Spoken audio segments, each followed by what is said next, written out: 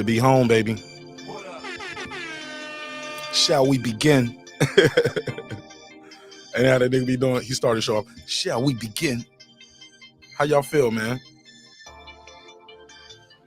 It's your man martnash breaking beats. Let's get into it, man. We got a good show planned for y'all this evening. And you gonna love it. You heard?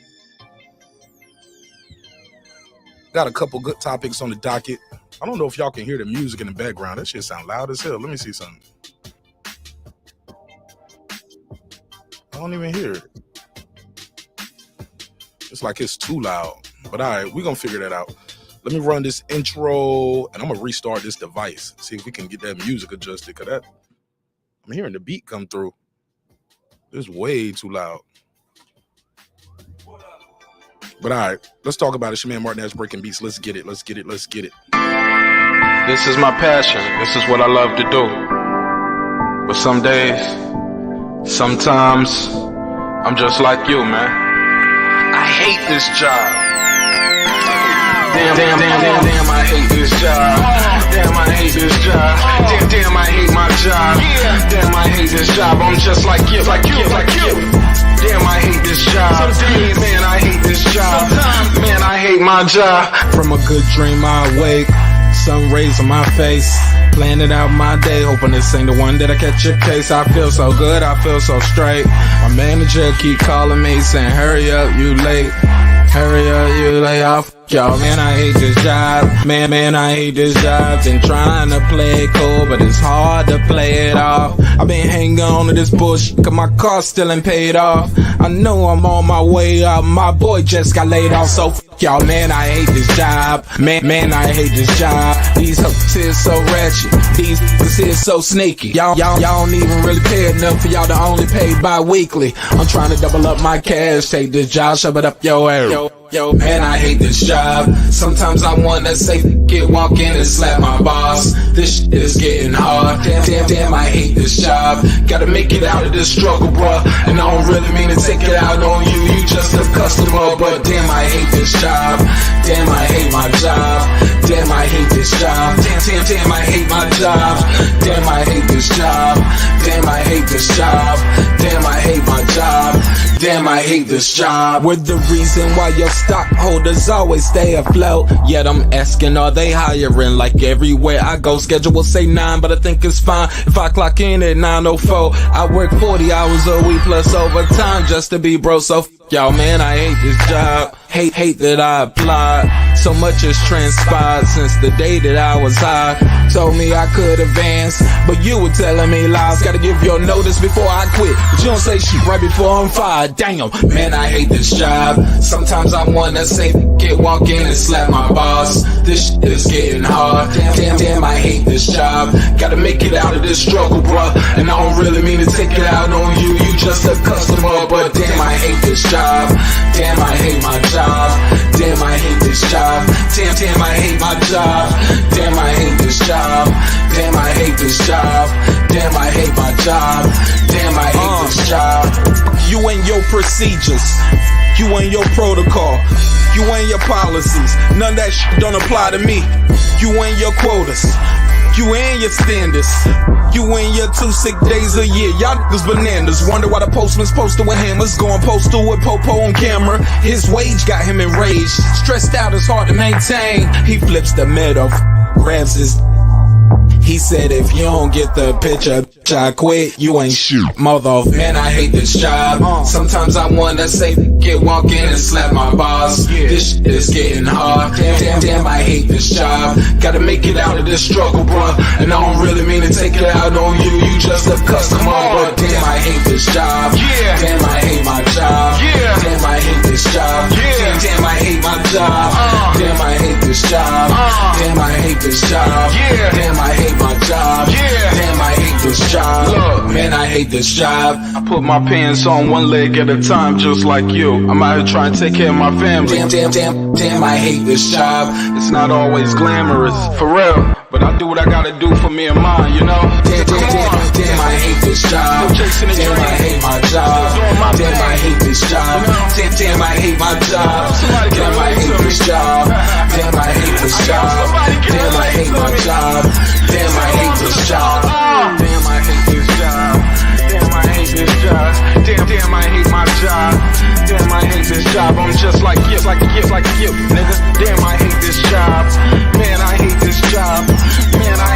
jaw.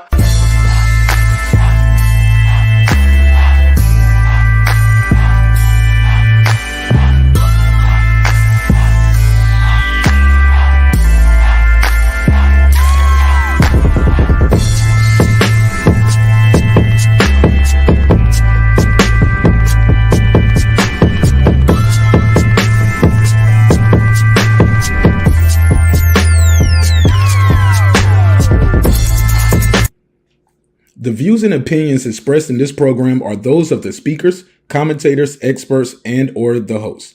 They do not explicitly nor necessarily reflect nor represent the channel's policy or the views held by the channel or broadcaster.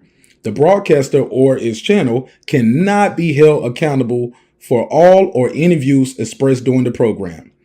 Basically, if I didn't say it, don't come for me. You come for the person who said it. And please don't sue me for somebody else's words. With that said, let's start the show, motherfucker. This that squad side.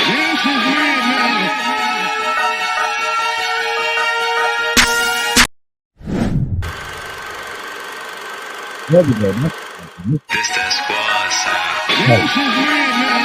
Hey.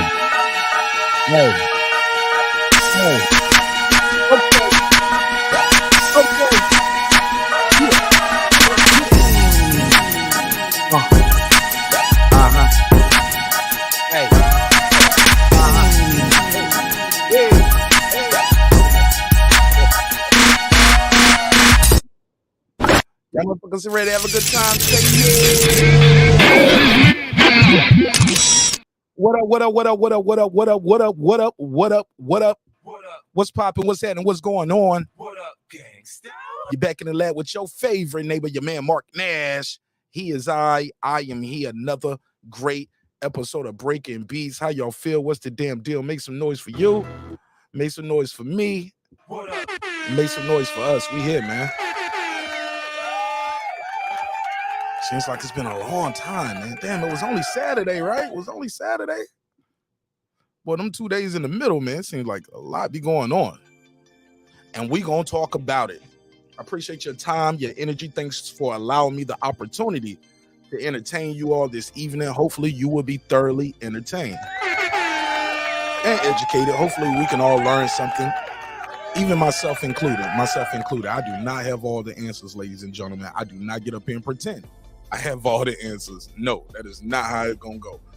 I'm just like you, man. I'm still trying to figure everything out. This thing called life, right? All right. But not like all of y'all. Some of y'all kind of got it figured out, right? Some of y'all. All right, but we're gonna have a good time while we here, man. Thank you again, man, for y'all pulling up. Whether you're watching this on the playback, on Patreon, or wherever you're watching this at, I'm good for taking down the episode. I'll take an episode down quick and be like, nope, Patreon only. But we'll talk about it. Let me see. Edit, enable auto stop. Should I do that? Auto start. Okay, that's on. Can I switch that? Okay, I can switch that. Cool. All right, so shout out to everybody who's here early, whether you in the background lurking or whether you right up front center stage. I appreciate you all. I appreciate your time and your energy. Let's jump right into it. Got a lot to unpack this evening. I'm gonna make sure I open the phone lines up when we get into it. We got to fight, ladies and gentlemen. We got to fight. Lord Haney, as he calls himself on IG. I don't know if do you still call himself Lord Haney? But Devin Haney, Devin the Dream Haney. Ben Israel used to call him Devin the Nightmare Haney. Giving fighters nightmares. Has a fight coming up this Saturday in the Bay Area. That's his home area. He will be going against current champion, two-time world champion, Regis Prograis.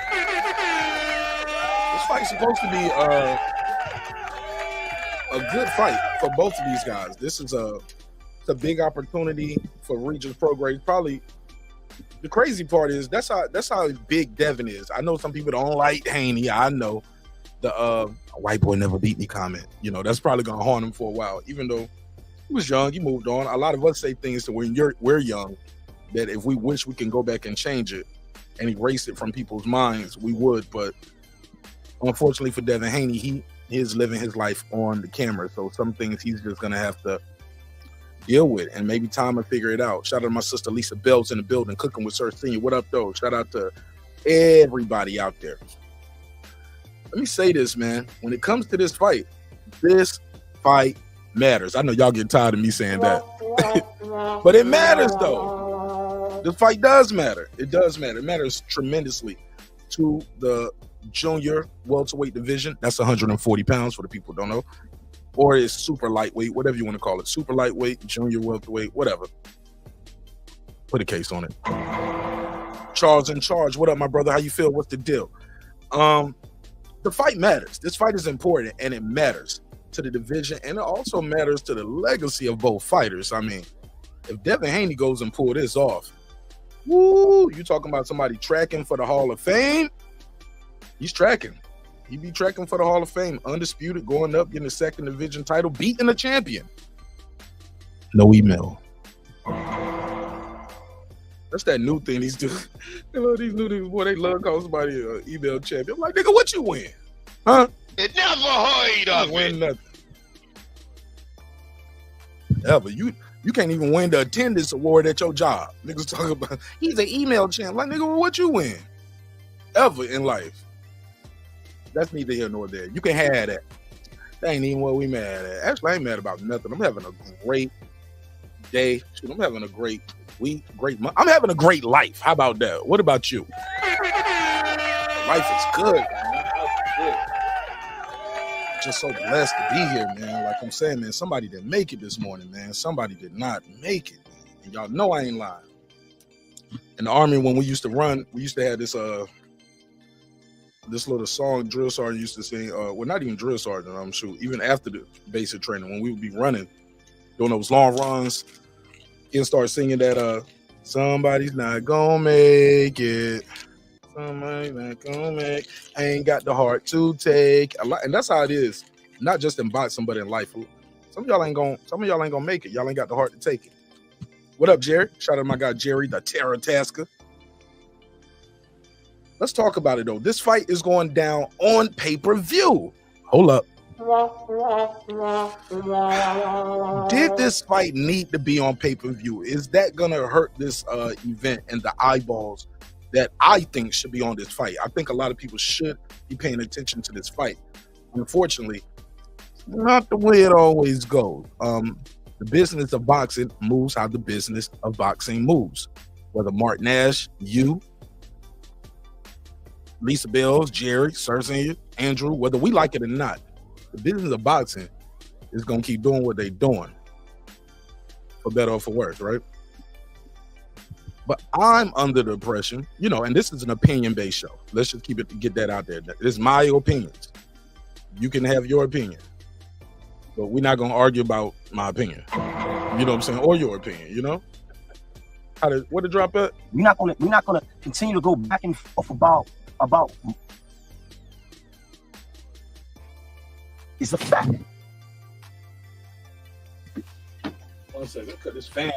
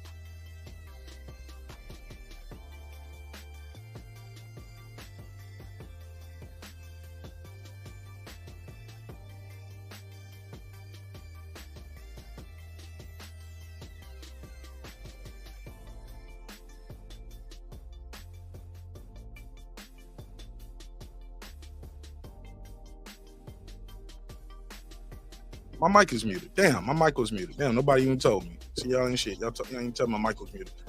70 or 80. What's the last thing y'all heard? Damn, my mic was muted. $70 or $80, right, for this pay-per-view. I'm not here to say what somebody is or is not worth.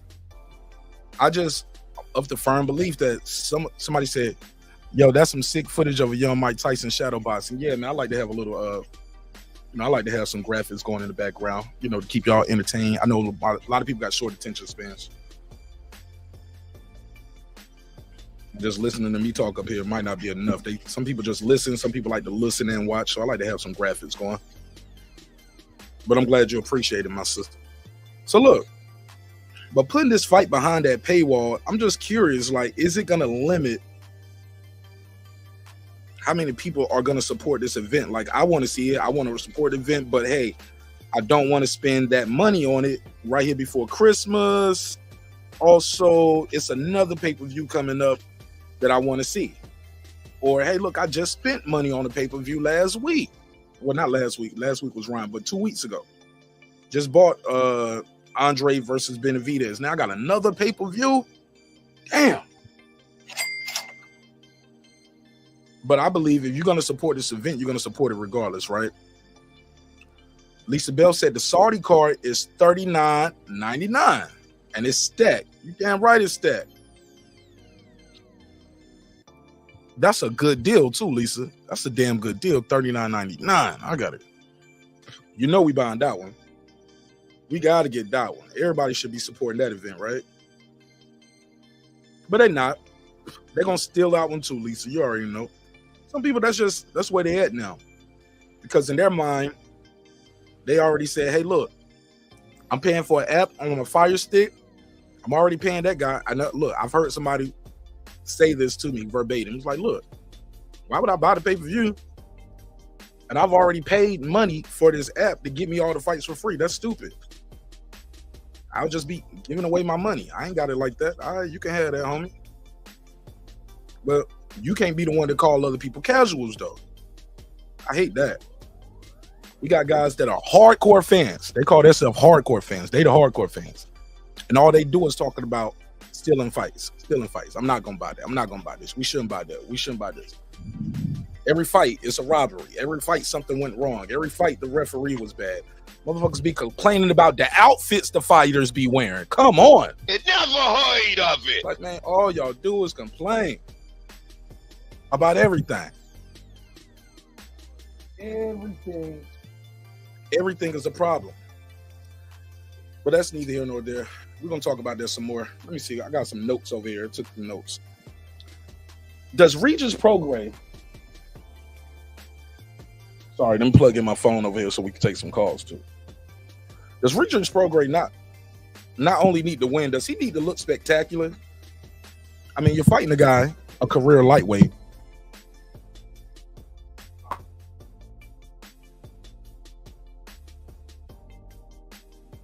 Trying to get this phone set up so I can take some calls. Nope, it's not working. I'm gonna have to get another cable. Bear with me. I'm gonna get another cable. It's not working when I plug it up to the soundboard. I got one right here.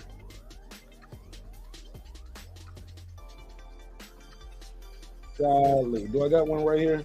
Nope. We'll make it work though. I got one. I got another one right here. This should work right here. So trying to get this switch. But here's my thing. Regis Prograis and Devin Haney, both, according to some fans, didn't have their best outing last time. No, I disagree on the Devin Haney side of it, and that ain't my Haney bias. I know y'all be like, martyn, you be biased towards Haney. Like, nah, man, I think the kid is the goods. I think the kid is the goods for real, for real. I didn't think he lost to Loma. I thought it was a good fight, tough fight, competitive fight. But when they announced the scorecards, I knew who had won the fight already. Shout out to my guy, the Brim Reaper. He said, what up, Marq? He said, Regis just needs to win, period. Fair enough. I agree. But last fight, he won, and people criticized him. Devin Haney won his last fight, and people said it was a robbery. So It's like damned if you do and damned if you don't. You feel me, Brim? Vern Davenport, what up? He said just needs to win. He won his last fight and people criticized him. When he beat Gorilla Zoe. It was calling like you fighting Gorilla Zoe. He fought Zorilla, right? He won that fight. And people are still criticizing him. Devin Haney won his fight and they said it was a robbery. So we get the critics out there on both sides that say things like, what Devin, and this is not just critics, this is actually the opponent, Regis Prograis, saying this as well. He said,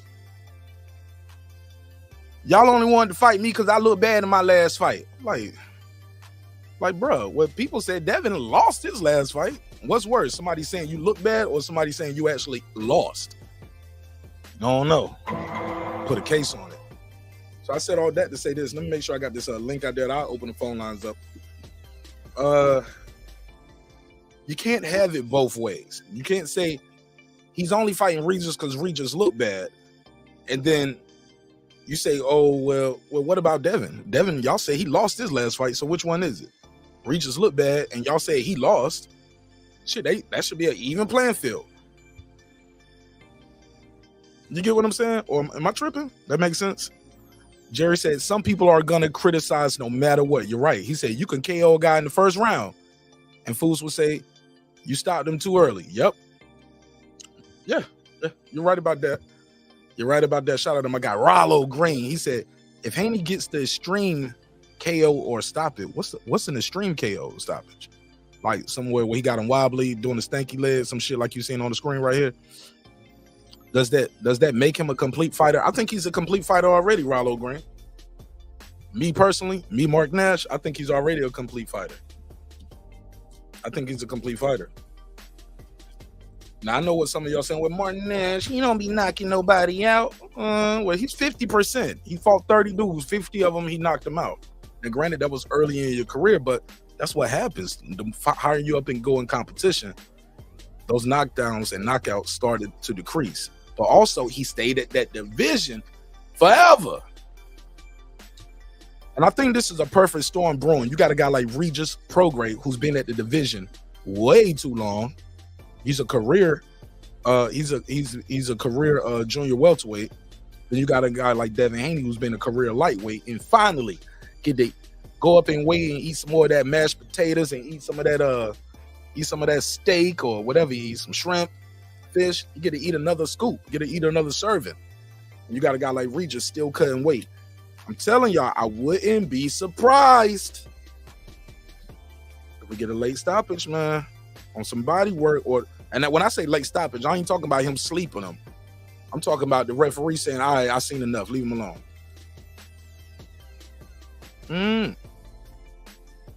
But that's me, though. Make sure I got these phone lines open. I've been talking about 20, 30 minutes. Make sure I open the phone line up and I'll drop the link out there. You already know it's a family affair. And it's always great when the family is near.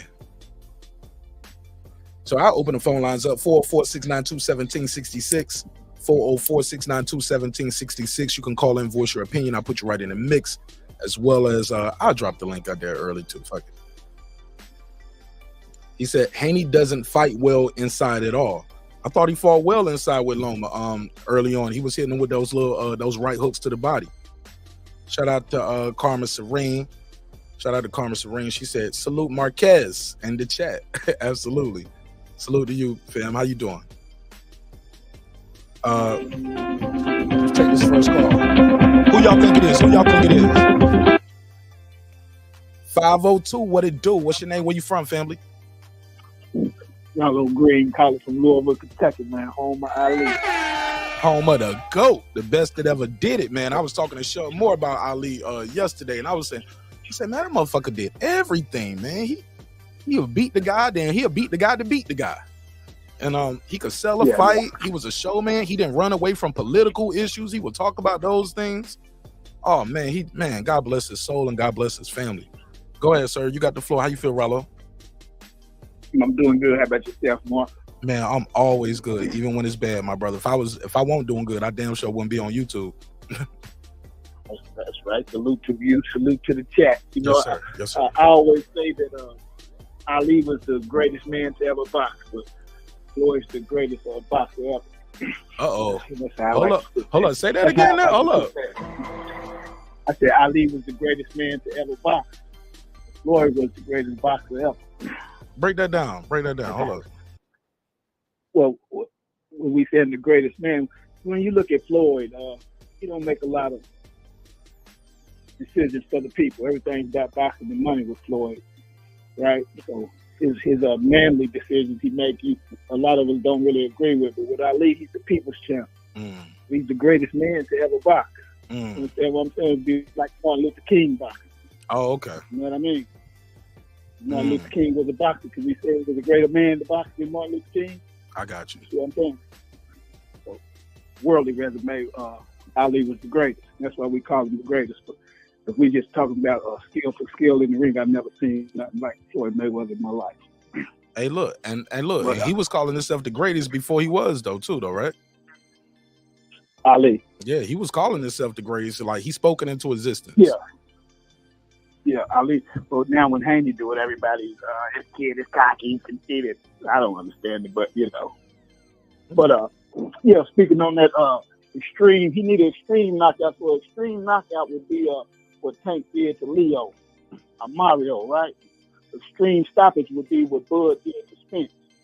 So the regular stoppage is what Ryan just did to do. You know, wasn't nothing special about that stoppage. You know what I mean? He stopped him, spread it to him. That's a But 10 it was count just knockout. Leo. It don't get no better than a 10 count knockout, though, do it? Well, whose stoppage was in a more spectacular fashion? Bud's Ryan. Bud Crawford. So that's what I mean when I said. Yeah, because Right, that was a so that's beat what I down. mean. Yeah, it won't. He left no doubt. Extreme, you know Yeah, what I mean? yeah, that was extreme. I know what you mean. You got it. Checkmate. You won that one, Tank bro. knocked, Tank knocked Ryan out with the body shot, which was a hell of a shot, but it wasn't better than what he did to Leo Santa Cruz. You know what I mean? Right. That was a Yeah, one-hitter quitter. Leo Yeah, still alive. Right, one hit, right. So that's what I'm looking I at. worried my about man- Leo's health after that knockout. You're right. Right, exactly. So Okay. that's what I mean when I say extreme. You know, I'm a dedicated Haney fan. I'm hoping extreme comes, but I'm like you. I got the stoppage coming, one way or the other. I got old man Regis getting even slower than what he already is, come 9-10. And I got them extra 5 pounds, man, being a whole big difference to the power of Haney late in that fight. So I got him stopping Regis. And I'm looking forward to chasing down Matias. So they keep saying he ain't calling Matias his name, but I got a feeling he's going to clean up that 142 before it's all said and done in the next 3 years, man. I want to see that Lopez fight, man.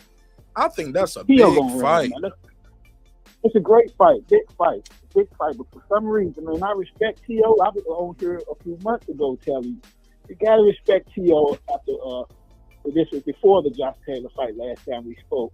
You got to respect T.O. for even going after Josh Taylor and then beating him too. So he fought the top pound for pound at 135 and beat him for unofficial, undisputed. And then he fought the top 140 for unofficial, undisputed. T.O., you got to respect that. But he is running from Devin Haney. I will say that. He is doing everything in his power to avoid Devin Haney. You think that's a big fight, but you think T.O. is ducking Devin Haney? I'm scared to death. Scared to death. I don't think they want no part of it. When they've been chasing him down. What's his name? McFadden just came out and said that the IBF was in agreement to let him skip over George and go fight for undisputed, and T.O. didn't even want to entertain, and then came out and said, "I was going to drop the belts if I won. I didn't need Devin to give." So he's ducking. They've been whooping on T.O. Tank Shakur and Devin been whooping on that boy since they were little kids, man. And he know it, and his daddy know it, just like they know that. They know what happened in the doghouse when Bill walked out of that ring with that money against Tank. So, in business, I understand. I don't think none of them want Haney, and they all. And I mean, it shows. It shows. You know what I mean? It shows. They asked that man about 140. He talking about $20 million. T.O., you ain't generated $20 million your whole career. You talking about $20 million. Never you ain't heard generated $20 million. Well, that's he priced himself out. And then you got another guy collecting B-level belts for the last since 2019, while one guy's going undisputed. How can you call yourself the face and the best of this division while one guy got the second most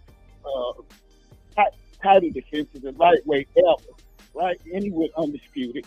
And he held the title, if you want to call the reach, that's where he got hurt. He held the title the longest WBC ever at lightweight. How you let a dude break records on you in 4 or 5 years at your division and you the best? So that, to me, if you ain't going after the champion, you ducking. You ain't trying to fight the champion. But Rollo, let me ask you this, Rollo Green. What do you think about Devin moving up to 147 after this? I heard his rumors that he's moving up to 147. Brent Reap in the chat, he said Haney is already looking at Barrios and Thurman at 147. How do you feel about that? Man, I don't like it because I feel like that 140 right for the taking with Matias and Rowley and Tio. I don't like it. Two-time undisputed. He can get two-time undisputed, right? Two-time undisputed. Right. I like great. So there's nothing great about fighting Thurman or Mario. It's a good fight, great fight, actually, but it ain't great for. I mean, what does he gain from it? Beating up old Thurman? Mario's not. Thurman's a former champion. Only person ever beat Keith Thurman is Manny Pacquiao. That's it. That ain't bad. That ain't a bad name on your record. No. Keith is old. He was always flat-footed as he was. Flat-footed? You thought Keith Thurman was flat-footed? Yeah, he wasn't as agile. I thought the best thing Keith Thurman had going for him was his movement in his legs. Now, just because you flat-footed don't mean you don't got good footwork, though. You know what I mean? Elaborate. What you mean? Yeah, he's not as athletic off his feet as say a Haney Shakur boots like a Terrence Crawford. You know what I mean? Oh no, man! Keith Thurman will be moving, and he can stop on a dime and shoot that damn left and right. You know what I'm saying? Sound like a little dog biting you. Yeah, I never really. He's all right. I say he's an A- fighter in his prime. I never really consider him just the top of the tier. Okay. He wasn't Spence or Bud, you know. To me, and being older, he already wasn't that athletic to begin with.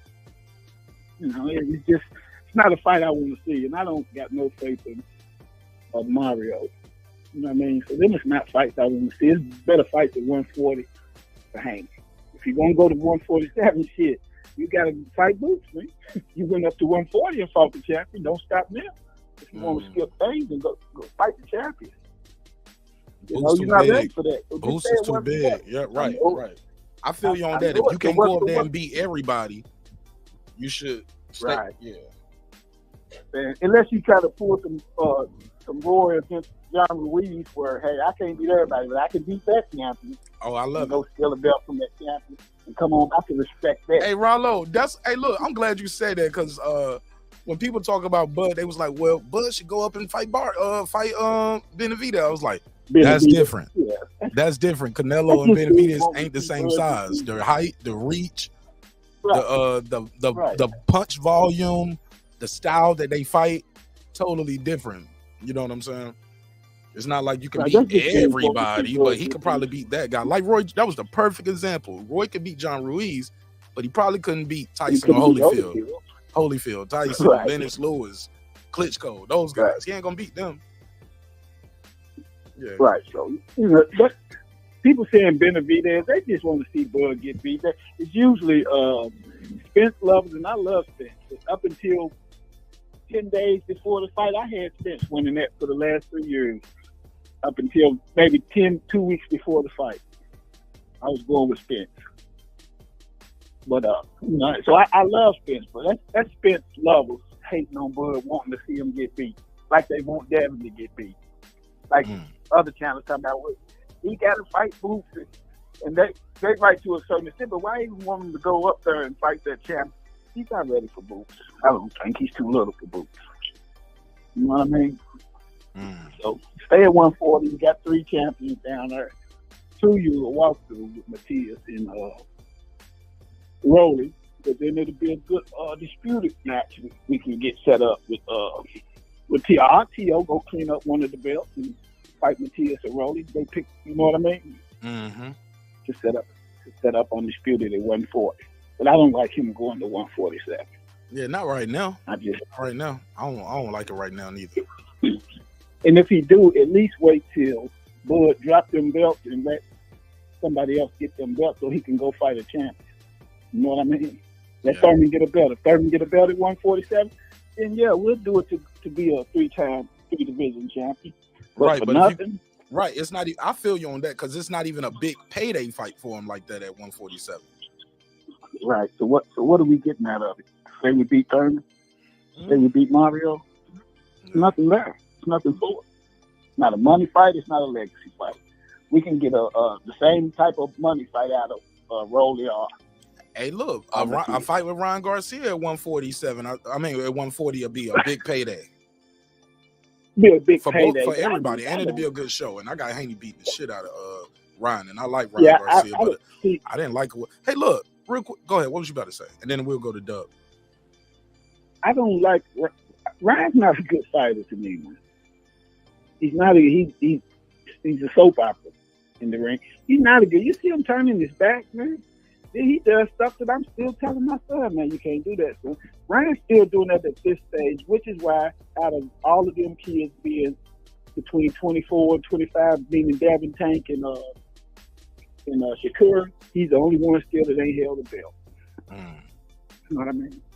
Because his skill level is not, it's like that he's not getting better.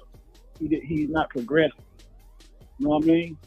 I don't see the progression, and which is why you see he keep having trainers, and every trainer he say, like Rosen said, well, he doesn't really listen to him. He trains himself, which you can't. 24-year-old kid can't train himself, and it shows. He was turning his back like a little kid. It seems like he's digressing, man, versus progressing at this point in his career. Man. Now, but I did, before I go to Dub, I did see this, and Dub, you can speak on it. If you go back and look at Floyd versus Conor McGregor, I remember people was saying, like, what is Floyd doing? Floyd is kind of turning. But it was Conor stepping around at times too. But Floyd, it was times where Floyd kind of turned versus Conor. Y'all remember that? In the first early rounds? Y'all don't remember that? I can find it. I'll find it for you. I can't say I remember that. But if Floyd did it, it was a trick to it, though. We talking about the master of this shit. Excuse my language. You know, if Ryan was doing it, he was just out of place, out of position, and know what the hell he was doing. Man, you know what I mean? Let me share my screen so y'all can see what I mean. Go ahead, Dub. Talk to me. Got my guy Dub right side. He just pulled up. Dub, we got my brother Rollo Green on the phone. Man, first thing, shout out to Rollo Green, Marqnash. Shout out to you, man. As always, you do a hell of a job running your show, man. I thought Ryan did a decent job in the fight. I do. I will say, him trying to use the shoulder roll. He seemed like he was a tad bit out of his element. He rolled a couple times a little too much and ended up with his back to the fighter. But I mean, you know, he trying to bring wrinkles into his game, so I'm not going to be too critical on him. I thought he had a good performance in that fight, but at the same time, I still want to see him against guys. I don't think Duarte was on his caliber or a caliber fighter that Ryan is. So I just want to see him fight, continue to fight those guys that's on his level. The same I want to see from every fighter. Yeah, I don't know if y'all see the graphic I put on screen. Somebody said Philly scary shit in the chat. Let me say, but some of this was Floyd, and some of this was definitely Conor stepping around. But you can like look at this. What are we doing right here? What are we doing here? How do we end up in this position in boxing? This position right here, nigga, doggy style, yo, respectfully, like nigga going prison style right here, over and over again. Like, what are we doing just here? Like you said. But right here, you can see Conor holding his waist. Conor was stepping around. That was his MMA background, forcing him to step to his right a lot and get behind Floyd and trying to get his back versus stepping the other way and shooting his power shot, you know. But I digress. Go ahead. What was you about to say, Phil? I think that's one man understanding positioning and ring generalship to where if I step this way, that's all he got is he's going to end up like this. You know what I mean? So if he keep doing that, I'm going to do this, and finally he's going to say there's nothing coming from that position. You know what I mean? So it's a mastermind of Floyd and Conor not knowing how to get around it. But the ref did warn Floyd, like at one point, he was like, "Hey, you're turning, though. You're turning. Yeah, you're turning." And I remember if you go back and watch that fight, what damn, that's my boy Calico. What up, Cal? How you been, fam? I think that's one part of it too. People are gonna look at the commentary. You go back and look at the commentary. They were even arguing with Paulie on air, and he was like, "Look," and they was like, "Floyd is turning his back. Keep turning his back." And Floyd was like, "No, Conor's kind of stepping that way too. Conor is turning Floyd when he steps that way, getting behind him." And they was going back and forth. And Paulie was like, "I'm telling y'all, look, I boxed. You know that's their go-to. I boxed, man. I did this. Plus, I was in the ring with Conor training for this fight. He does this." But go ahead. I'll digress. I'll say, and just going into the Ryan fight, kind of correlating the two different type of styles. Floyd had those things. The thing was you got to give Conor McGregor credit because of where he came from. His footwork wasn't horrible. You know what I'm saying? He didn't have horrible footwork in the boxing ring. Now, some of his boxing skills may be limited, but his footwork was decent. In the Duarte fight with Ryan Garcia, Duarte's footwork wasn't that impressive. And so a lot of times you even saw a warning from the ref to Ryan saying, "Man, keep your head up." When Ryan was saying he was getting hit in the back of the head, which he was getting hit in the back of the head. No, I agree with what the ref, when the ref was warning Duarte as well. But he also said, "Ryan, man, keep your head up. Stop turning your back." And so if you're going to utilize the shoulder roll, the majority of the time when you utilize it, the Philly shell, that's really what it is, the Philly shell. And so when you're utilizing it, it's not just to be defensive, it's also to be offensive. And the thing was with Ryan, we didn't see him rolling shots and then firing back. What we've seen him do is roll shots and then kind of turn his back. And so it's even in the post conference, and this is my last point, in the post conference interview, when they asked Ryan about it, he was like, Derek James said, "Don't do that no more. Stop doing that." Which, yeah, bro, like, I understand you want to do it.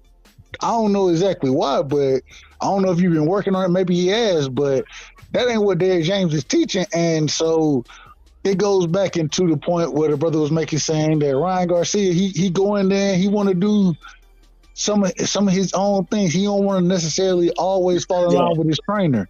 And I think that's going to end up being a problem. If you have a broke shoulder roll like that against more skillful fighters, you're going to be getting hit with some shit. Straight shots. Right. So hitting shit. They're going to take a half a step back and send a straight shot down to the pipe. I mean, I think Ryan's flaws already exposed him. It just happened against Tank, so we still giving him the benefit of the doubt. But you don't get hit that clean at this level like Ryan gets caught. But he was getting hit clean all night. Like, this guy might have hit him cleaner than Tank more times. You get what I'm saying? So that's a testament to his skill set. You don't get. You just, at this level. Is it the skill set or the trainer, though, my brother? Is it, or the lack of, how Joe Goosen said Ryan has his own philosophy of how fights should go and how training should go? Could that be part of the problem? What's up, Rando? I think it's Ryan and his skill set. I mean, he's had, this kid is a decorated amateur, been around nothing but the greats, been put in the pedigree around, a guy to be every bit of a superstar like Devin and Shakur have. You know what I mean?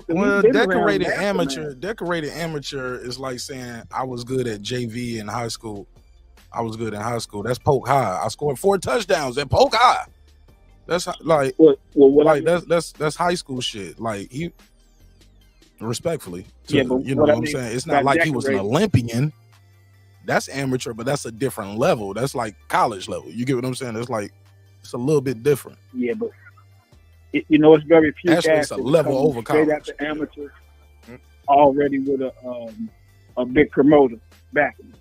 because he's been in that at realm of he had the potential to be great coming out the amateurs, like the other three guys that went on to be multiple division champions. You know what I mean? So he's been around. What I mean by that, who are these other guys that's multiple division champions? You talking about other than T.O. and Shakur? I'm talking about T.O., Shakur, Devin. Devin ain't won a title, a multiple division champion yet. He got to beat Regis first. That's a fact. Well, Devin was undisputed. So I'm saying out of all the guys out of that class, multiple titles. Then I get you. Multiple titles, unified. And they all are unified champions. Yeah, fair enough. Right, they all unified.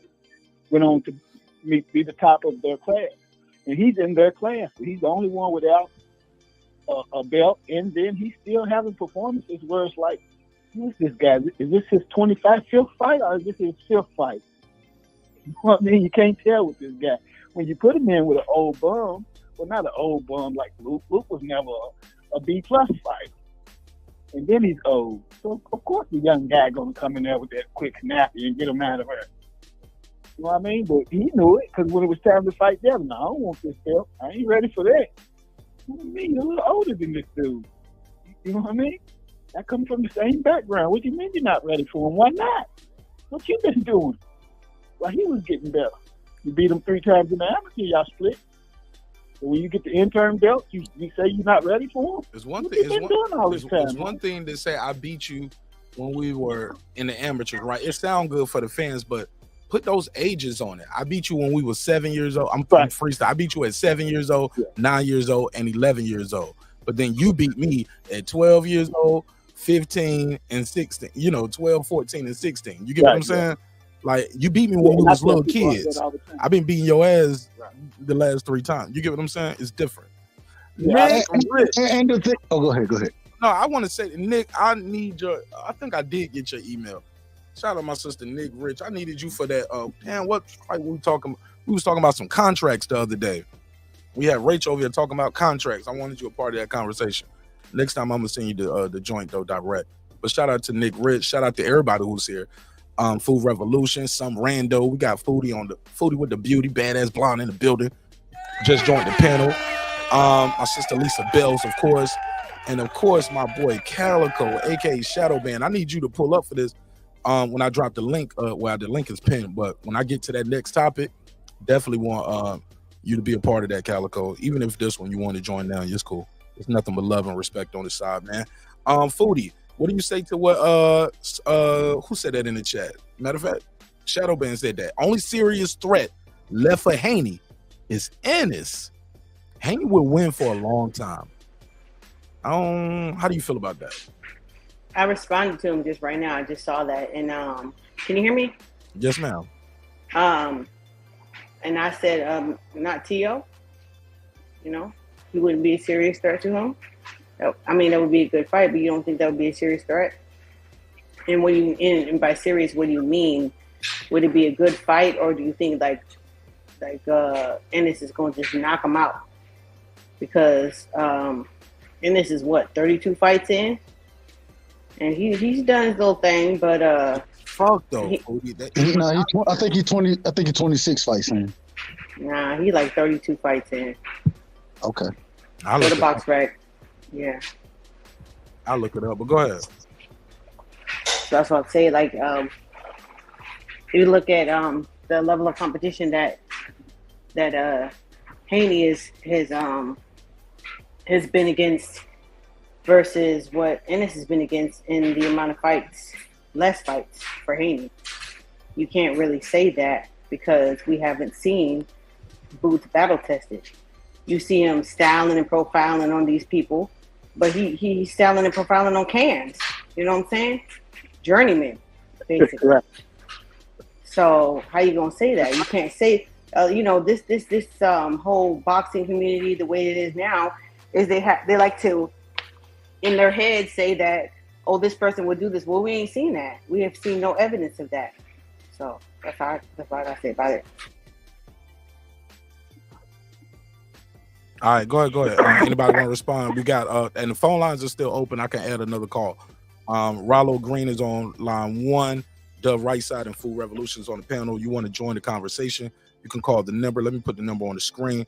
404-692-1766, 404-692-1766. Call in, voice your opinion, and I'll add you right to the mix. Call in. It's better than typing. You know, we get a voice to add to the commentary. Go ahead. It's open to the young lady and the gentleman on the panel and on the phone. Go ahead.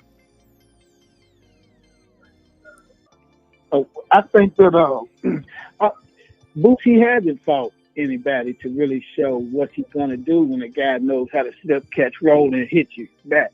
We haven't seen him fight somebody like that yet. But we also seen the explosiveness and just, you know, some people you can see, you know what I mean? Which I thought that Rashidi Ellis was one of those guys until he got hit. You know what I mean? So Boots, he seems to be that guy. I wouldn't want Haney. Haney's my favorite fighter, and I'm telling him to stay far away from Boots, at least right now. You know, maybe in a couple of years, for sure. But right now, I don't want to see that match. I'm banking on greatness with Haney, and I think that's where the road to end if they was to fight in 24. But Boots looks good, but let's see him get hit. Have you seen Prograis fight? Right now. Have you seen Prograis fight? Regis? Yeah, that's the only Prograis I know. Yeah, of course. Okay, so we'll see. We'll see what everybody has to say after that fight, even me, because we don't know. But he is stepping up to fight a killer. Foodie, what you got in that fight? When you look at it, do you think Regis or Devin win that fight? I think Devin wins that fight. Okay. I rock with Devin as well, and so I think Devin wins that fight. I will say though, when I hear Devin talking about moving up for the WBC belt to fight either a Keith Thurman or a Mario Barrios, sounds like it's going to be Mario Barrios over Keith Thurman. If I was Keith Thurman, I'd take that fight because at least it would be a pay-per-view fight. But the thing is that I think Devin will beat a Mario Barrios. I think he does become champion at 47. I think he beats Regis as well, and then does that other the champion at 47. Hold on, real quick. No, I want to speak to 47. That's where I was going with it. I don't think Devin beat Boots. I think he got a chance against Stanley on this. I got to see how he fill out, because the thing is, I'm so used to Devin at 35, the Devin that done cut weight for so long, and in my opinion, I ain't gonna say destroyed his body, but he done been very disciplined to make the weight of 35. Now with him having the chance to gain weight, I listened to Michaela Mayer the other day, and she was talking about when she moved up in weight and how her body just kind of took off because she gave her body that opportunity. I think Devin is the same way. I think that he can fight at 40, but even if you listen to him, what he say? It's a sacrifice for me to even make 40. So I think 47 is where he's going to end up at. Well, I think he'll probably end up at 54 by the end of his career, but I think 47 will be his natural fighting weight. And the thing is I don't know if he beats. First off, I don't have Devin over Boots. I got Boots beating Devin ass, respectfully. I love Devin, but I think Boots beat Devin ass. And I think that Devin can outbox Stanley on this. I do think that. I think Devin beat the majority of those guys up there right now, but Boots, in my opinion, I think Boots is just a tad bit a better fighter, carries power better, but I do have to see Devin move up and see what his power translates when he starts to fill out and to actually fight at the weight class versus draining himself to make 35. So it's interesting, but I'm excited for all of it, respectfully. All right. For sure. Go ahead. Foodie or Rollo Green is still on line one. Anybody got anything else on this one? Because I got something else I wanted to add to the pot. Ray Davis in the chat. Ray said there are so many threats for Devin. Gary Russell Jr., Jermaine Ortiz, Hitchens, and we sleep on Catterall. What do y'all think about that? Do we need to put a case on it? No, No. I never wouldn't heard put of a case on it. I wouldn't put a case on it, I Mark. never heard of it. Which one is it? I'm gonna tell you the only reason I wouldn't put a case on it is because he put Gary Antoine in there, and I do think Gary Antoine is a very dangerous He fight did for not Devin. say Gary Antoine. He said Gary Russell Jr. Oh, no, never mind. And what? My bad. I'm out of. If that's what he said, then I'm out of line. I'm out of line. It does say Gary. Oh no, you know what? He said Gary. He got Gary Antoine, and he got Russell. Hold on, is he talking about? He said Gary Russell Jr. I see Russell, Jr., but I do see EA. So maybe he meant Gary for that. But maybe he meant Gary. Gary Antoine. If it's Mr. Gary, Devin will beat the shit out of Mr. Gary. That's their family's name, so it's kind of confusing. So right. He is at 140, but Gary Russell is a guy that's coming up in weight right now. He definitely is going to come up in weight, and I wouldn't. And they do have some history of calling each other out. So. Devin sent him a contract. Yeah, well, Gary Russell Jr. ain't fought since 1967. So he fought Mark Masayo. He fought Mark Masayo with a bad shoulder. He beat that man with one hand. When? Mark Masayo. When? Well, that what? 2022. Man, I was just starting. No, it was 2022. It was 2022. It wasn't. It was last year. It happened last year. And then Mark Masayo lost right after that. Yeah. Ray Vargas put hands on Mark. Mark Masayo can't fight. That man can't fight. So I kicked it with Ray Vargas in Vegas, man. He is so dope, and he had this little translating thing. So it was like in his ear. So while we're talking, the shit in his ear is translating the conversation in English for him. Really? Yeah. You don't speak good English? It's broken. It's little. He's still learning, but he's gonna get it because he's so dedicated. Like even when we just hanging out regular, he got it in his ear, and it was like he'll be laughing at the joke a little bit later, and he'll look up and laugh. You know, man. He's cool, man. Cool dude. And matter of fact, I kicked it with him so much. Like he's one of the few people. I don't even think I took a picture with him, but we was hanging out so much. You know what I'm saying? That's what's up. I like Ray Vargas because of the length that he brings. I like Ray. I like him as a fighter. You know what I'm saying? He done had some close decisions that he took an L in, but he a hell of a fighter. I'm on the show, man. That's something I need to do. That'd be crazy. I like Ray Vargas. Really hang out for a little bit. Get Puro the translator or something, man. What you mean? Why you like Puro translator? Nah, but those electronic translators are the truth. I use them shits at work. I love them shits, and I be forgetting I have one on my phone. But those are the keys to the universe. I'm telling you. Yeah, man, that's what's so dope. Like, because I didn't even realize till later. I was like, you understand what I'm saying? And there would be a slight delay. And he was like, yeah. You're like, not really, but I'm figuring out what you're saying. I'm figuring it out as you're talking. So yeah, he was, man. But so he's gonna be all right because he's learning.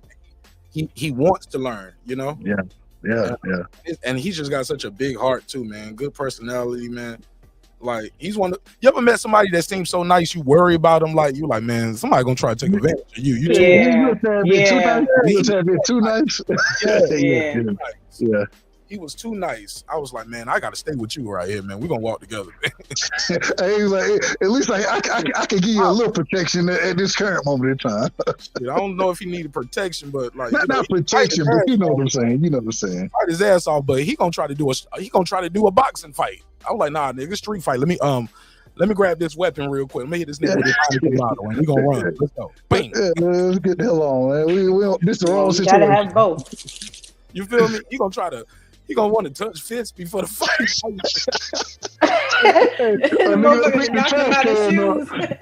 nigga done picked the trash can. He trying to bump fist.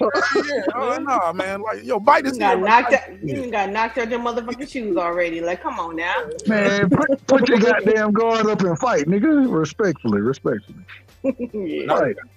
Nice guy. But all right. Hopefully. Go ahead. My bad. No. You got it, man. No, I'm last point, man. Ray Vargas, I root for the brother. I think he a hell of a fighter, and man, shout out to him because hell, he ain't never ducked no smoke, and he'll get in the ring with anybody. I got a lot of respect for that man. That's all I was gonna say. Oh, Foodie, I just saw what you sent me on IG too. You're a damn. Hey, look, I sent Foodie this that Deontay Wilder Brian Custer interview. And it's not the whole thing. They just put the fan parts out. Brian Custer milking this shit. He put the fan portion out first, which was already interesting because he asked the guy one question and the commentary lasted for like 5 minutes each time. You know what I'm saying? So I was like, what, man, Wilder talking funny. Like, is his lips swole from sparring? Like, he was talking a little funny at times. I was like, is that just me? Foodie, what did you respond? What did you say? Or am I putting you on? No, I said it looked like he didn't got his teeth done. He didn't join the veneer Illuminati. The motherfuckers would all be getting their teeth done and they be fucking talking like they got fucking strep throat or some shit. Like, niggas be talking like they still got a mouthpiece in. Yeah. But then I listened to a little bit more of it and it did sound like that. Like, is his mouth swollen or his tongue? It looks, he's got a thick ass tongue now. Yeah. It sometimes talking like this a little bit. I was like, I don't remember Wilder having no lisp. Right. He had a list. That's what I said. Yeah. So he got a list now. It's weird. That's what I said. Them big ass teeth. Like T.I. was talking about his son. King teeth or whatever he come about. Like he was clowning the fuck out of him. the teeth. It's a little too big. You should have. I told you. Too motherfucking big. Your mama told you to wait. We gonna send you to get it right. You just keep waiting. He was like, nah, fuck that. I'm gonna do it on my own. We get the shit. Sometimes you just need to get the motherfucking inlines and call it a day. You don't need to be getting them big ass motherfucking teeth. Because you know they gotta saw their real teeth down to like nubs and then put them things in. So you can't get them taken out. Shit. Hey, look, he went to the doctor and said, give me the Mr. Eds. Let's go. Give me the sea biscuits, nigga. Damn. You be laughing and biting your bottom lip and shit and making yourself bleed. Like, that shit's not a good look. Young niggas in the chat don't know who the fuck Mr. Ed is. Right? Like, yeah. Tried to clean it up with sea biscuit. That didn't work neither. I don't know that shit neither. Big ass horse teeth. Yeah, there we go. All right, like, man. we used to clown people who had big ass teeth. Because of the way that they talk, just naturally. Now all of a sudden, it's the fashion trend now. That's crazy. That's the way. Hey, but I was one of the people who got clowned for big ass teeth, and hey, Wilbur. All my shit came together when once I hit my 20, 21, my shit came together. I was happy. I was so happy then. God damn. And old folks would be like, hey, did he ever grow into his motherfucking teeth? Like, that's what you gotta grow into your teeth. No, don't troll Foodie, because there's some people out there grown as people in their 30s still got their baby teeth. Bro, straight up. They used to talk about your girl Beyonce with girls them with some baby teeth still. Yeah. Like, damn, are they ever gonna grow in? Jay, going off of what Foodie said, Big Mo we'll be at the Christmas celebration. Big Mo dead now, respectfully. Love you, Big Mo. She'll call you out about your teeth. You know what I'm saying? Here like, damn, I'm young back in the day, you know what I'm saying? Big Mo died when I was going to the 9th grade, but she'll sit there and be like, are those yours? You got dentures? You got dentures in? The problem is Big Mo walk around with dentures all the damn time. I said, it don't make no difference. You can't say nothing about her. You can't say nothing about her. Respect. Love you, Big Mo. Well, that's old folk clowning you on the low, saying you got to grow into your body parts. Like, oh man, you got them big ass feet. Did he ever grow into them feet? Or did he ever grow that head? That he got a big old head. Did he ever grow into it? Like, how you gonna grow into your big motherfucking head? If you got a big head, by the time you 16, you just got a big motherfucking head. So. Hey, Big Boy used to tell me, don't tell nobody your shoe size. I wore 14 in the 6th grade. They said she said, don't tell nobody your shoe size. And I was proud of it. I was proud. I was like, shit, I got bigger feet than everybody. I was proud. And she said, don't tell nobody. Were you tall at that time then, or you hadn't grown into your height yet? Nah. So at that time, I was probably about 5'6". With 14s, you know what I'm saying? And but you had right. You had them flippers, man. You walk around. They used to tell me, they be like, "But you got them skis on your feet. You got them skis." So. Ski feet. Yeah, I went to school with a boy. He was we were like 16. That boy wore a size 18 shoe. He was Yeah. tall and skinny, but he wasn't that tall. I don't think he was ever gonna grow into them. 18, like he said, my mom got to get like special order shoes and shit because they don't sell them. East Bay was my favorite shoe company because those were the only Everybody people loved East money. Bay back then. Yeah. Hey, look, That's the only place I could find my shoes. I never got a pair of shoes from the East Bay book, but we just used to look at them all the time. And Yeah. I can't. When you wear a size 16, 15, you can't go to Foot Locker. They ain't got no motherfucker. You know what I'm saying? So you got to get them from East Bay. Well, on West Coast, the only place to get Timberlands and bubble jackets because that's what was in the 90s. Because all the niggas on the East Coast, on the East Coast, they was all wearing them shits. Yeah, that's the only place you can get them. Because they weren't selling them in the stores out here in Cali. Like, what the fuck would you need some Timberlands and a bubble jacket for when it's fucking 80 degrees on Christmas? Oh, man. All right. Yeah. Y'all ready to get into this next topic or what? I've been on this one for about an hour. Y'all got anything else on? Yeah. Nah, let's go. Y'all ready? It's going to get a little toxic, man. It's going to get a little toxic. Toxic alert. Go ahead. I want to speak on Gary Russell. Go ahead, King. What you got for me, Rollo Green? Rollo Green still on the line. I appreciate you, too. I don't think that Gary Russell, he said Gary Russell was a threat, but I think if you just take a close look, Gary, he hasn't fought over 10 rounds, and I think he went the distance with Style, which was probably his hardest fight. His skill set just ain't up to par with the elites yet. Maybe he'll get there, but he's already, 27, 28 years old? He's coming from a boxing family, so he should be in a better position than what he, you know what I mean? I agree. I don't think he's really at 140 because if you think about it, look at where he's coming from. It ain't like he had to come from a struggle. Russell Jr. already, the money was already straight. Oh, he man. had enough, you know what I mean? Oh, here you go. You sound like Regis trainer. He didn't have to struggle, so he's not he can't fight. No, all that bullshit. I'm not talking about struggle. I'm saying as far as being able to be around boxing minds and you know what I mean? Like me. I go work at 12 and get off and go get my son and we go to the gym. Get out the gym, I gotta go to my other job. I ain't rich. You understand what I'm saying? So you are saying the same thing. You just said it a different way. Sir, his brother is a world champion, one of the longest reigning WBC world champions. He's a good trainer too. He's a good trainer. So his brother and his dad, he's surrounded by boxing minds. They got that's what I'm saying. Let's say it again. That's why he's in the better. You know what I mean? Yeah, he's surrounded. His upbringing was in boxing. So he should be ahead of these guys, really. You know, Devin and Bill, they ain't got no uncle boxing or nothing. They came from not knowing nothing to where they at now. Well, this guy came up with a professional millionaire boxer in his corner, already been there, done that whole family. And he's 28 years old, going on 28. He's on 17 fights, never fought a 12-round fight. You know what I mean? Well, if he was something special, they would have promoted him more, I would say. Yeah, but also he comes... Right, that could be some discipline stuff there too. You know what I mean? Maybe he should have been at a lighter weight and been dominant, but the discipline won't let him stay there. Because he's not. Those other guys fighting at 135 and 140. Why he couldn't make it? They about the same size. You get what I'm saying? Right. He's actually smaller than some of them. Yeah, he's smaller than some of them. But so maybe the discipline ain't there. But also maybe it could be the style of his brother. His brother is a once a year. He was a once a year fighting champion type guy. You get what I'm saying? And so maybe their philosophy is to take things slow, take your time. Let these guys fight each other, beat each other. Take your time. You ain't going nowhere. You still growing. You still learning. You're making money. You're a professional fighter.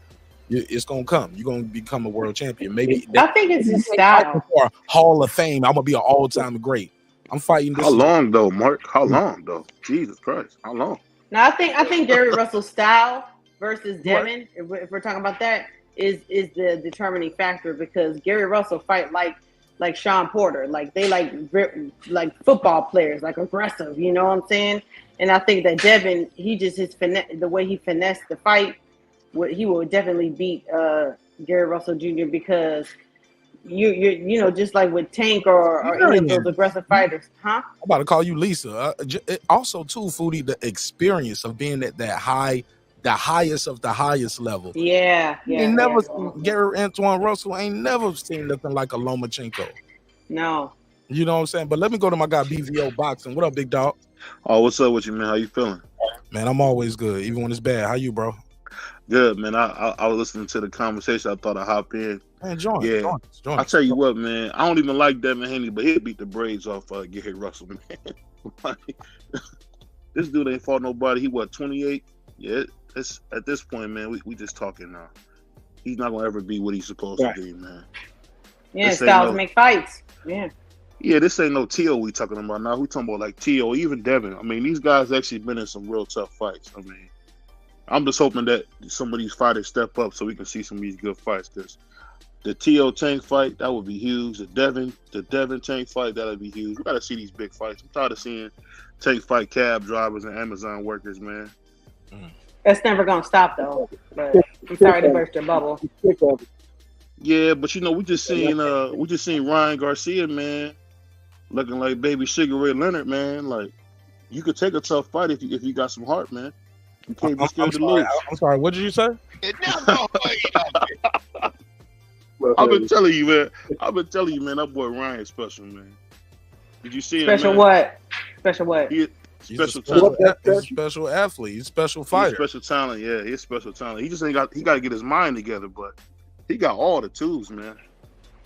Right, but if you don't use them and you don't listen to people and you keep on going from trainer to trainer to trainer, we'll never see that potential actually manifest.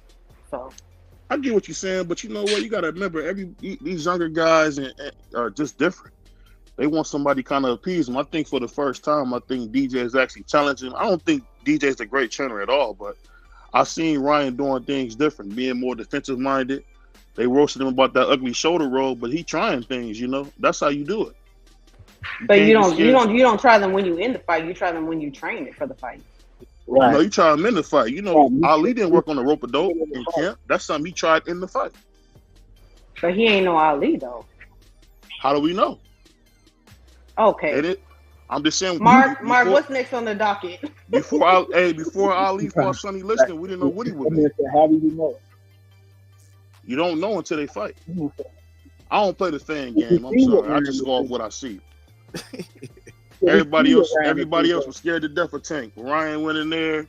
He had a rib injury, so he didn't get to see the best Ryan, but he went in there with Tank. That's not because he believed in his ability. He believed in the ability to make a lot of money, and he did that. You think Ryan will make a lot of money? Are you serious? Ryan did make a lot of money. Ryan made a lot of money before he had the Tank fight. He didn't make $30 million. Well, you know he's doing Gatorade commercials. Only the top people do that. Okay. You know that, right? Let's not play like Ryan is some bum dude who got lucky and fought Tank. No. But Gatorade didn't give him the rib injury, and he's not gonna give him the second fight with Tank. So. You don't need a second fight with Tank. Ryan got to realize that he's a Mexican fighter. But it's coming. Embrace that, and just do what Oscar did. Do what Canelo did. Fight the best black fighters and get paid. Hold on, but you keep on talking about people who have actually way higher skill than he ever had. You said what? That's the problem. Stop the cap. He actually won fights against those black fighters.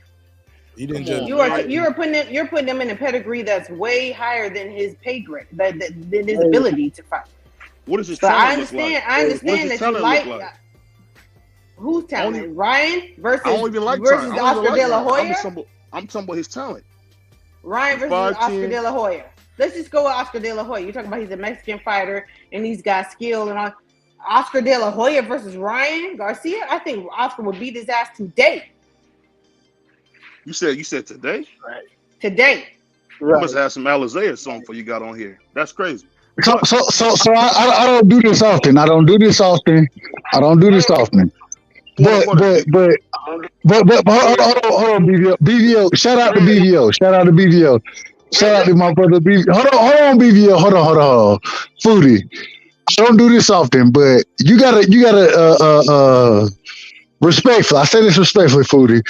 You gotta let the brother go because in this situation, the man is biased. He gonna have biased opinion. The man picked Ryan Garcia to beat Tank Davis. he don't know much about boxing, but he gonna act like he does. So because he gonna act like he does, and that's my brother. I love him. I love BBO. But the man has some of the most ridiculous opinions that you're gonna hear in the sport of boxing. So you just give him a pass, Foodie, because when you start arguing it make it worse. You know what's funny? You know what's funny about Dub? He doing what they've been doing with black men. I do love you, BBO. Hold on. They've been doing this stuff for 400 years, man. Because I'm a black man, my opinion don't matter. It ain't got nothing to do with you being black. Hold Wait a minute. Hold on. I gotta say this. The man just told me I don't respect his opinion because he's black. Martin Nash, do I respect? Hold on, Martin Nash, do I respect your opinion?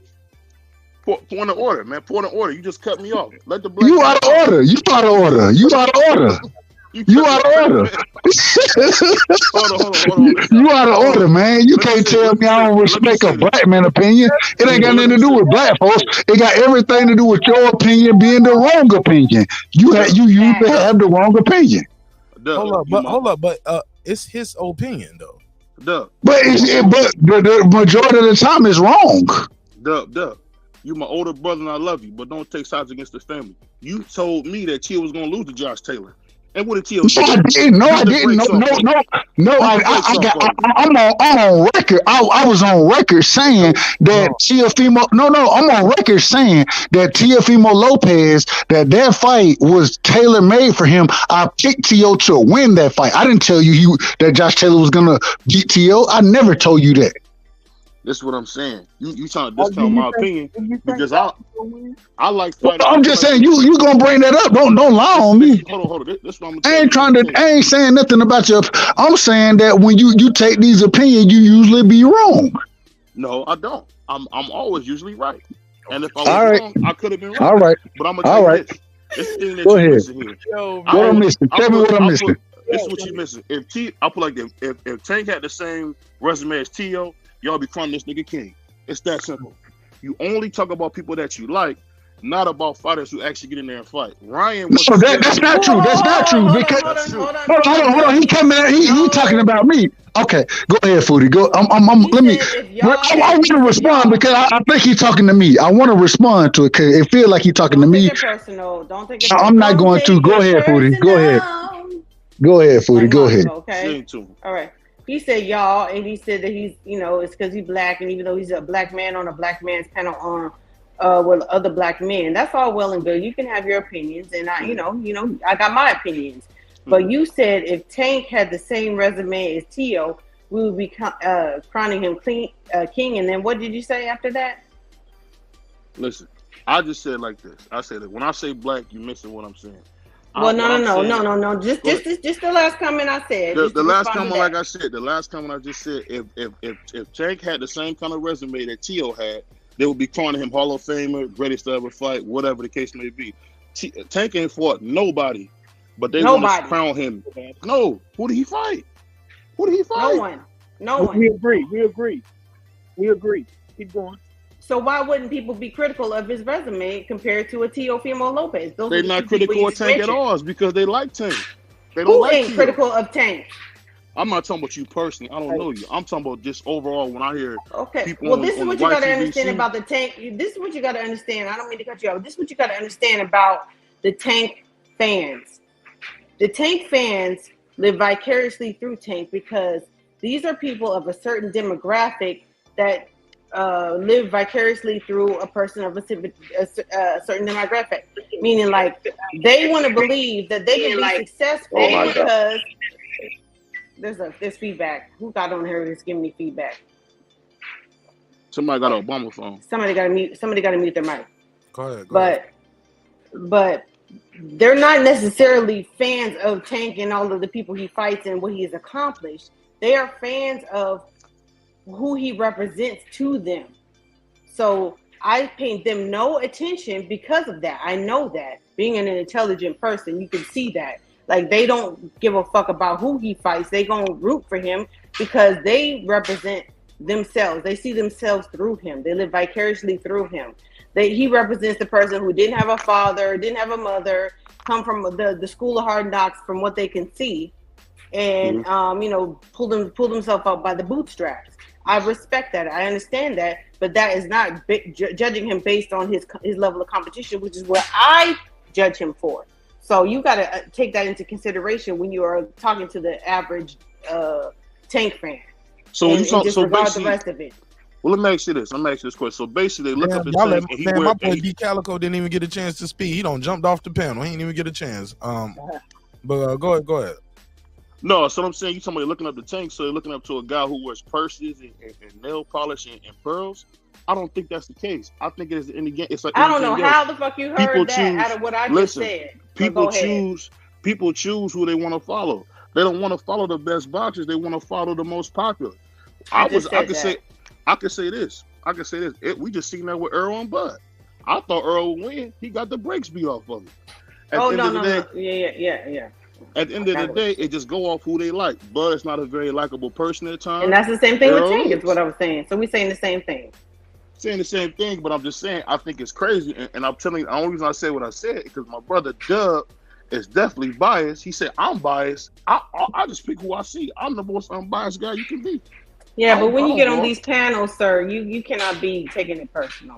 Don't go out. No, me and Dub know each other. Yeah. I don't know you. I'm just having fun with Dub. That's all. We having some fun. It's still the baby girl. We having some fun. Look, DBO. We don't crown T.O. king because he got whooped by kambosos. Then he ran from Haney. And then I don't count the 71. The win's a win. But he got whooped by kambosos. This is what he came between when we watched Devin Haney go in here and spank him like he was his son for 24 He almost died, bro. He couldn't make the weight. T.O. almost died, Devin bro. Haney? No, T.O. Against kambosos. Ain't no shame losing to an undisputed champion. He lost to undisputed champion kambosos. So what? You lost to an undisputed champion. That means nothing, bro. People lose. Undisputed champion. Who was the undisputed champion? Hold up. Yeah. Thank you, Marq. Who was the undisputed champion? Marq, we gonna take away T.O.'s accomplishments. No, kambosos. No, you say he lost to an undisputed champion. Kambosos was never undisputed when he lost. Well, T.O. was undisputed when he beat Loma. So T.O. has never been undisputed. No, T.O. was unified when he beat Loma. And Mauricio Suleiman said that he said that the Mauricio Suleiman is a motherfucking lie, and the truth ain't in it. But even then, he lost when he lost to Kambosos. Kambosos was the #1 contender. What I'm basically saying, you said he lost to the undisputed. Kambosos wasn't undisputed. This is what I'm was saying. The IBF #1 challenger. This is what I'm saying. He lost to Kambosos. So we watched the win looks the shit out of Kambosos easy 2 times. The win looks better because once he beat him, he became undisputed champion. Okay, and Devin Haney won. No, kambosos beating T.O. He became. He was never the undisputed champion, hun. Oh, he was. So you going? Kambosos was never the you going above champion. and beyond what the man who's over the belt says? No, I'm saying what the record says. You got to look at the record. You got to understand. If you look on ESPN, they have George Kambosos and T.O. as undisputed champions on their list. They neither one of them were though. That's a TV network. That's cap. When we go to the WBC website, they don't even got them being WBC champions. They got Devin Haney being the champion since 2019.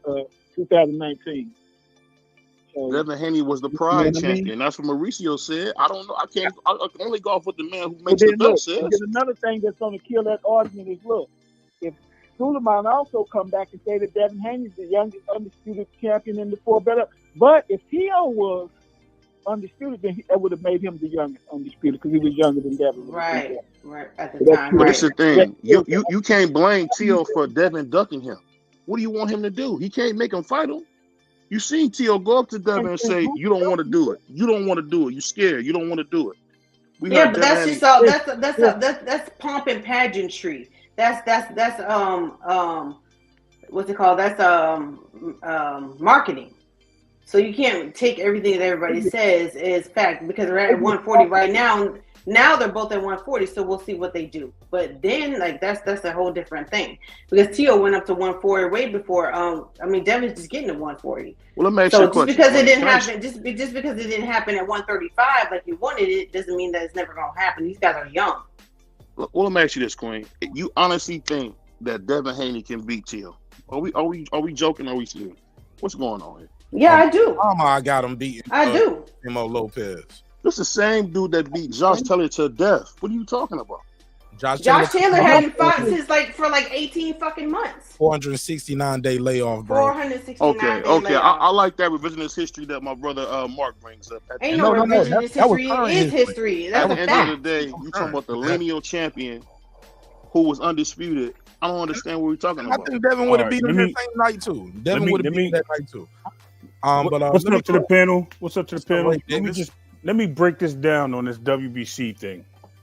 So we can be clear. Only network ever to say WBC franchise champion was a title was ESPN. Yep. Franchise belt was not able to be used to go up and take the title from the next division or go down and take the title from the other division. It's stated in the facts of the franchise belt that when you fought for that, when you were receiving that belt, you had to drop your title and you were able to fight for that belt again.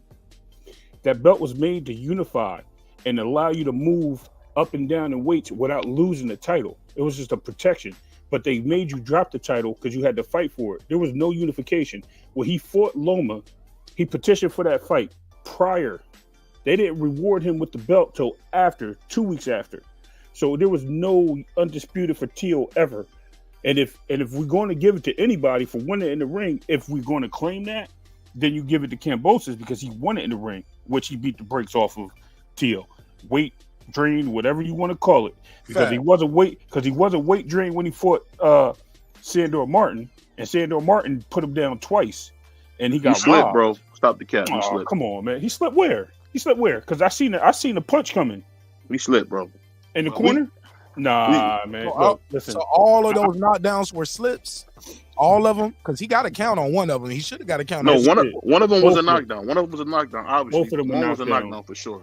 But the other one was both of them knockdowns. This is the thing I'm saying. But even the times that he didn't knock him down with it, he was catching him with that check hook, rushing in all night. Had Tio going to the damn corner. Did that man call at the end of the match say, "Do I still got it? Why would you say that? Because let's not act like Ali didn't lose. No. But we now know. We now know that he was saying that shit basically as a ploy too. Because what did he do when he went in there and fought fucking what's his name? Who? Josh Taylor? Josh Taylor. Josh Taylor fucking, not only did he beat him, but he beat him easily. Hold on, but Josh Taylor should have been out of that division. Josh Taylor lost to Regis. He lost to Regis. Well, yeah, but Josh he was saying he was going to go over 147. He lost to Regis. He definitely lost to Catterall. So he lost his back-to-back fights. He just never lost his titles. Right. Josh Taylor was out the ring for over a year. Matter of fact, I think he had one fight in like 2 or 3 years after the Regis fight. So what is it, Marq? So at the same time, he was. Can I? Go ahead. I just want to speak to that point real quick. So the thing is that I do think that Josh Catterall lost to Josh Taylor lost to Catterall. I do think that. I went back and watched the Regis fight. I do think that Josh beat Regis. The thing is that when it come down to these fights, styles make fights. Why did Tio struggle with Sandor Martin? Because Sandor Martin made Tio be first. Sandor Martin is a puncher. He's a back-footed fighter. He can fight on the back foot. He gonna make you be first. The thing is that Tio had so much success. I picked Tio to win that fight. The reason is because Josh Taylor is going to be he's a come forward fighter. It falls into Tio's wheelhouse. What happens is Tio struggles when you have to fight off the back foot. If he got to fight off the back foot, he struggles when he got to be first. If you can make him be first and fight off the back foot, then that's where Tio struggles. Hence the reason Sandor Martin had so much success, but he dominated a fighter that we all would agree that Josh Taylor beat the shit out of Sandor Martin. Okay. But so you're saying he struggles coming forward, but right. did he not come forward the whole time against Loma? No, He didn't fight no, Loma. no, no. And this is Yes, he did. this is. Yes, Forward he all did. night against Hold on, Kambosos. hold on. This is the thing, though. This is the thing. In the Lomachenko fight, when he was coming forward, he came forward. Or first off, let me rephrase that. In the Lomachenko fight, he came forward early. Yeah. But the only reason he was able to come forward is because he had the power that Loma had to he had to respect. And that was When- the only time. And he won those punches. rounds. Them But first he 3-4 won those rounds. rounds. Now, when he Can started, I say something? Can I say something, please? He went on the back foot. Yes, I want to say when he went off the back foot with Loma started stealing those rounds. So we can't say it's both ways. But go ahead. I'm good. This is the thing I'm saying. This what I'm saying. That's a good point. That's a good point. The thing is, let's not forget who Josh Taylor is, man. Josh Taylor went in there and beat the brakes off Regis. I don't know where we get this whole thing. Bro. This is the thing. Who has Regis ever fought? He's a tomato can killer. All he's beat is tomato cans his whole life. He gonna get in there. It's so fun. This ain't nothing but a coronation. Devin Haney might even knock him out. This ain't nothing but them feeding him to Devin Haney, man. Nah, the I dude's wouldn't go not that good. far. He's never been that good. He's never been that good, and he ain't gonna knock solid. him out. He's solid. I'm telling you, And one I thing love about Devin Haney. One thing But that about ain't Devin gonna Haney, happen. you know, we said a lot of things about his father and stuff, but Devin Haney's a really good fighter. He just wasn't fighting in the white weight class. He's a freaking welterweight trying to fight too small. That's his only problem. I agree with that. He should have been at welterweight. The fight that we really need to see is Devin Haney versus Boots. I don't know why in the world he keeps trying to kill himself making 140, 135. Tell me he want to fight to be able to make that weight though, bro. I'm not taking away from it, but we know that's not his best weight. We know that's not his best weight. We don't know that. He just became undisputed at 146. Again, what you mean? too. At 135, yeah. The problem is this. This is the problem. The only thing with Tio is this. Tio has a problem of if he don't respect you, he's not gonna fight right. When he fought Richard Comey, he respected Richard Comey, beat him to death. Fought Loma, respected him, beat him to death. Didn't have a lot of respect for Ocampo, didn't have a lot of respect for Martin. Struggled to had a bunch of respect for Josh Taylor, beat him to death. So I know if he get in there with a guy like Devin Haney, and I know Devin Haney is smart, he gonna stay away from a TS and he gonna stay away from Tio, because if he get with any of those guys will mess up the whole plan. At the end of the day, they brought Devin along really, really well. It's a great marketing plan. Why did Tio stay away from Devin then? Because he had the opportunity to fight Devin. Man, come on, man. Devin Haney didn't want to before fight the IBF, before he went for the IBF. What do you mean? It was in the tournament to meet up. Did you see? Tio ducked out to go get a belt. That was for them to get the championship for the WBC. He ducked out to get a belt. Okay. I feel like this. Then if Tio had waves in the beard, when, he would be your guy. This is what it is. People just don't like Tio as a person because he got like psycho issues. You say stupid stuff. His dad's always drunk. Devin do. His career is parallel to Devin. Both of their daddies. He got a way better career than Devin, bro. Way better career than Devin. He didn't. I disagree. How do you figure that? You tripping. Josh Taylor. Hey, BVO. Part of your career is your earnings too. Here we go. And I never hear Devin Haney on TV saying they ain't paying me right. But not only that, how are you going to say that his career has been better than Devin's? And Devin beat the guy who beat him twice. Destroyed him. The Devin twice. Real undisputed. No, hey, look, it's no franchise. Matter of fact, Devin got the franchise too. He took all the belts. He took not every belt. The franchise, the regular, the real one, the super champ. You get what I'm saying? Like we can't do that, bro. Like we got to keep it. Like no trolling, man. This some real shit. This ain't no trolling. It's the truth. It's impossible. It's impossible to say he got a better career when he's more accomplished. He's not more accomplished. He is more accomplished. How is he not? I would like to know how. Well, let me finish. If you let me talk, sister, I will tell you. If you let me talk, I'll tell you. The thing is this. Loma's walking right into the Hall of Fame. You can't tell me that Devin beat Loma better than Tio did. He did not. Same thing. Yes. You know why? Because they both had split decisions or tough decisions, right? Tio won that fight. Who won? Listen, he won in the 12th round. Loma came back, bro. He won 6 straight rounds. And what happened? Hold on. BVO. The facts are one guy was unanimous, one guy had a split decision. Right. Man, that was politics. And one bro. guy was defending undisputed. The other Hold guy on. was fighting. How is For, the politics when the That's network? politics, man. That's a How is big the part. politics when the network It's the same themselves was politics like? that tells you that Castillo beat that Floyd You beat moving the Castillo in the goalposts. first You fight. bringing in That's Castillo. all You bullcrap. bringing up That's all another. You bullcrap. gotta bring in another fight. I'm last telling I you, checked, I'm telling you how the politics work. Devin's not a top ranked fighter, so why is it politics? He's not a top ranked fighter anymore. He was a He top ranked wasn't. fighter. He had a Both contract top for ranked fighters on 3 that card. fights. Okay, at that point they both fought on top rank. What's the point? So listen, Wouldn't it they make both more got sense? two Hold up, wouldn't it make more opponents sense at for Top Rank to rob Devin and give the belt Thank to you. Loma? Thank you. Wouldn't that be the right business That's thing? what they did. That's No, what they did. No, Devin won the fight. Why would Yeah. they? No, By unanimous decision. Come to rob Devin Every card. and keep Loma because he got him on contract. That was Devin's last fight. Wouldn't it make more sense to rob him? So when you leave me, you leave with a loss and you leave without these belts. Right, and to give him a reason to resign and all that kind of shit. Yeah. Yeah, man, you're wrong. You're wrong. Yeah, even the argument you're bringing up don't even make sense. Hey, Listen, when you comparing them, Devin beat 2 opponents, unanimous. Them 2 opponents got a split with T.O. and one of them beat T.O. and put him on his ass. What are we really? do those guys compare to Josh Taylor, who's going to the Hall of Fame? No, and but you Loma, brought who's up going to the Hall Loma. of You Fame? just moved the goalpost. You just brought up No, Loma. I'm not. No, I'm not. Y'all trying to jump the black man. I'm trying to tell you No, what's going on. I'm trying to tell you what's going on, man. This why you 0-15 in all your debates too. No, I lost my debate. 30. He I lose lost my every debate. round. You be getting 30, nigga. You sound Hey, crazy. listen. I just want to say this. I believe that BVO. I believe my brother Hart is in the right place as far as progressing the sport of boxing. But BVO, I got to be honest. Ain't no way you can tell me these people. These are the same arguments I've been bringing up to you for months, over months. I done brought these same exact argument that these people are talking about tonight.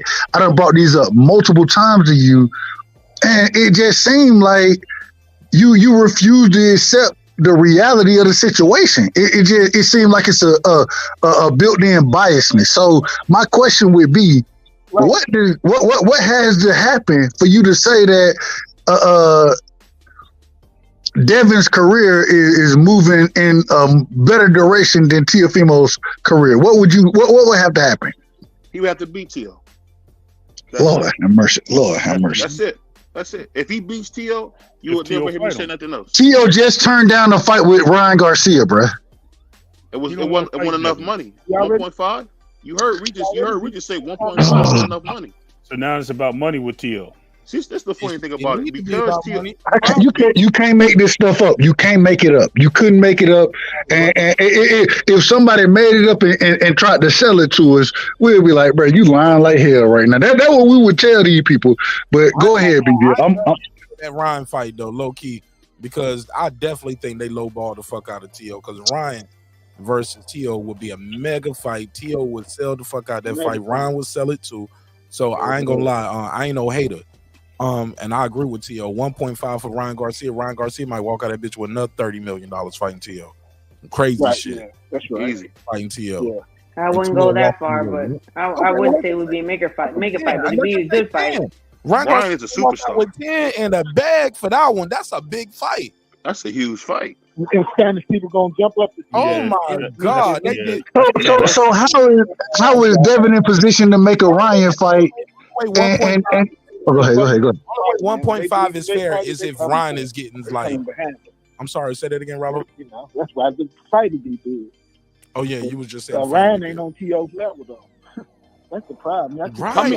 How many more times does Ryan have to beat Devin Haney for people to realize that he's a better fighter? Didn't he beat him 3 times in the amateurs? What's that got to do with it? Oh, we ain't talking about my God! Oh Lord! It's a pro boxing fight. We're talking about it's getting out of control. It's getting ridiculous now. It's getting ridiculous. Let's talk about how many times they sparred. Let's talk about how many times they met in the parking lot. Like, come on now. Nah, now you're reaching on that. But I'll say that. Now you reaching on that. I'm gonna tell you. You know what's not reaching? You know what's not reaching? You're talking about kids fighting when they were 16 and 17 years old versus now. That man saying, I need 2 more fights before I get in the ring with Devin. That's not reaching. I'll tell you out this. of his mouth. What about his father saying? What about his father saying, "I need $10 million for us to make this fight happen"? What are we talking about? He was It was joking. 10 But let me before say, Kambosos. No, I'm not talking about. I'm not talking about T.O. I'm talking about what Ryan said about Devin. Okay. That's what I was wrong. Okay. No. He said Hell, he needed 2 more what- fights before but- he make that fight happen. That's But a even real Ryan, issue. but even Ryan was the interim champion that was supposed to be fighting Devin. I'm just saying. I'm just saying. Bro, The man fought eliminator after eliminator to be At the 135, mandatory, yeah. and did never take the opportunity to fight Devin. Why not? Ryan Garcia told you himself what Ryan said. Well, we're gonna save Devin for last because you say the best for last. Well, stop it, man. We got to stop the cap, man. We got to give Devin Haney the credit this man deserves.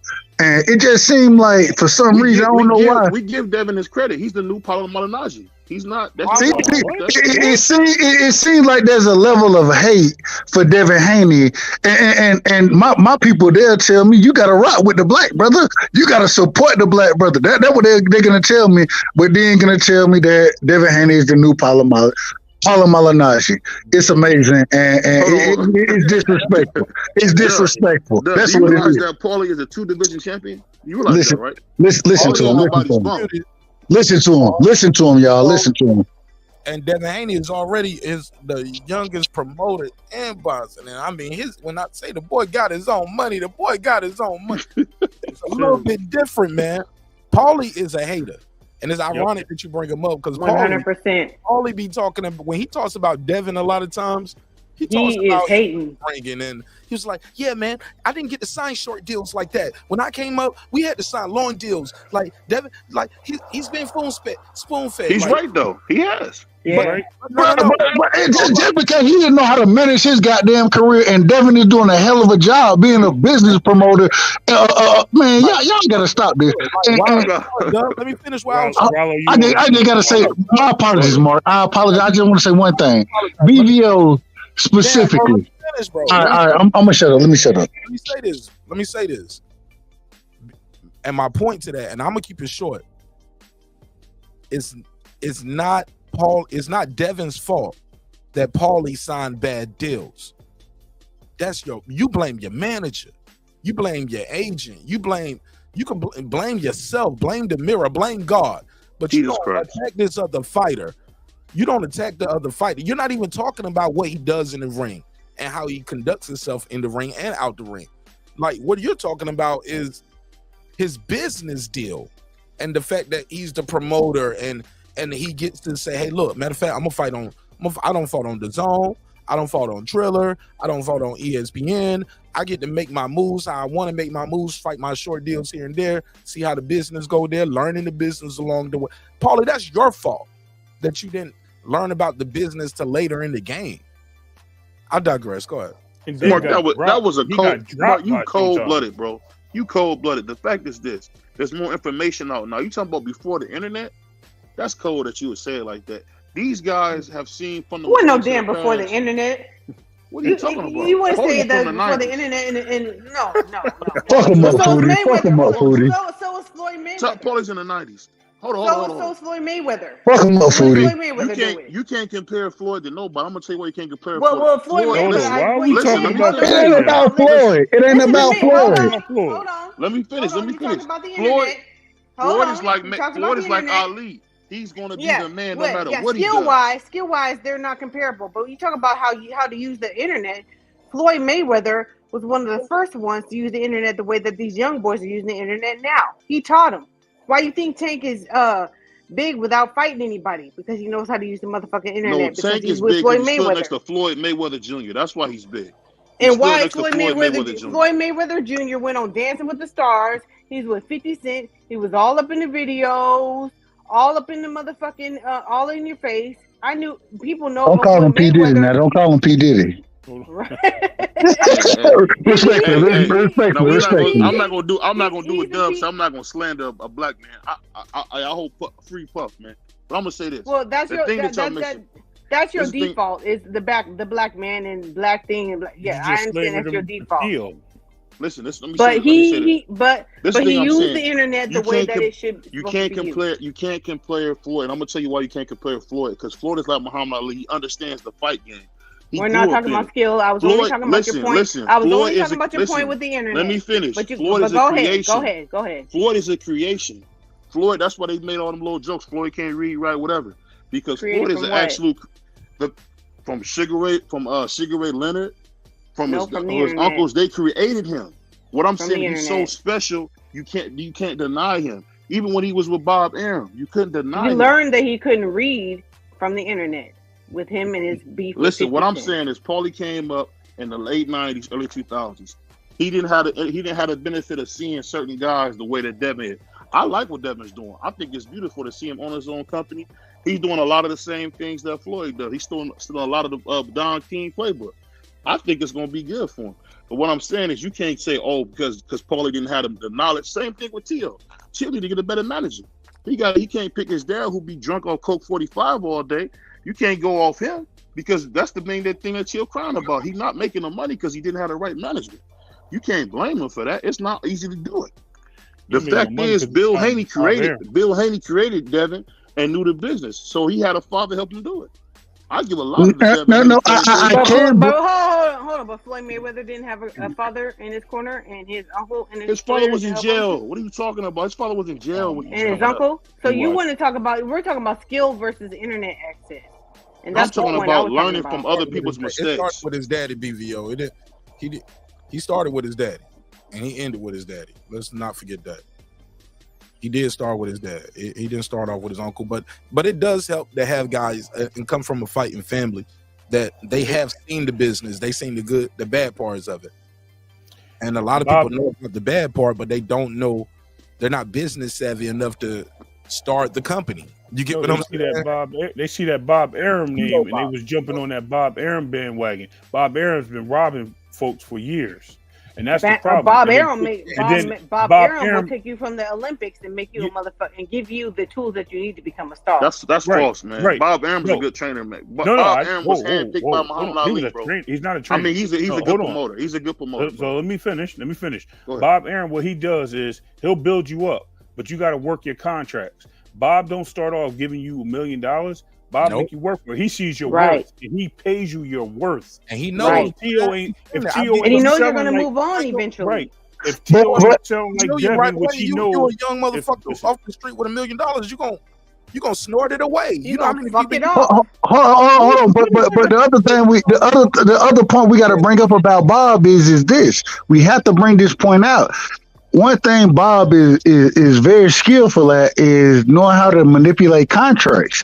And so when you have a fighter like Teofimo Lopez, right? I'm not saying exactly what the value that he wants. Hold on. I'm not saying what the verbiage is, but we've seen multiple times where outside of a Floyd Mayweather individual being able to buy themselves out of their contract, or not necessarily. We've seen what happened with Manny Pacquiao and Jeff Horn. But all I'm saying is Bob is very skillful at saying that, okay, if I'm gonna put you in the ring for this title, then if you get a title shot, you got 2 more fights with us. He's very skillful and Top Rank. They're very skillful at putting those contracts together. And so this is why we see a Teofimo Lopez. We see a Shakur Stevenson, individual who have outgrown or what they're doing at Top Rank. They've outgrown it, but they still have to fight with Top Rank because of these clauses and stipulations. Shout out to Devin Haney for having his own company and understanding that if I'm gonna sign a deal with you, I may come back and negotiate another deal with you, but this is the deal we signed, and it's gonna be under these guidelines. Shout out to him and Bill for understanding the business side of boxing. And so just because Who's his godfather, Doug? Who's his godfather, Doug? Zab Judah. So you think he wouldn't know the business and Zab I'm not knows saying, it? that's why I'm giving him credit, because he do know the business. I'm not saying I agree with you because of who he's been around. He knows the business. What I'm saying is that y'all got to stop saying, well, because Tio don't know the business and he don't know this, that, and whatever. Well, that's on him. That's him having bad business practices and ending up fighting more fights in the Top Rank that he want to, not getting the bag that he want to getting put under a million, 1.5 million per fight deal, bro. That's on him. when we see Devin been getting the bag. If you fight Dev, you get more money a lot of times than when you fight Tank. Not unless you the A side, or not the A side, but not unless you're a Ryan Garcia. You know what I'm saying? Ryan Garcia got paid well over there. But if you look at any other fights that Tank done had with at the same time Devin opponents getting paid more because he done negotiated accordingly, and the network ain't just getting the biggest bag and keeping theirs because of the deals that Devin done negotiated. So we should give them brothers credit for that versus saying, well, if other people did this would no, well, they didn't do it. So it is what it is. His freaking godfather was the undisputed champion, man. And Zab always talk about Bill Haney. What I'm saying is this, and this is the problem. And then you come and then you, but that's the problem, BVL. You come and instead of addressing the point, you say, "Well, this is who he came up under." I ain't got no problem with that. I agree with you. He did come up under these guys. Like I said, he came up under Floyd Sr., Jeff, Roger, Floyd Jr. He came up under that. I agree with you. But he's the one that's applying it to the sport at this current moment in time. So why would we say if the other people or this is who he came up under, so he has that opportunity? No, this is what he's doing. Let's talk about what's going on versus what the other people aren't doing. If what you're saying, it makes sense. So basically, what we're seeing happen is they're making T.O. like they did Floyd. They're going to make an angry fighter. And you're gonna get, and if T.O. is as good as we think he can be. Bro. Listen, let me finish. You realize that when the story that never ends. Listen, this is the fun thing about Floyd. Floyd in his later at welterweight and stuff was very angry. Some of the fights he didn't do because he didn't want to, and you don't want it. Basically, it's gonna create another bitter fighter who's not gonna take certain fights because he want to get back at the fans. The same thing why you got the same attitude with Tank. He got that same attitude Floyd got. When Floyd was pretty boy fighting everybody, he got no respect.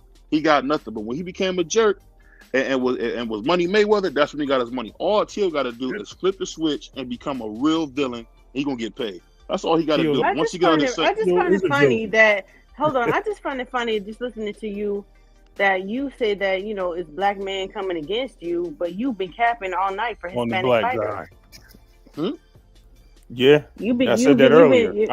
Hispanic for T.O. and Ryan. That's all I hear you talking about. How they're not getting a fair shake in it.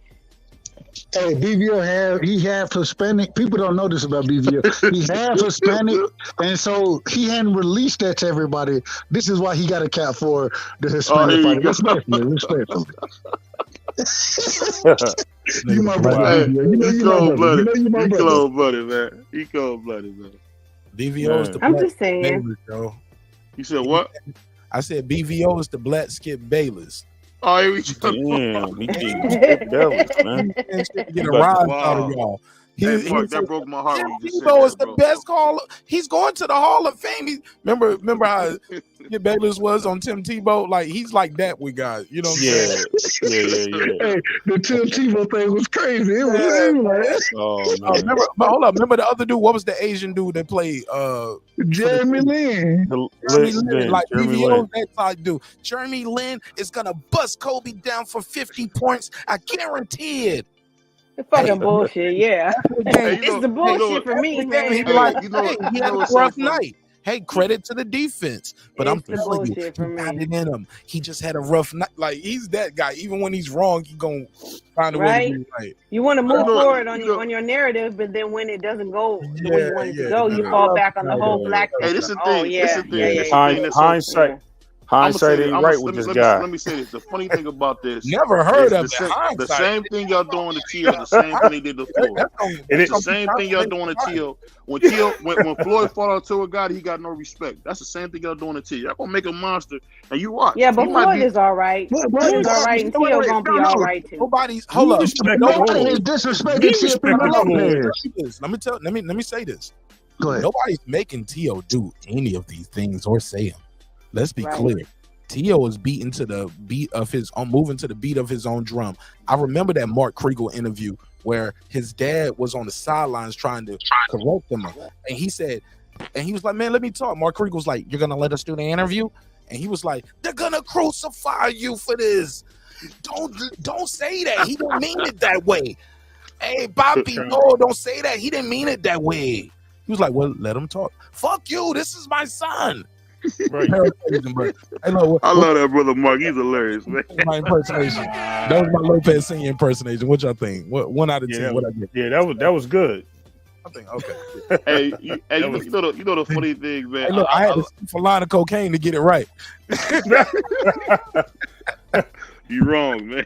Some more. I shouldn't have said that. Why did I say that, man? I'm never. It's a professional show, Mark. What are you doing? No, Man? You it's can't true. say that stuff.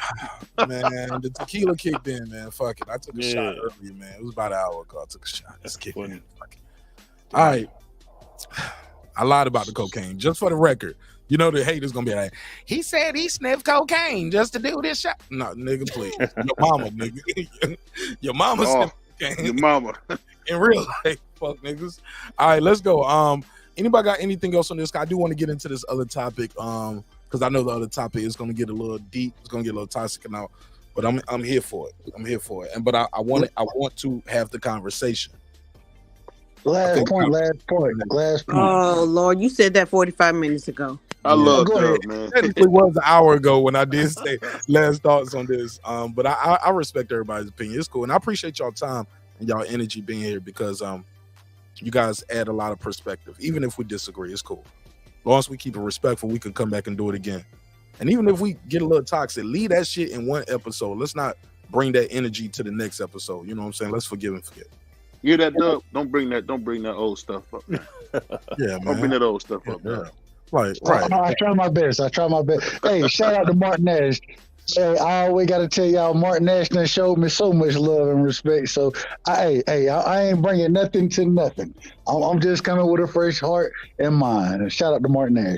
All right, man. Shout out to you and shout out to everybody who's here. Y'all ready? Let me play this clip, man. I got some audio here, and I need y'all to hear it, and we're gonna react to it in sequential order. As always, I want everybody to give me their opening statement, their opening bars, and then we're gonna break it down, and we either gonna put a case on it or never heard of it. Never heard of it. All right, let's play. I got this clip right here. This is Charleston White. He did an interview with Cam Newton. As you know, Cam Newton is a former Heisman Trophy winner, #1 draft pick, rookie of the year, played for the Carolina Panthers for a lengthy time, went to the Super Bowl, came up a little short. I think he went to the Super Bowl his first year, second year, something like that. Went there pretty young, came up a little short, had some injuries, things like that. And some people would say, hey, look, man, this guy should still be out here playing. He did not sue like Kaepernick, but then again, he won't take it on knee neither. But he tells a story. He had his own experience of discrimination. He even told a story how when the guy, the owner called me, he was like, got any tattoos? You clean shave, you got a clean cut. Like nigga, ain't nothing they got to do with football. You get what I'm saying? But it's the image of the team, what we want you to look like. And as you can see, when Cam Newton re-signed, got that big ass $100 million contract, that nigga got tattooed up. That nigga grew them big ass dookie locks, respectfully. he had dreads, then he turned them shits into some Kodak Blacks, then there's some John Batiste was going on. It was like he was doing all kind of shit with his hair. Like he was experimenting with his blackness, and I ain't mad at him. When you got fuck you money, what's the point of having fuck you money if you can't say what, ladies and gentlemen? Fuck you. You feel me? So let's play this interview. I'm not gonna play the whole thing, but I'm gonna play a couple hot takes. And let's see how you guys feel about what Charleston White had to say on this interview. Now, as y'all know, Charleston White is a controversial individual himself. He's known as an activist. He's a comedian. He's not a podcaster, but he makes a lot of appearances on podcasts, especially in the Black community. And throughout his travels, he has said some of the most vicious and vile things. Some things can be considered anti-Semitic. Hint, this is a trigger warning, let y'all know. If you're going to be offended by foul language about Black people, women, Jews, homosexuals, snitches, rappers, etc., this might not be the show for you. Please exit the room now. And again, do not play this podcast around your job and your coworkers or in the truck when you gotta, You're gonna fuck around, lose your contract, man, playing this around certain people. But here we go. Let's play this one clip right here. This is about 5 minutes, but I'm gonna pause it in between because they talk about different things in here. But I want to know what you think. And he brings up a good point at the end about domestic violence. And when you see somebody experiencing domestic violence, you as a man, do you jump in? Do you call 911? Do you mind your own fucking business? What do you do? But we'll get to that later. Let's play this first part of the clip. Number 1, Will Smith. Now, this is I guess they're doing a rapid fire. I say a name or say whatever, and you say whatever comes to your head. And at this point, they've been going at this interview for a while, but peep this though. Hold on. Jada Pinkett Smith. Hold on, let me say number. He said number. Fuck. Number 1, Will Smith. Gay. Yo. Jada Pinkett Smith. Fucked up. That's 2 words. Bitch. Funky bitch. Yeah, bitch. That's the wrong word come to mind in bold letters. What is going on here? All right, let's keep going. Adam 22. Master. Yeah, he a slave master. Sexy Red. See, some people pause that part and hear him say master, and they be like, "Oh, you call the white man master?" Like, not my master. He's a slave master. The way he run his thing, he run a plantation. All right, below. He is a slave though, but go ahead. Right, let's go. Whore. Sexy Red called her a whore. Yeah, stomp down, dirty leg hoe. We're gonna have to bleep that. You trying to get me? Well, you asked me what's coming to mind. This man trying to get me flashbang. Oh my goodness. I like Suki. I met Suki in person though. I like Sukiana. Real sweet young girl. What you think about Suki? She real sweet in person. No, give me the one word for Suki. Freaky in the motherfucker. Little motherfucker freaky. Yeah, yeah, motherfucker freaky. Freaky. Freaky. Brittany Renner. Here we go. Watch this. Hot. Yeah, hot. Yeah, that motherfucker look good in person. Yeah, hot. Could you take Brittany Renner serious? Yeah, nigga. Yeah. Hell yeah. Yeah, shit yeah. Could you have a child with Brittany Renner? Yeah. Yeah. Give me some free game. Like, how would you approach a woman like Brittany? You gotta handle her rough. Trigger warning. You gotta be a dominant man to deal with Brittany. Trigger warning. When you say rough, you're not talking about domestic violence, bro. Yeah, domestic violence. No, man, no. Yeah, but you asked, nigga. I'm telling you, yeah, you got. She one of them ones you got to kick in the ass sometime. Slap her across her head, bitch. Sit down somewhere. No, man. Ain't being Uncle Curtis done it, and they stayed together 40, 50 years. All good. You got to take ass kicking somewhere in the relationship. That's not where y'all gonna stay together. Right, we're gonna cut that out. Man, ass daddy. Man, everybody got to whoop. Man, you can't tell nigga he can't whoop his hoe and she getting out of line. She the kind of hoe you got to So whoop. the woman that you was with, you put your hands on your woman? I will if she take me down. No. Have you ever put your hands on your ex-wife? No. Okay, thank you. So all that shit that you talking I done slapped the shit out my baby mama. Huh? Yeah, I done slapped shit out my baby mama. Driving, bitch. Yeah. Hell yeah, I done open here and slap the shit out of. Yeah, hell yeah, I slap the shit out of my bitch. No. That's my bitch. No. Man, you deal with your bitch. You discipline your hoe how you discipline yours. I'm gonna discipline mine how I discipline mine. And yeah, man, you got to kick some of them in their ass. I wouldn't give a damn what now. I just put look, I'm telling you. Granddad and them said that. I'm telling you as a man, and I gotta hold you accountable. If I were to ever see you put a hand on a woman, it'd be a hard time for me to see that, Charleston. Just real shit. Just be willing to go to jail or go to hell if you get infect me and my bitch. Nigga, that go my brother. You better leave me alone by me and my bitch. Nigga, you better go home. Nigga, it's me and my hoe. You better stay out of this. And then that's how niggas die. That's cool. Me or you gotta die about this bitch. And it's and now both our mamas sad. The Vegas odds got me winning that fight. Man, this ain't about no fight, nigga. We got to die behind my bitch. You interfering with me and You my don't bitch. even love her. Nigga, I love my bitch. How you gonna love her and you gonna put your hands on her? Same reason you whoop your kids and tell them you love them, and this why you doing this. No. It ain't no different. So think about this concept. You So tell I- your, so you I- tell look, your look. children, I'm Mhm. doing this because I love you. So why I can't whoop this hoe? And that's why I'm gonna whoop your ass because I love you. Because I'm telling you, I have to tell you that ain't right. So I'm gonna whoop your ass and send you on your way. Marvin Gaye had to kill his daddy, or his daddy killed his son for one of them for getting in fuck about that bitch. That's how don't get in that, man. Listen, Don't get in that. If I see a person putting their hands on a woman, I'm gonna put my hands on them because I love them. Yeah, and I'm gonna tell you that ain't. I'm we not shooting doing out of anger. Yeah, I'm shooting out of anger. Man, you ain't got no bitch getting in my business. What I'm saying, this my bitch. Nigga, you better leave us alone. Now everybody finna die. Cause you want now your kids finna be without their father cause you want to say this I'm bitch. gonna be at home. You don't know that. I'm telling you, I'm gonna be at home. Because what ends up happening, it's always the good guy that loses his life. It ain't never the bad. We don't watch this situation hold, so that's why I don't get into domestic shit. If I see a nigga whooping this bitch, I mind my business. Yeah, that's some sucker shit. Cause I done got in far before, and the bitch say it's all right, Blue. Oh, okay, shit. This what they do. Number one. Wow. A lot to unpack in that clip. Who wants to take the lead on this one? Who was that giggling? Was that Ray Davis?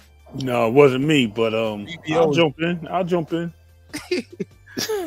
I don't know what I'm jumping into, but here we go, man. We here now, man. You're part of it. Welcome to break. Yeah, listen, Ray, I'm glad you found the show tonight.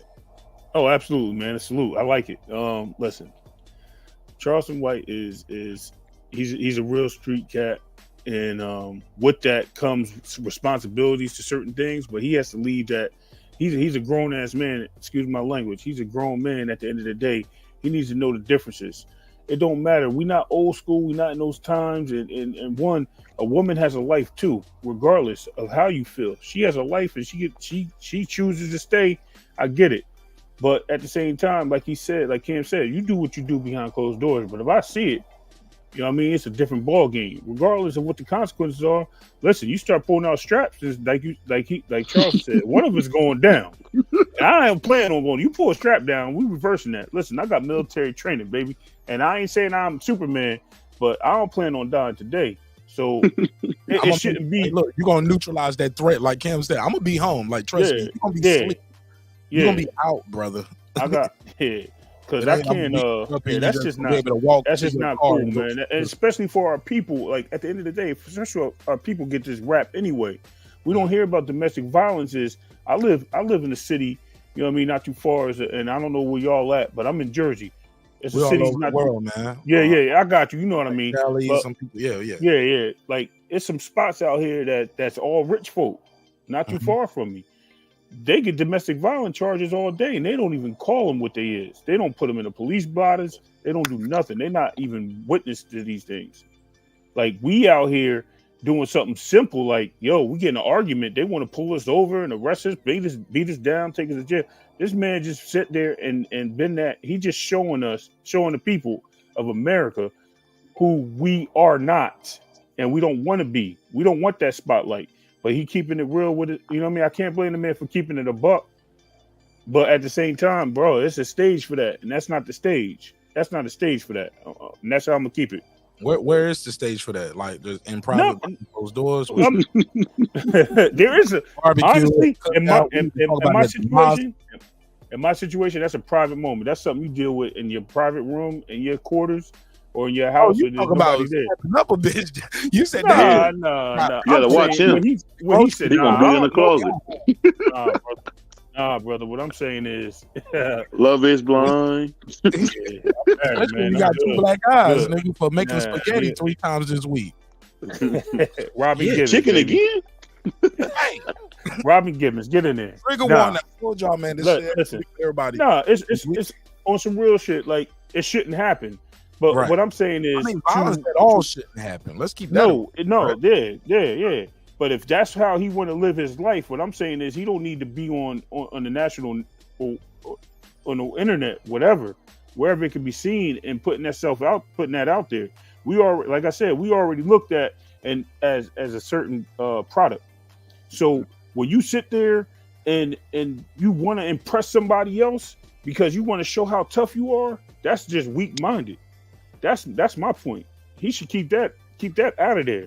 That should have been like, nah, I don't do that. I don't know what you're talking What about. Jody Like, say? What Jody say? Can I So? jump in it? Oh, go ahead. So? yeah, man. Like I keep my. I always tell Nick. I tell my homie, if you look in the wolf pack, man. If you look in the Pride of Lions, the woman is the leader. No matter how y'all look at it, I don't care. That's that beta male talk. No, ain't no beta nothing. Hold on, ain't no beta nothing. Hold on, the king wait a is the king. minute. The king is the king. The king is the king at any cost. The emperor is the emperor. The woman isn't the leader. So you sit down when you peak. Okay. The reason why a woman stands by her man, but at the same time, what do them cats or them dogs do when that man get out of line? Wow. They eat his ass. So No, respect your woman. No. Man, you gotta get off your knees, pimp. All right. Hold on, real quick. If I could, I want to respond to it real quick. And I listened to what you said, and I don't agree with what Charleston White said. You know what I'm saying, as far as physical violence, but I will say this: I'm from the country. You know what I'm saying. I listened to my mother, my grandmother. When Big Mo was alive, my great grandmother, when she was alive, I listened to the story they told me. My grandmother, she'll tell me a story now where when she was 10 years old, my grandfather, right? She according to her, she was out of, or she disagreed with him, and was outspoken about it, and got caught with the butt of the shotgun. You know what I'm saying, to the side of the head. I'm not saying it's right. I'm not saying it's right at all. Matter of fact, I disagree completely with it. And when I listen to her talk to me about it, I can tell how it affects her. What I will say is that's how individuals rock back then. So when Charleston White was talking, I'm listening to him with him even being older than I am. I'm listening to him talk from a perspective of what happened back in the day. He ain't lying. He said he slapped this girl. Hold on. I ain't talking about. If you, I listened to that entire interview. If you go and listen to the entire interview, he'll come back and be like, "Well, I didn't do, but I wanted to." He said some things. In my opinion, he didn't always speak just the absolute truth, because he contradicted himself if you listen to the entire interview. But all I'm saying is from the perspective that he's talking on. I understand where he's coming from, but I do also think that we in a different day and time, and because of the day and time that we in, bro, you can't. That ain't something that we looking for in the community. We looking for us to upbuild each other, and I think he was talking from more of a old modern, or excuse me, an old day, previous time frame versus what the modern society has become. Right. Let me wait. I'm sorry, sir. I'm sorry. Let me interject for a minute. Let me bring in my sister, Food Revolution, because I want to bring a woman into this conversation. Hear a lot of men speaking on this. I want to hear what a woman has to say in regards to this topic. Go ahead, Foodie. And I appreciate you being brave and talking about these kind of topics around nothing but men. You know what I'm saying? Because some women would just be like shy away from these kind of conversations. Like, man, they ain't gonna listen to me. It's too many dudes. But you're a brave motherfucker, so I salute you. Plus, you can handle your own. She's like, I've been whooping niggas' ass for years. She been cussing me out the whole crowd. And if that don't work, she get the antifreeze. Make your ass some Kool-Aid and pour you a margarita. This margarita extra sweet. And I'm sleeping. Yeah, go to sleep, bitch, forever. Go ahead. What you got, Foodie? What you think of this topic?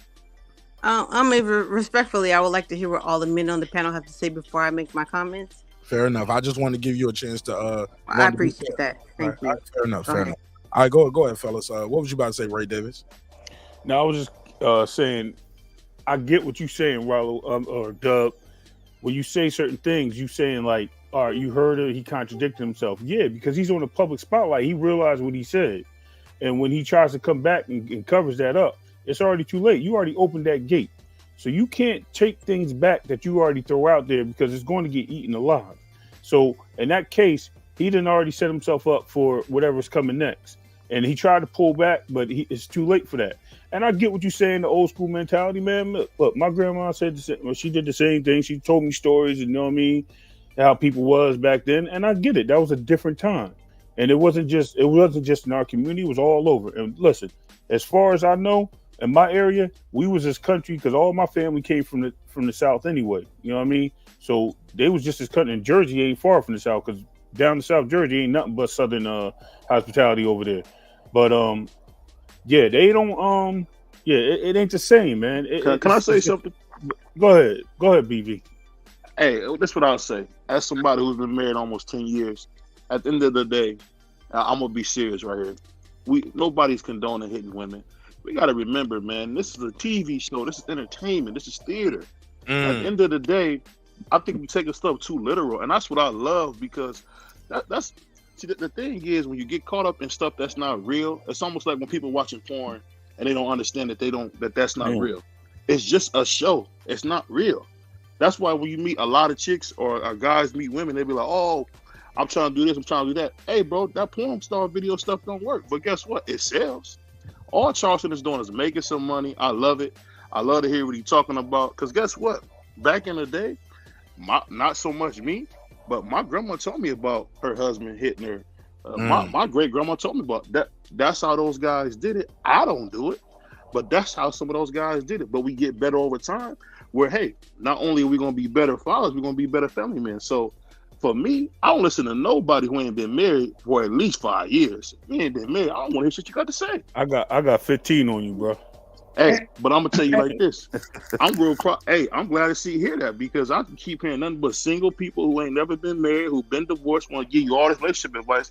At the end of the day, man, we don't want to see no woman get hit. But it do sound funny. Stop playing like that. Ain't married for 10 years, but are you happily married for 10 years? Are y'all thriving or surviving? Right. I know motherfuckers been married. Loving my wife. I've been loving my wife. And they still struggling. They ain't never left the country. They don't go on no vacation. They still in apartments. You know what I'm saying? And it's like 25, 30 years. Yeah, we've been married, but they've been struggling 30 years. They ain't figured it out. Or he been cheating on them for 30 years. He got a side baby too. Hey, you Mark, when I got out the league, all I had was a condo and a couple dollars. Like you per se. No, I'm giving an example. And what I was able to do was meet my wife young enough where we was able to grow together and learn. Before together. Or after the NFL? When did you meet your wife? After. After the NFL. Okay. Yeah. So it was after. But the cool thing was I was able to find somebody who matched the energy I had, where she showed me some stuff I didn't know. What you're getting a lot of times with these shock jocks is they saying they playing on people's insecurities. At the end of the day, we all seen a woman get beat. I'm from the projects. I seen a woman get hanging out the window. We try to go save her. She pull a gun on us. Don't touch my man. So hold on, BV, you was in NFL? Yeah. Okay. Yeah. Salute to that, man. Yeah, I mean, that nigga was trash. Go ahead. Super trash. Hey, that's why I'm talking to you right now. Nigga super trash. Nah, he all right. That's good, man. That's what's up. But the thing I'll say is that it's always good. It's always good to hear that stuff because that stuff is funny, man. Come on, let's not play games. That's hilarious, dude. You better not hit me because we all did try to help a woman and we seen her how she changed, how she about to hurt us about hitting her man when he beating her. But this so is we've all had that happen. But that's why I said if you listen to that entire interview, Charleston White, he brought up the point. He said when Cam was talking about if he would have hit his lady, you know what I'm saying? Cam was like, hell, I got to jump in and do my thing. And BVO said, not BVO, excuse me. Charleston White said, he was like, oh, that was a sneak diss. No, I don't bullshit. but he said, well, now somebody got to die. And now, because you done jumped into this, somebody done lost that. No, you stay out. This my bitch. That's what he was saying in the interview. Yeah. You know, so this my bitch. And then he brought up the point where he said that what you don't see is after you done jumped in, now he done killed you, and now he in jail. She's still the one putting money on the books, and you trying to help her. You done died. I think that's Okay, hold on. Let me take this call real quick. Sorry about that. 817. You got the weapon. 817. That's big Dallas, right? Big Texas. Definitely. What's up, my brother? This my guy right here. What's up, family? Yeah. Cooking with the champ. How you doing, brother? Hey, Champion Heart. Welcome home. How you doing, bro? Talk to me, man. It's all good, brother. Man, I'm good to hear you, man. Good to hear your voice. How's the family? Everybody good? Yeah, everybody's good, man. Got some stuff going on with my pops, but other than that, everything's cool. I think he might be developing vertigo, man. So we was dealing with him in the hospital this weekend, but everything's all good. How old is your father? So, oh man, he's what, 70? Oh, I want to say 75. Oh man, he got vertigo. Smoke a little bit of weed. That shit gonna balance him right out. Get that nigga a couple of gummies. He'll be good. I'm gonna send you a pack of gummies, man. Give your dad a little bit of these CBD gummies. He'll be all right. He was like, shit, not only am I not off balance, nigga, I'm doing the moonwalk. That nigga, you gonna walk. His ears cleaned out. This nigga Marq is a nut. That brother said, I'm doing a moonwalk. Slide, the Tootsie slide. You know what I'm saying? You gonna go in there, you gonna have him a date in the room, like, got this little lady right here, the homie right here I met with me, man. You got some more of them gummies from Atlanta? Got some more of them Atlanta gummies, man. Hey, look, matter of fact, I'm gonna send you some Blue Chew too. I'm gonna send you some Blue Chew and some gummies. That nigga, he gonna have good health, a hungry appetite, and gonna be fucking hoes at the nursing home. Respectfully. All right, I went too far. I always go too far. I'm sorry. Respectfully. Go ahead. That boy Dub, you should copyright that. You said Blue Chews. I'm telling man. Dub got it from me. Dub stole it from me, but Dub put it on the t-shirt. So I guess. But he said Dub got it from me. Hold on. So for the record, she didn't steal it from Marq. I stole it from D-Ray. And then when I talked to D-Ray told me, he said, I stole it from martnash. So technically, I did steal it from martnash. That's a fact. I just want to put that on the record, Marq. I didn't get it from you directly. I got it from D-Ray, but...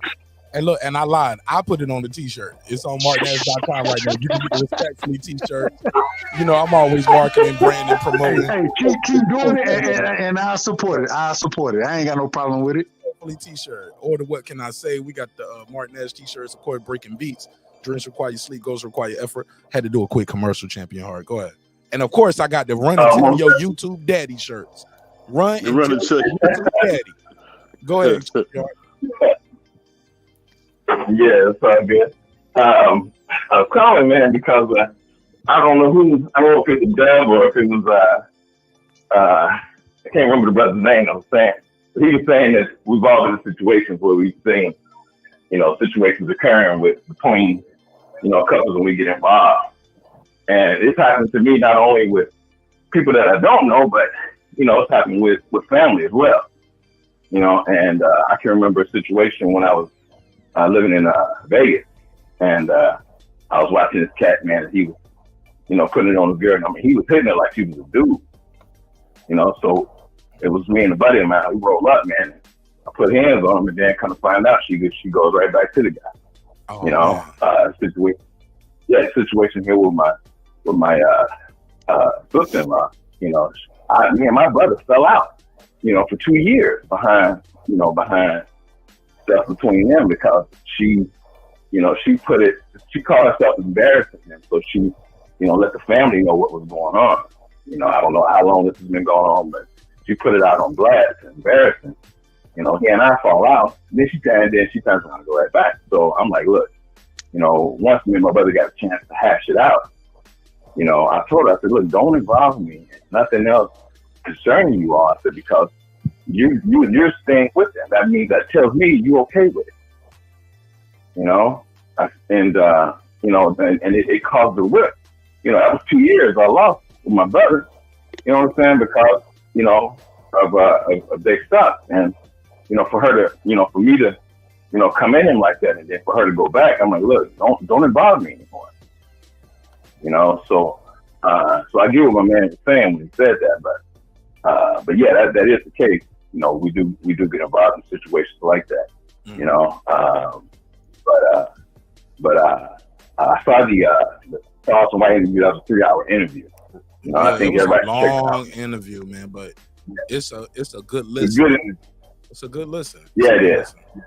Really, listen, man. I agree with a lot of what he was saying in that interview. You know, it was on point. You know, it kind of made me I got rethink another some clip things. I want to play too, Champion Heart. Okay. I don't know if you can hear it on the phone. Are you able to join the panel? Yeah, but I haven't even made my comment. But go ahead. Oh, whenever you're ready, Foodie. Yeah. What you got? Yeah. Yeah, let me tell you, you better not hit food. You should take care of that with a antifreeze cocktail. I love Foodie. She was so right. Like that. Like we joke about it, but Foodie was so right when she was telling. She was like, I was like, how he not know he was getting antifreeze? She was like, it's odorless and it's tasteless, Marq. It's the weapon of housewives. 85% of men who are murdered by this. Like I was like, nigga, how you know this?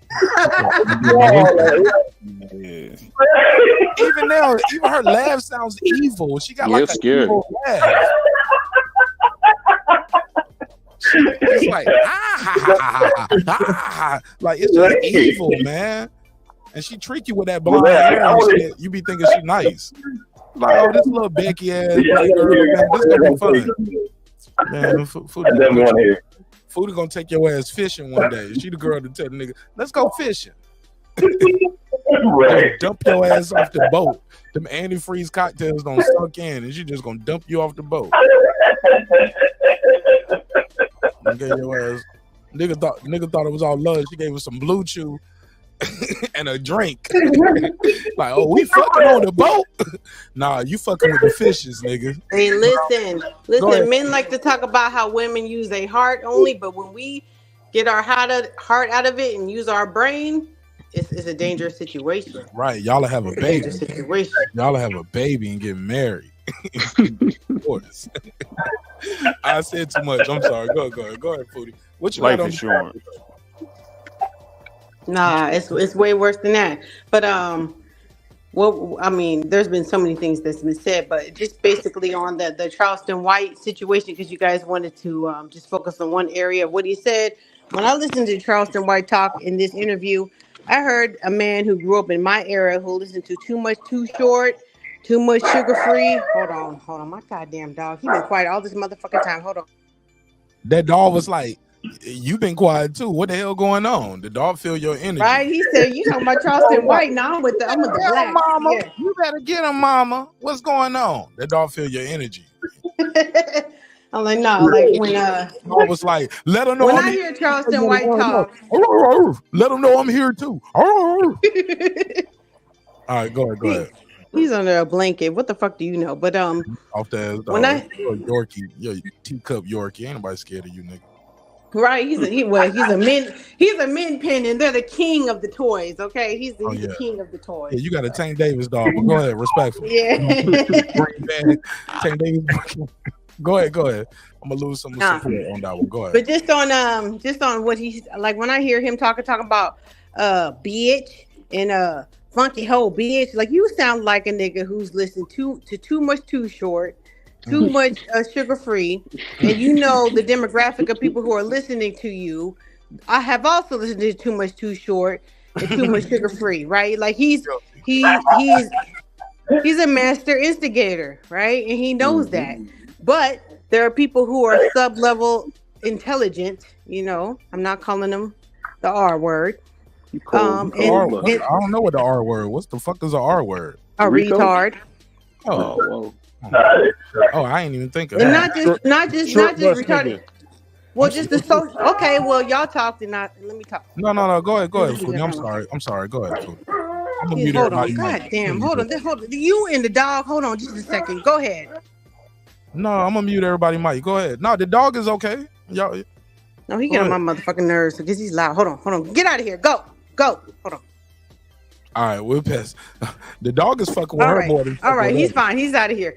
So I mean, you know, I'm a kind of. I was just doing my job. That's what you told me to do, Marq. He's barking at my son, who he loves the most. He just coming in the house, and he's scary. He's tell homie Marq that breaking beat said, "What up, though?" He's a good boy. He's a good boy. Yeah, I know he is. Go ahead. But anyway, so like when I listen to certain interviews and people, I listen to catchphrases and certain like things that I know will be hot topics and hot points, and he hits all of them all the time. And so there are certain people, just like we said with the red pill community or whatever, they are people who feel what's it called, disregarded. They're a group of men who feel disregarded, and he likes to reach out to that certain demographic, and so then that's how that shit gets circulated. So he's doing his job, but people don't realize he's doing his job. But you know, there are other points that he made. So go ahead, I'll listen to y'all. Okay, let me play this clip. And I want everybody to respond to it. Champion Hart, you are on the phone, so I don't know if you're going to hear this audio. But in this audio, Charleston White is going to talk about Champion Hart. Can you click the link? Or are you driving? Are you able to click the link? Because I need to either use this. Hold on, Marq. Yeah. Yes, ma'am. Hold on, let me just. All right, thank you, Champion Hart. What was you about to say, fool? Oh, he's about to get out. Oh, I was going to talk to Champion Hart real quick, but go ahead. Nah, he about to pull back up. He going to just click the link. I'll pull up a little bit. Oh, you still on the phone? Oh, Champion Hart? Hold on. Go ahead, Champion Hart. You still on the phone? What do you say? You can't hear him? He said he's still on the phone. What's up? Okay. You said something about your father being in the hospital and they think he has vertigo? Well, he experiences a lot of like nausea, dizziness when he stands up, and he has to stand there for a second before he can start walking. Okay, that's he already has you know, Ali has Parkinson's. He has a form of that called tremor. Oh, but it's called tremor. It's not, you know what I'm saying? So I don't know if it's related to that or what. You know what I'm saying? Okay, is he in the hospital or is he just in the ER being admitted? No, he's home. He's home. He's at home? Okay. Make sure that they check his ears. Checking for what? What are they checking for? A lot of times your balance issues, especially as you get older, I don't know if he has any hearing devices, it's because of a blockage of ear wax. That will set off your balance. And that's very common for people as they get older, especially if they have ear devices. Make sure dirty so make sure that he cleans his ears out. We see it every single day. And then he may have an inner ear infection. So make sure they check those two things. Okay, go ahead. Okay, yeah, and you may be right, because a lot of times he doesn't hear his phone ringing. A lot of times when I'm at his place, I have to tell him, "Hey man, your phone ringing." Yeah, hey, man, his ears are just blocked. Probably his ears are just blocked, and he'll go to it. Well, I mean, that also just has to come with age, but it's even worse if you have ears. About like going to get a professional ear cleaning, right? We'll just go to an urgent care, and a nurse or a medical assistant will just clean his ears out, and he'll be fine. Yeah, but you're not just talking about Q-tips and running water, like you talking. No, don't put Q-tips in your ears ever. Don't put Q-tips in your ears. What they'll do? Don't know that. We learned that in the Army. If anything, just go and get some eardrops from the Okay, so if you don't want to go to an urgent care, this is what he'll do, just to check it out and see if this works. Go to a CVS or anywhere, get these drops called D-Brox. Okay, put 5. D-I or D-E? Let me talk real quick. I asked you how to spell it, nigga. D-I-B-E. Spell it. D-E-B-R-O-X. D-E-B-R-O-X. Or you can just get it's carbon monoxide peroxide, right? So that's the generic, right? I think that's what it is. But just D-Brox, D-E-B-R-O-X, okay? Put 5 drops in each ear. Put some cotton in his ears. Have him wait 10 minutes, right? On each, just have him just gently put his ears to the side, left and right, for about 10 minutes, all right? Have him do that for 5 days and see if that makes it better, all right? If it doesn't, just go to an urgent care, get him cleaned out, and he should be good. If that doesn't work, then it's a different issue. But usually that's all it is. Okay. That's it. Okay, I appreciate that. Eardrops, 10 minutes, 5 days. Right. For sure. And this episode brought to you by D-Brox Wax Removal Kit, available now on Amazon for the low price of $8.12. Man, Martin, yeah, because even if it is earwax, that will really help it to loosen up real quick. And if he does go to an urgent care, then it'll get his ears cleaned out real fast. We won't have to send him home with that. So just 5 drops each ear, 10 minutes, 5 days. Okay. All right, for sure. Look at Foodie. Dr. Revolution. This is Dr. Revolution. Shout out to Latavia. She said it's her birthday. Hey, Champion, click that link. Click that link. I want you to hear this clip. Click that link. All right, bro. I love you too, man. He said, all right, I love you. Or did he say later? I love you too, though, bro. You my brother. I love you. Shout out to my sister Latavia J. Latavia J been rocking with the panel. Happy birthday, Latavia. 11/11.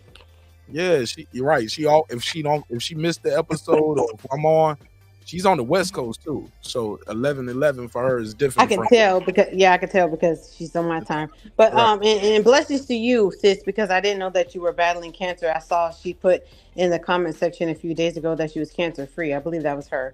So praise God for that. Yeah. Man, Latavia is super dope, super talented, super amazing. She can sing her ass off. I remember playing one of her records over here, and me and Clips were reacting. That was when we do the Freestyle Fridays, and we play music from the guests in the panel, and let people send in their songs, and we'll play it live on air. Latavia, me and Clips got the best reaction to that. I'm gonna put that in the community tab again because it's your birthday, and I'm gonna put the original version. I want people to hear your amazing voice. If you able to call in, Latavia, real quick if you can. You ain't gotta stay long. I won't keep you long. I just want you to and I won't ask you how old you are. Nobody's gonna ask you that. Just want to tell you happy birthday in person because I really appreciate all you do for the show. And you've been rocking with us like I said for what? Since 2021, maybe 2020, but I'm not sure about 2020, but I know you was here around 2021 though. So you've been rocking with us for a minute, and I appreciate you, and I thank God for you. Congratulations to you for another, revolution around the moon or around the sun. Lap around the sun. Yeah, whatever y'all artsy star ass niggas be saying. Whatever y'all be saying. Oh. Nigga, you got older, man. That's dope. Yes, the earth revolve around the sun. Okay, go ahead. Right. Back to Charleston White. Oh, thank you. Boom, the clip. There we go. Thank you, Foodie. All right, here's another controversial clip, but I love the way this energy is going. And everybody, please, if you can, in the chat, drop like a cake emoji, a birthday emoji. Latavia, you want to put your Cash App out there, you can do that as well. I won't block it. And don't nobody else put their Cash App out there, but if you want to send Latavia a Cash App for a birthday, Latavia, put that out there. Shit, I'll send you some my damn self. You heard? So, let's put that out there. Let's put that positive energy out there. Send her a cake emoji. There we go. Thank you, Chief. Shit like that. Happy birthday. There we go. Shit like that. All right. Let's send her birthday warm wishes, man. Like I said, man, she could sing her ass off. Latavia, I need you to drop your YouTube. But let's play this. Shout out to Centos. Centos is sending me shit on Instagram Live while I'm live. So I'm not gonna be able to play that, Centos, because I'm playing this. See, this is the thing, Charleston. Like, I think everything that you're saying has some truth to it. It's just the delivery. There's no denying that you're standing for and by your people. Well, here's the thing. When you're addressing evil, you can't worry about the delivery. When you're looking at the conditions of our community, you can't worry about the evil when you got kids that kill kids and say we smoking on Tupac. See, they wasn't worried about the delivery when these kids in Chicago were talking about smoking on Tupac. They weren't worried about the delivery. I ain't got no manners for no slut. I'm gonna put my thumb in her butt. Trigger warning. The delivery? I like girls kissing girls where I'm from, and that's on the radio. Girls on girls, that's promoting lesbianism to my daughter as we driving to school. This song they playing with Drake. Y'all worried about the delivery? These niggas talking about killing each other. That nigga Thug said, nigga, I shot at your mama. You don't mention me no more. He really shot that nigga mama. And y'all worried about my delivery? These niggas are confessing to murders on songs. And y'all worried about my delivery? The conditions of black sucking them, talking about booty hole. Y'all worried about my delivery? Come on, don't be hypocrite, black people. Y'all can't listen to this music if y'all so caught up in my delivery. Don't do me like that. And the way y'all snap and pop y'all pussy to this music, the way y'all kill and drill to this music, don't trip about my delivery. Hey, yo, Easy, Why you wear your pants like that? I wear my pants like that because that's easy access, baby. Easy. Why you talk like What I that? say? What I say? Get my point across. Because when I wasn't talking like that, wearing a bow tie, y'all wasn't paying me no attention, and I was going to the Supreme Court changing laws and legislations in this country. I was working with over 50 U.S. congressional members, from Ted Cruz to Mark Rubio, Senator John Cornyn. I was on the front page of the American Bar Association Journal. I had done a study with News 21, Walter Cronkite School of Journalism. Y'all wasn't paying attention then. So, nigga, I gave y'all what y'all want. A ignorant motherfucking nigga that talk like them rappers. Now y'all listening. Now y'all paying attention, huh? I got y'all attention. Checkmate. Now let me tell y'all what y'all need to hear. We fucked up as a race of people since y'all so caught up into my delivery. 5% of children now are catching HIV from ages 13 to 21.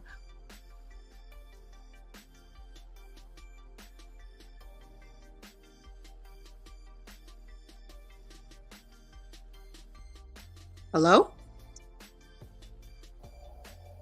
What happened? I thought it was just my connection. Marq must have fell asleep. Yeah, but the same thing. Or that line of coke he had earlier. Just He finally nodded off. Some eating hot Cheetos and drinking that Patron, man. They don't listen. Yeah, nah, that's crazy. Well, I don't know. Guess we're gonna talk about it, right? Y'all can go jump off on that. That's crazy. No, let him go ahead and go ahead, let him do his Rudy. thing. Yeah. No, I was just gonna say let him finish the whole thing. Nah, I'm Even gonna though go back. I'm gonna go back to it, but y'all go on react to it. I had to switch devices. I'm sorry. Okay. Oh, okay. Well, what I was gonna say is that, like I said, you have to listen closely to what you're hearing. You have to hear it, and then you have to listen. There's a difference between listening and hearing. And Charleston White is a dude who likes to play both sides of the fence. You know what I'm saying? He will sit there and be an antagonizer and then play the victim at the same time. So he will say that he tried to do something in a certain way, but it wasn't getting him the attention that he was looking for. So are you looking for attention, or are you looking for responses in action? Because you call yourself an actor. I think it's funny that what you're saying is very true, but it's weird, you know, especially me growing up in the projects. It's kind of hard to work with people who feel hopeless. When people feel hopeless, they really get into this mode of they don't care about nothing. Like in Cleveland, where I'm at, you've seen a huge rise in HIV, herpes. It's because people have no value. They feel like they can just do whatever. And when you do whatever, man, when you act like an animal, you get animal results. I mean, my mom said all the time, when you play stupid games, you get stupid prizes. Man. What Charleston is doing is cool because guess what? At the end of the day, people like a villain. You got to play the villain sometime. And it's working because we wouldn't hear Charleston when, like you said, man, people hear about what Farrakhan does. You hear about all these people, man, Hill Harper, Umar. They get no love, but if you're talking crazy like Kevin Samuels, or you being a jerk like Charleston, you get all the love in the world. So it's kind of hard to play, you know, Foodie. It's tough because you got to kind of play both sides. Well, you ain't got to tell me. Yeah, I second that a little bit. About 45%, because I'm going to say on the other end, what is that doing for us as people? At the end of the day, like we can't keep falling into these traps where we're punishing our kids. And I get it. That's what the youth and all these, you know, they want attention too. And if that's the attention that you're going to give them, you're still misleading them. It takes a village to raise a child. We knew that all growing up, especially everybody over 30. I'm imagining this panel. We knew that. And when you do stuff like that, yes, that sends a message to who? Not us. I mean, I don't know if y'all remember the movie CB4 when they had the fake MC Hammer dude and he was supposed to be the dude from Cell Block 4. But at the same time, nobody liked CB4. Everybody wanted to be the MC Hammer dude that played by Pootie Tang. But we can't rock. You know what I mean? We can't always rock with the illness. There ain't nothing wrong with keeping it real. When you a certain age, you gotta let that keeping it gully and keeping it real shit. I'm just gonna say it, just keeping the real shit. You gotta let that go sometimes. Ain't nothing wrong with just being humble at a certain point. And when you gotta be about it, you be about it. Other than that, you gotta let shit roll off your back like water on a duck. because too many people out here getting hurt and touched for things that don't concern them, and two, trying to be something they not at a certain point in life. Man, let that go. That's all. That's what I look at. I think it's tough. What you're saying is true, but you got to realize, anytime you're successful in black, the first thing they want to say, you a sellout. You forgot about your people. That's self-esteem. That's self-esteem. Yeah, No, listen, but that's listen, okay. listen. Hold on. No Yeah, one's go ahead. immune. Listen, no one's immune to the chatter. That's why we humans. No one's immune to the chatter. You can play it like I'm just giving you. I'm not saying you. I'm not attacking you. I'm just giving you a broad view of most people care about what other people think about them. We can't go off how we feel, what we would think. If I didn't learn anything from doing my YouTube channel, is people just think way different than me. And it's good because it gives you those conversations. But what you're dealing with is there is no black community. There is no identity, because I ain't gonna lie. If you were like, for me, I'm Huxtable, but it's a whole bunch of good times niggas out there. So it's kind of hard to find your way when you're Huxtable and you're dealing with nothing but good times type niggas, man. It just is. Well, like you said, I grew up in the projects too. I actually I went to the military, but I had a chance to go to the NFL, or I don't know about that, but to the pros. I played behind a guy that took my spot. So when you say feel some type of way, I grew up in the like in the streets at a young age. At 14, I made a decision. At that decision, I was like, I'm gonna go play ball. And when I put all my efforts into that, I left that alone. And you know what I mean? The people that watched me was looking out for me. They was like, yo, you know what? You getting out of here. We're gonna help you. So some people respected that. Ain't nobody try to drag me back. But then you also had situations where, like I said, you have people, and it doesn't matter how you want to look at it. When you're putting yourself out there to be a nuisance, you're going to get that same energy back. And it's only going to be a certain amount of people that you're going to surround yourself with, because that's that negativity. And when negativity builds up, it only turns into flames. You can only pour gasoline on the fire there, and it just turns into a ball of flames and starts rolling. Sometimes you just got to keep it a buck and just be like, yo, man, I ain't with all that. Like, for real, I see where you going with it, but I ain't with it. Because sometimes you'll get that message through. Not everybody. You know what I mean? And that's where you're trying to point, because it only takes one person to take a stance. And when you take that stance, it don't matter what everybody else think about you. I used to get in my feelings too. I used to be like that. Like, yo, why this person like But maturity gives you a different point of view. Yeah. And in retro, like they say, hindsight is 20/20. So the thing with Charleston White is that he wants to play both sides of the field, which lessens your credibility, no matter what audience you're trying to appeal to. Because you'll look at one side and then he'll talk about this side and he'll move to the other side. You cannot ever lower yourself trying to get to a lower demographic, trying to get on somebody's level, because it'll just go lower and lower and lower. You have to stand on your square, But the thing is like with the black community trying to reach a certain, get a certain message across, you have to stick to the message and not follow the demographic. Just like I just said. There will always be people there will always be people who are not going to understand your message. I mean, we have a huge problem just in general with communication and comprehension. Everybody won't get it, but if you stay on your square and you keep moving forward, you will continue to gain more people and more people and more people who are on your stance, like the people who stay on the square, like the people you mentioned, what's his name, Hill, Harper, and all that kind of stuff. They stand on their square. They're not going to go down and try to get with the gangster rappers. Now, if you're willing to come up to my level, then we can have a conversation. But I'm not going to go down to your level, because we're not going to get anywhere, because we already have agreed that the fact that has gotten no one anywhere. And it's not just, I would say, there's not just a black community. It's a poverty mindset. Yep. It is a disenfranchised mindset, because I work with a lot of people who are grown ass people who make a lot of money and have made a lot of money, who are in a certain demographic, and they have no regard for their health, and they continue to get themselves into the same situations that they know will lead them to death, but they don't want to change their ways.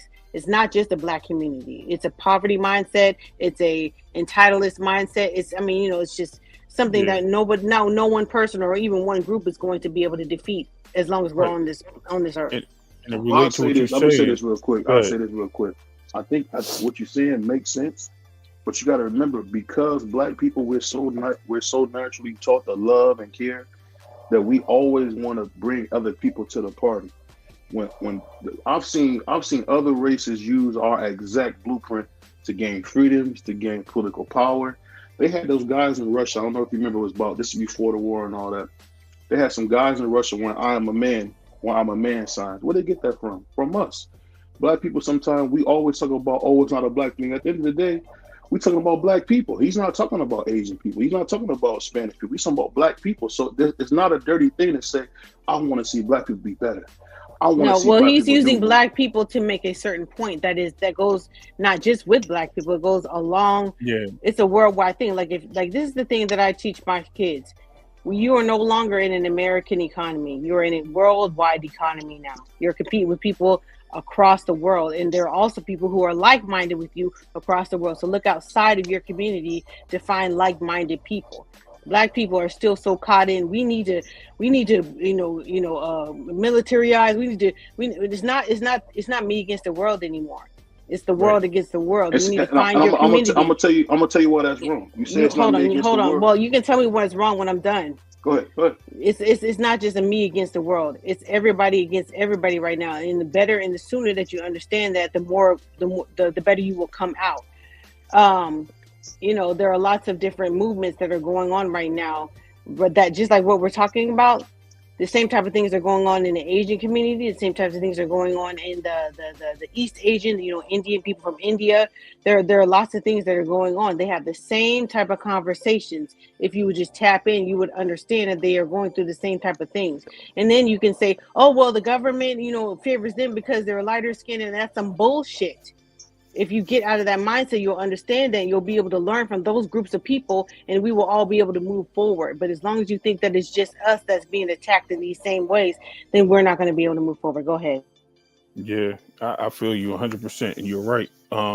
There's nothing else to say but that we're stuck in the mentality of chasing somebody else's dreams instead of living our own. Then we get into the point of where you also referencing hip hop. A lot of people don't even realize. You ask a person today what Tupac really was rapping about, they don't even know. They think it's cool and it's hood and it's ghetto. That man was trying to tell us something and forewarn us of what's coming. And no, he was not. Yeah, he was. Yeah, he was. He was. And not only did he speak about it, but he was about it. Listen, Tupac is the classic human pendulum. 1 minute he talking about love and peace. 1 minute he talking about how do you want it? How do you feel? Does that make him a pendulum? Hold on. Does that make him a pendulum, or does that make him well-rounded? Right. You can put. That's the thing. What I'm talking about. You cannot. That's what I'm saying. You can't. You. You have interrupted me a lot of times, and I'm gonna let you talk though, because I know when to stop myself. You don't know when to stop. You just keep going and going and going. Let's all bring it down a notch. Let's bring it all. Hey, let's everybody reset. Let's bring it down a notch. Go ahead, bro. Finish what you about to say. I'm good. I'm gonna let him have it because you know what? No, go ahead. No, I want to hear what you about to say. Let's tell you why. Go ahead. So to your point of what he was not, yes, he was. The reason why he was is because he's an entertainer. At the end of the day, he still has to make music for everybody. He has to make music for the radio. He has to make music for the people. He has to make music for the business. So he does that. That's just part of what he does as an entertainer. At the end of the day, most of his music was controversial to who? To people that didn't like him, not us. We understood if you grew up in that understanding what he was about. So when you're saying that he wasn't, that's crazy. I'm getting back on topic now because I just went off on a little spin. But we have to understand what his words was and what it was meaning. We're not taking that. We're taking it for granted, and we're not teaching, like she said, the people underneath us, like, yo, you got to stop listening to all this nonsense and taking these things and looking at failure. We have to look at our own burdens. We got to be successful for ourselves before we try to help other people. And that's at the end of the day, that's what it's about. Now, as far as what he's saying about, playing both sides of the fence, you can do that. But like I said, that wasn't the platform to do that, because when you say things, you're going to pull back on stuff, and people are not going to take that second thing as what you said the first time. They're gonna be like, yo, nah, you wasn't doing that. You just now capping for the audience. You was just doing that. Maybe somebody had to slide something into you to be like, yo, don't say this. Whatever it is, whether he's real or not, you can't. You got to stick to your guns. And when you stick to your guns, you got to be meaningful of it. He should have said, for example, or something like that, and let off with that. I mean, this is just common sense as people. But go ahead, man, jump on. Who, me or him? No. BV was saying something. Go ahead. Okay, or go ahead. Whoever wants to. No, you go ahead, Right. Foodie. Go ahead. Go ahead.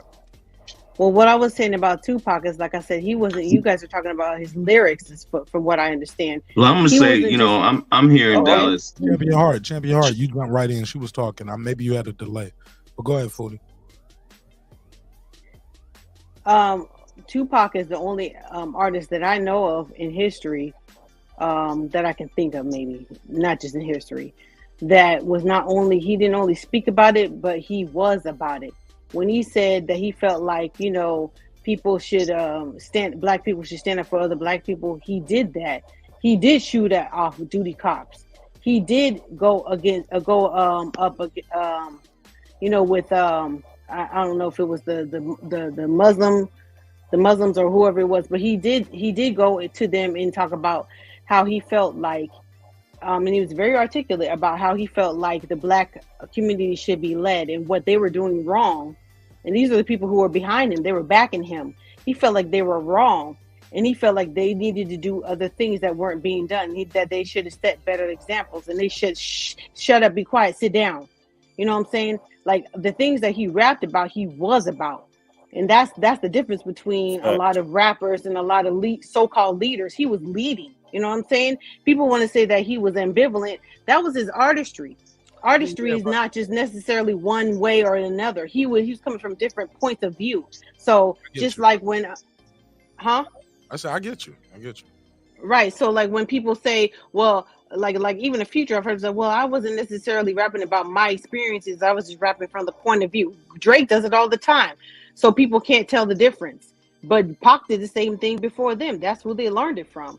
So when you're an artist, you know, you may come from a certain point of view, you know, Dear Mama, or I think that was real. Or Brenda's Got a Baby. He ain't get Brenda pregnant, but he was talking from the point of view. Or Keep Your Head Up, or any of those other situations. Like he was just speaking from a point of view from what he saw in his community. That doesn't mean he was, you know, one way or the other. Fair enough. Go ahead. Pass around. Go ahead, Champion Heart. What was you trying to say? Champion Heart, go ahead. Champion Heart, going once. Can you hear me? There you go. Yeah, can you hear me? Yes, sir. Go ahead. Yeah, can you hear me now? Yes, sir. We can hear you. Yeah. No, I was just saying, just speaking on Charleston White. I mean, I'm here in Dallas, so he's definitely, you know, Charleston White definitely does things here in the community.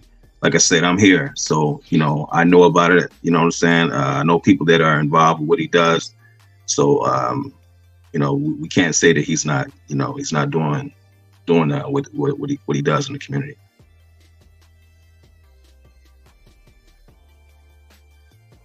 I don't know if that was a response.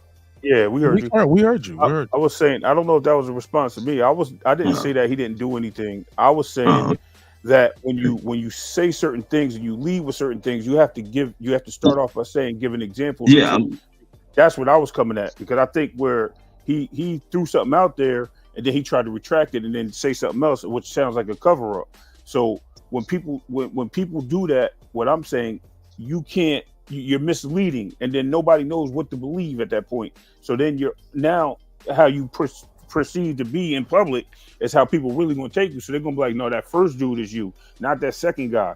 So when you have to understand, he has to understand, not you. He has to understand that you have to lead with certain things and give the people what they need to hear. And if you're going to go on that line, be on that line. Ain't nothing wrong with staying on your grounds. I got that. I respect that. Ray Davis. But here's the thing.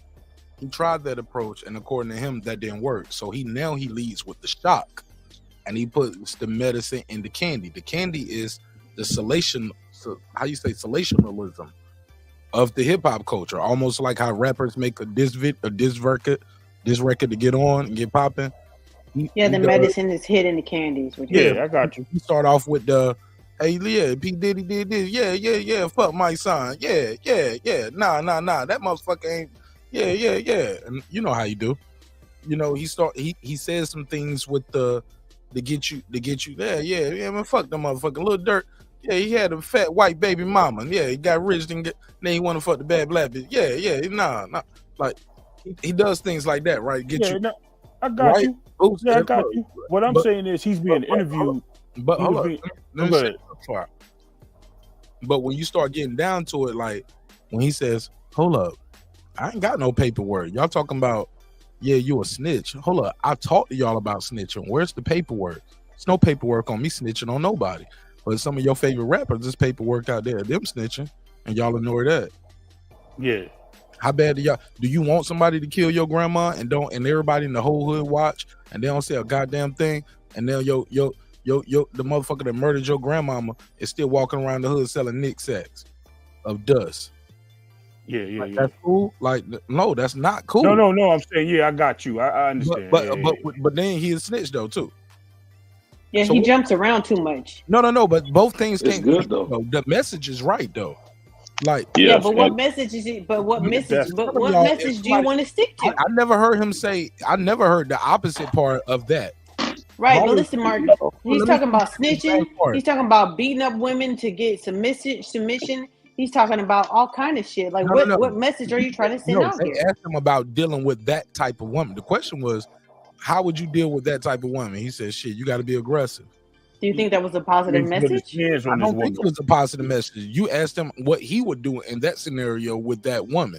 I think the He question didn't say, was, "Hey, I'm pursuing Brittany Reiner." So is he a leader or a follower then? No, I think that's a whole nother question. You asking me different questions. I'm trying to answer one question. You Just don't like him, because he's all over the place. But you presented me different questions while I'm trying to answer one. I didn't even get 10 seconds to answer one. I'm just giving an example of what we see from Charleston White. I'm not criticizing gotta your let me analysis. Can I say one thing? But my whole point is this. Like the guy said, you got to lead with lead with positivity or whatever. I think he tried that and he said that. I think now his method is, I'm going to lead with the shock. I'm going to shock you. And I'm gonna say, shock culture. I got you. And I'm going to get you in the room. And once I got you in the room, I'm going to tell you, hey, look, this is the plan that what we need to do. Do you realize 3%? And he give you the stats and the data at times. So I think it's a different approach. I don't agree with all of it, but I understand it though. That's all. His approach is failing. His Yeah, approach is and- failing and- because he's not on one direction. He's all over the place. I don't think it's He gets the shock, but he doesn't get the resolution. People Right. don't listen Yeah, to the but resolution. They just stick to the everybody, shock. you know what's funny? A lot of people not but gonna some make of our greatest leaders didn't get the resolution and they died. Yeah. Like Which- just because he don't yeah, quote we can name the resolution, he starts the conversation.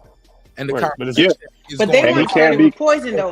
They But weren't it's, starting with it's poison. misdirection. It's misdirection. Yes, the government. They were- Wait a minute. yeah, The government said yes, the I agree government with said it was poison. The government, the media said when those guys we love were talking, that was poison. Malcolm Luther King, Malcolm.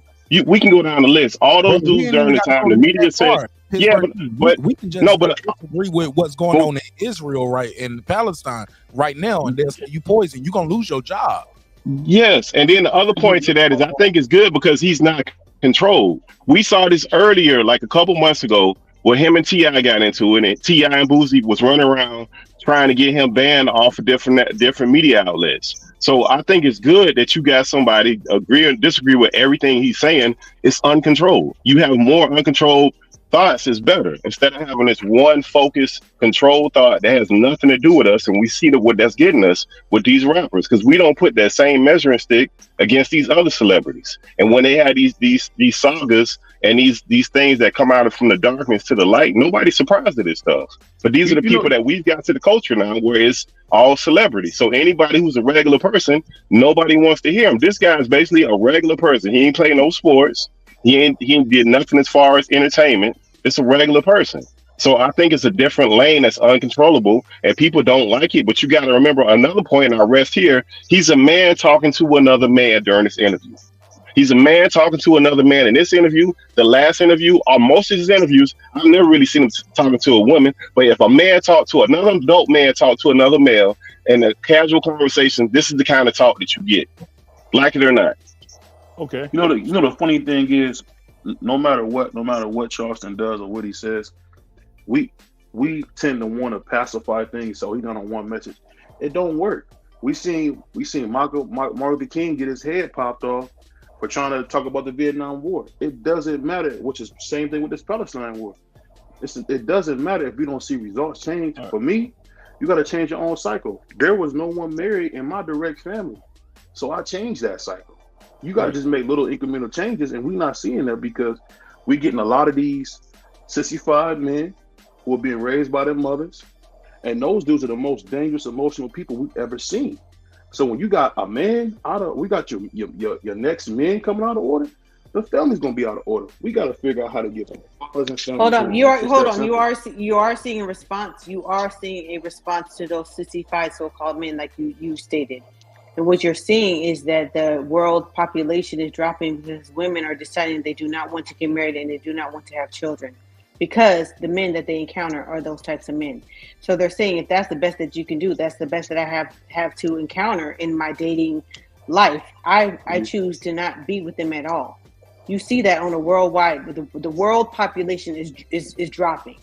So that shows you who and what is really in control when it comes down to. You got a great point. You got a great point. But what happens is this: when you, and this is just for me, speaking as someone who's been popular in real life, you got women dating the same 6 guys.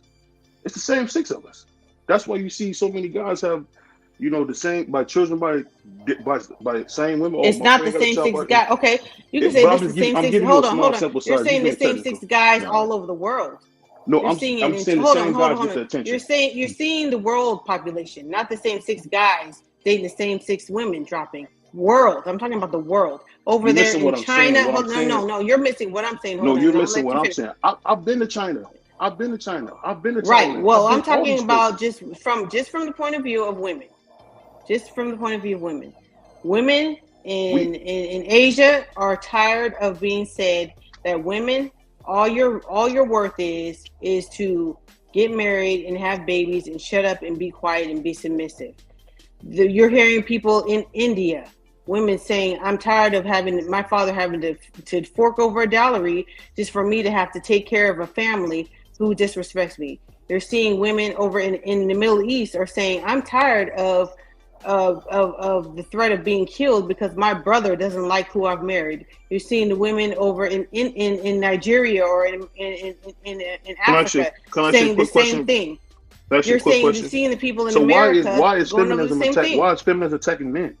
Why is the feminist attacking men? I don't understand. You're not attacking men. Hold on. You're not attacking men if you're choosing not to get married and have children. But women don't choose to get married, though. Yeah, women are choosing that. That's ridiculous. That's ridiculous. Women don't choose that. Yes, they do. That's really ridiculous. Yes, they do. So you telling me women are getting proposed to and they're saying no? So women are getting proposed to and they're saying no. That's what you're saying.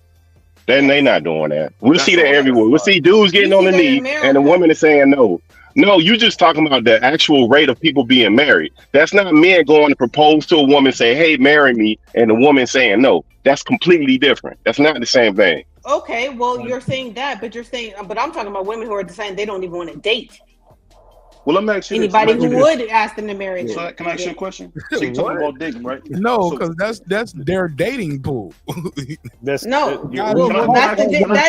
the dating pool. No, the guys you don't want you at that point. In my opinion, when I digress, go ahead. Okay. Well, then why are they just deciding that they don't want to get married and have children? Because why is the worldwide birth rate? Okay, why is the worldwide birth rate dropping then? Let's keep it above. All right, some girls don't price themselves out. I want a man to make $300,000 a year. Yeah. You don't see it now, but you'll see it. Oh yeah. Okay, and that's all I'm saying. You'll see it. I don't have to say. I literally, it's literally speaking for itself. But to be fair, men be pricing themselves out of the game too. When they be talking about, I want a girl that look like this and do this. And that's in America. You're talking about in America. I mean, you brought up global shit. Yeah, you brought up global. In global, yes. Yeah, but you don't know that if you never been there. All you know is what somebody told you on the book, on the TV screen. You ain't never been to China. Just like we're talking in America. Okay, have you ever? There's a movement going on. There's a movement going on in South Korea. We just got right now. And I lived in South Korea for a year. Right now. I'm talking about right now. A year. I lived there. So you did then. I'm talking about now. But I'm just saying, I lived That's there. just moving the goalposts. You're talking about on the then. I'm panel talking about lived now. there ever. Nobody on the You're panel talking lived about there then. I'm talking about now. I've been in the I was in the army too, Mark. Dude, I lived in the 2000s though. Nobody else But lived I'm there talking about right ever. now. That was the 2000s. I'm talking about right now. Moving Right the now, I goalposts. Today, got as more we experience. speak. Instead, right now, I got more experience about life in South Korea. Than Right. And then, but not now. So who got more experience about life in South Korea on the panel? I'm right talking now? about the conversations that are going on right now, Mark. Okay. 2 years. I was on a 2-year tour, Mark. I digress. Go ahead. Yeah, Go ahead. so my uncle married two Korean women, and they were married. And that doesn't matter. That was from He the ain't on the Korean War. panel. It doesn't fucking matter. Yeah, he ain't on the panel. You ain't talking about the conversations I'm talking about right now. You talking about But I don't Korea. have to say it. But I don't have to say it too many times. Y'all are gonna see.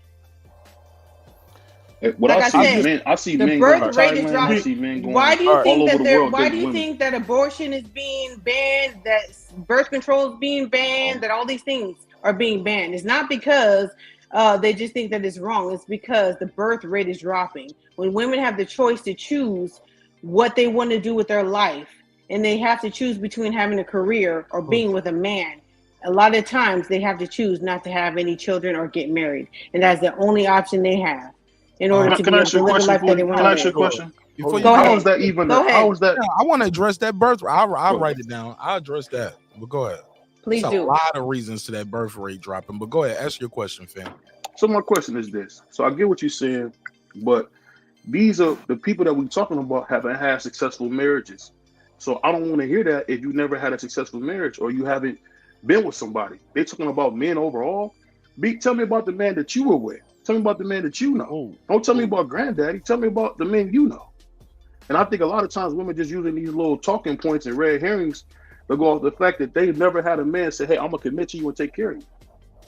That's not every woman's. Well, with these women, a lot of times these women are going off of what they've seen in their home growing up, and the only choices that they have moving forward, if they do choose to get married, they do have children, they know what the outcome will be, and they don't want that. So these women proposing to the men there? Because you acting like the women got all the power there. They must be You're missing proposing the to the point. men. You're missing the point. You're saying the women are making the choice. So you're saying the women are making a choice not to get married. So if they're choosing not to get married, they're with somebody, that person has proposed or they have proposed and they said no. The women said no. That would be like a national epidemic. We see that everywhere. No, you're missing the point. You're missing the point. They're pulling themselves out of the dating pool completely. They're choosing not to get married or have any children at all. They're choosing only to focus on their friendships with women and in their careers. They don't want anything to do with dating. You're missing the point. So they die alone. They're saying that I would rather die alone than to get married. Yes. I don't know. I got I got 20-year-old daughters. I got a few of them, and ain't none of them or their friends not trying to date, not trying to get married. So I don't know where you're getting that from. Okay, but you will see. But you will see more of what I'm talking about moving forward. Oh, because they gonna be older than Booty. They gonna be 45 and 50. All right. Yeah. And they would rather be 45 and 50. No. But at that point, they would They rather never be said that. Listen, they would rather be the auntie. Okay, because you guys are not in the same talking circles that I'm listening to. No, of course you're not. feminist. No, it's a different age demographic too. But what he's talking about, the younger 20-year-old. Yeah, there are 20-year-old women who are choosing to get hysterectomy so that they do not have children, even if they decide to get married. Oh my God, that's not outlier, Foodie. That's not the norm. Okay, but the thing is, if things don't change, it will be the norm. It's the percentage of people getting body modification and putting the horns on their fucking head too.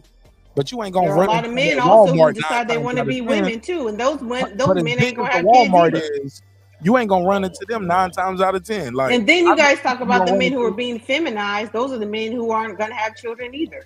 We're talking about the world population. No. They still mating. No, the gays are still having babies. Okay. Yeah. Gay men have babies. Gay women have babies all the time. They are still raising families.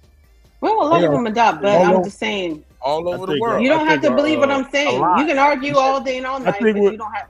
At the end of the day, she was answering a question. At the end of the look, it's not about right or wrong. These are just I got you. She was just answering the question, and I think that we turned the answer that she gave into something different. I think what I'm saying is we're all right, but we have to look at her point of view as a woman, and whether it's her opinion or other women's opinion. it's still her point on that matter. Exactly. I'm not taking sides here. I'm just saying generally, like, she was just answering the question, and I think we took it a little to the max because we as men are not sensitive to women and what their thoughts are, and when we get countered on stuff, we kind of sometimes jump in and like, all right, well, you know, she ain't gonna beat me up like that because I'm not that guy. She's not talking about us. She's talking about a general population, and I get it. No, but that the it's apples general and oranges population of women are not getting his. I know, I got Right, you. but hold I'm on. not going You there. forget. That's Hold not on, where I'm going. Yeah, That's I not where I'm agree going. with That's you. because it Thank led. you. Let me finish. Thank Let me you, finish. Ray Davis. Thank you. No, what I'm saying But- is this conversation led to that. It's not that's what she was saying initially. you. That's what I'm Thank you. saying, y'all. Then we It going led to to that. the Well, I'm not going there. I didn't even want Because to you jump forget on. that I have I'm just- two children, and you I'm just trying to forget that I don't regret having those kids. I'm just and you interrupting forget because that I think you're right. we're going Right. down a rabbit hole that wasn't Right. even the topic. That's all I'm saying. That wasn't it. That's okay. Like That's I said, okay. you'll feel attacked. You feel attacked, and I wasn't trying to attack you. I'm No, just not me. putting a different side to the thing. Because, like I said, I have two children. I don't regret having those kids.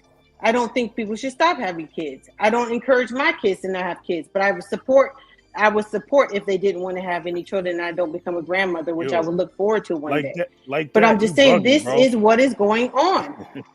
This is what is being said because they feel like those are the only choices that they have, and in some places in the world, those are the only two choices: either you get married and have kids and live an unhappy life, or you don't have children and you can live the life that you want to. And it shouldn't be that way.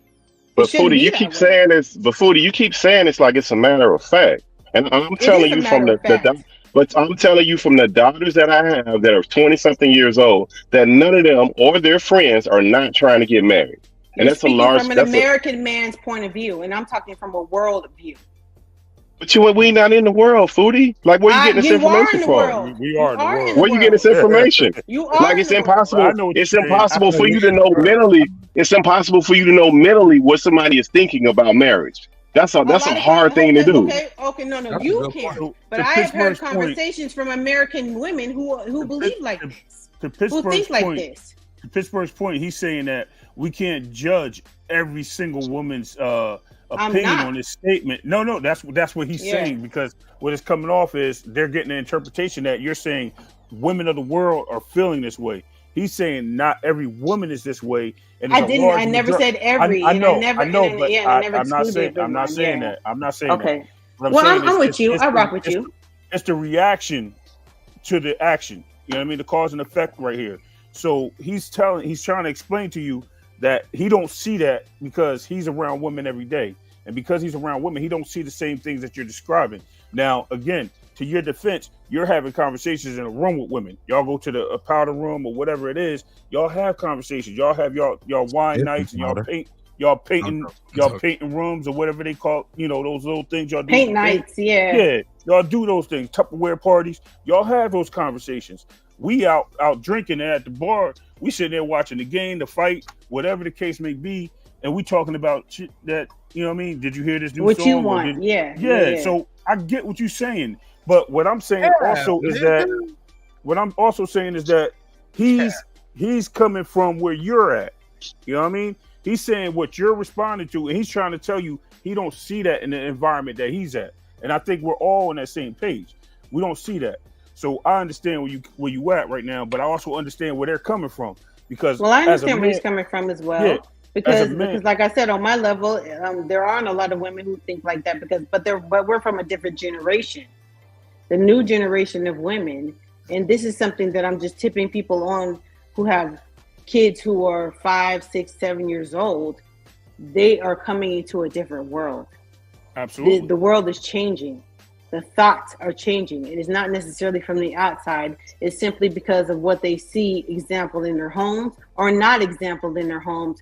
And they're deciding, I come from a single parent household, but the only way to prove that I'm not going to be a single mother, because even when you get married, like I said, in America, it's like a 70% divorce rate, right? For whatever reason, it doesn't matter the reason. They're saying the only way I can prove that I'm not going to be a single mother is to not have children at all and to never get married. Your point is the self-destruction of households are causing people to make rash decisions based on their futures. possibly rash decisions. Yeah. And not just the household, but kids who are growing up in the foster system, kids who have parents who died early, the kids who come from a household of cancer and all kinds of things. Okay. There are so many unknowns, but the only known is that I have the choice to decide if I want to have a kid or not, and I'm choosing that I don't. The only way I can prove that that's not going to happen, just like the only way you can prove you're not going to get pregnant is not to have sex. That's the only one way, right? So what about the other effect of that, where there are the other people that say, well, because that was failed, I'm going to do better than my parents, or do better in the situation I came from to make it work and to be happy with somebody else? Because you have some that, of those women are saying, yeah, and I do believe that there are lots and lots of examples of that, I have physically seen lots of examples of that. But some of these people are so shell-shocked to feel like, because like I said, I'm not saying that's the answer. Some of these people are saying that even so, we might end up in divorce. I might end up in a messy divorce. I might end up with, a father who decides he wants to, or a mother who decides to go on and have another family with another person who completely disregards the children that they had before. The only one proven way to prove that you're not going to end up in that situation is to not get married and not have children. Right. That's how these people think. And that's running away from adversity. So to me, that's a weak mindset.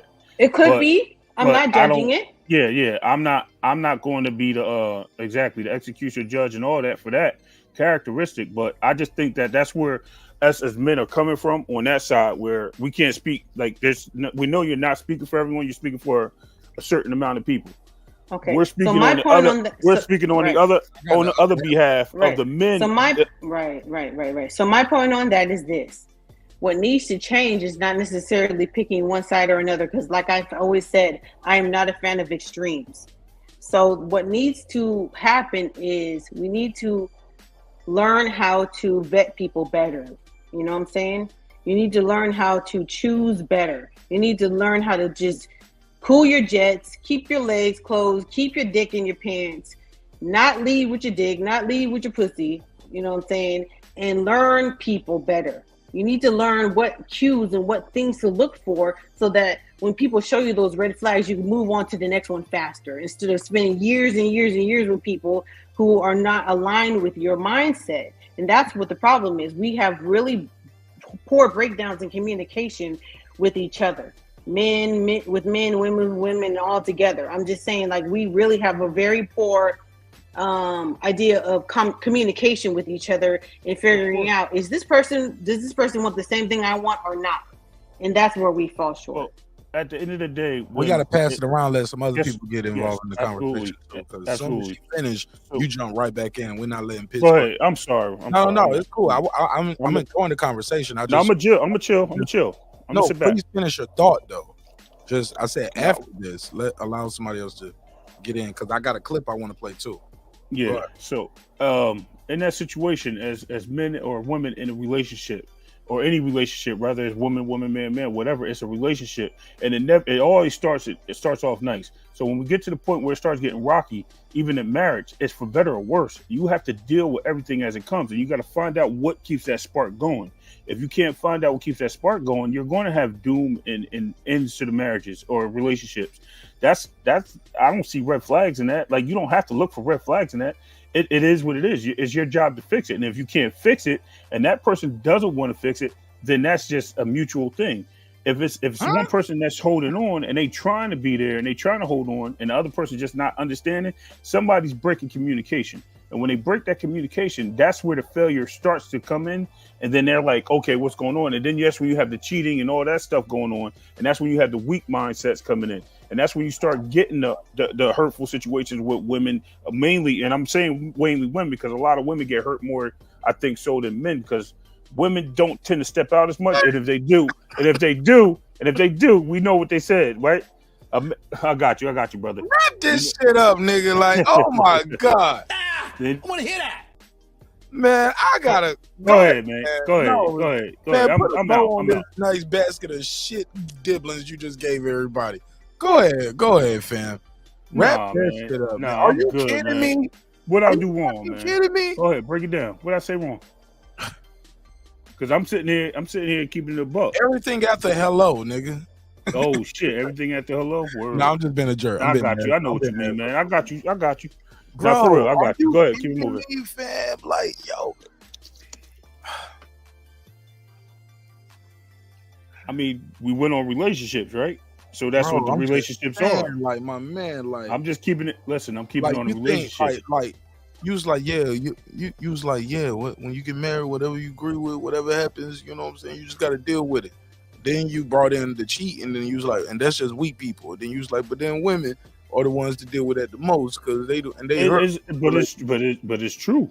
Listen, I'm going by statistics too, man. So at the end of the day, it is what it is. I'm not a doctor. I'm not a psychiatrist or a doctor. Yeah. I don't get paid Stop for that. pandering, man. You pandering. That's not true. all You're right. pandering. Man. Hey, Hey, look, look, keep it moving. I said keep it moving. I pandered the food the first time I met her too, but then I realized Nah, man. And, yeah, Foodie, I'm fucking with you, respectfully. You know it's all love. I But know. I'm just saying, and Foodie was like, yeah, I be peeping that shit too. Niggas be pandering. Shut up. I wasn't saying that. Listen, I I'm on a wasn't whole saying different. that. Listen, man. Foodie even played into it. She said, "Go ahead, you can continue. I like you." Nah. Let me sip my champagne and listen. Yeah. I like you. Go ahead. All right, go ahead, man. I told you I was done. I'm listening to you guys and I'm learning from you guys, but go ahead. Yo. All right, but look, fam. I got you. My Let's G, keep it moving. you can't have it. Like, look, is it possible? Sometimes people just grow apart. I agree. I said that. I did say that at the beginning. I did say that. I said sometimes they come to a mutual. Yeah, no, but that's a mutual. We still got to stay together. No, I said they grow apart. I said sometimes they agree to move apart. Is what I said. But it's cool, man. Let's keep. No, we in it. We in it now. No, you said you going to the next clip, man. I ain't worried about that. I ain't worried about that.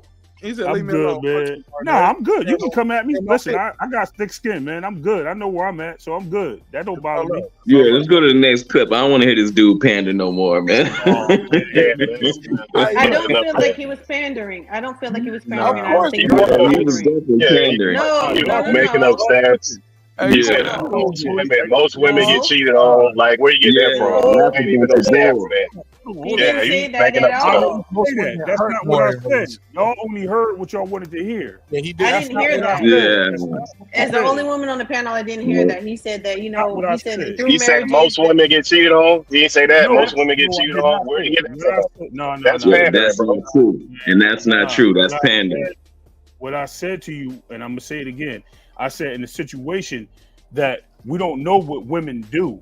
I said, but I'm glad your avatar messed up. Can't nobody see your face. Yeah, we do. No, hold. Let me finish. No, matter of fact, I'm done. I ain't even gonna go in there, guy. I know what I Yeah, said. No, I'm good. No, I'm good. I'm good. Yeah, Well, I didn't hear that. Maybe that's what he said, but I didn't hear that part. I didn't Yeah, our lie is we didn't sleep with the neighbor, but their lie is the baby is yours. Yo, Mark Yeah. Thomas said, That's yeah, where I was you going saying with it. That's exactly where I was going with it. Somebody But go ahead. said, dude is lip syncing Keisha Cole, trust in the mirror. Let me see. Somebody said, I never cheat on you. These other niggas ain't. Whatever. Well, yeah, that is listen, I was listening to somebody that Mark Thomas no, said, I was listening to a man who I respect. He's Nubian Queen, I love you of the Hey.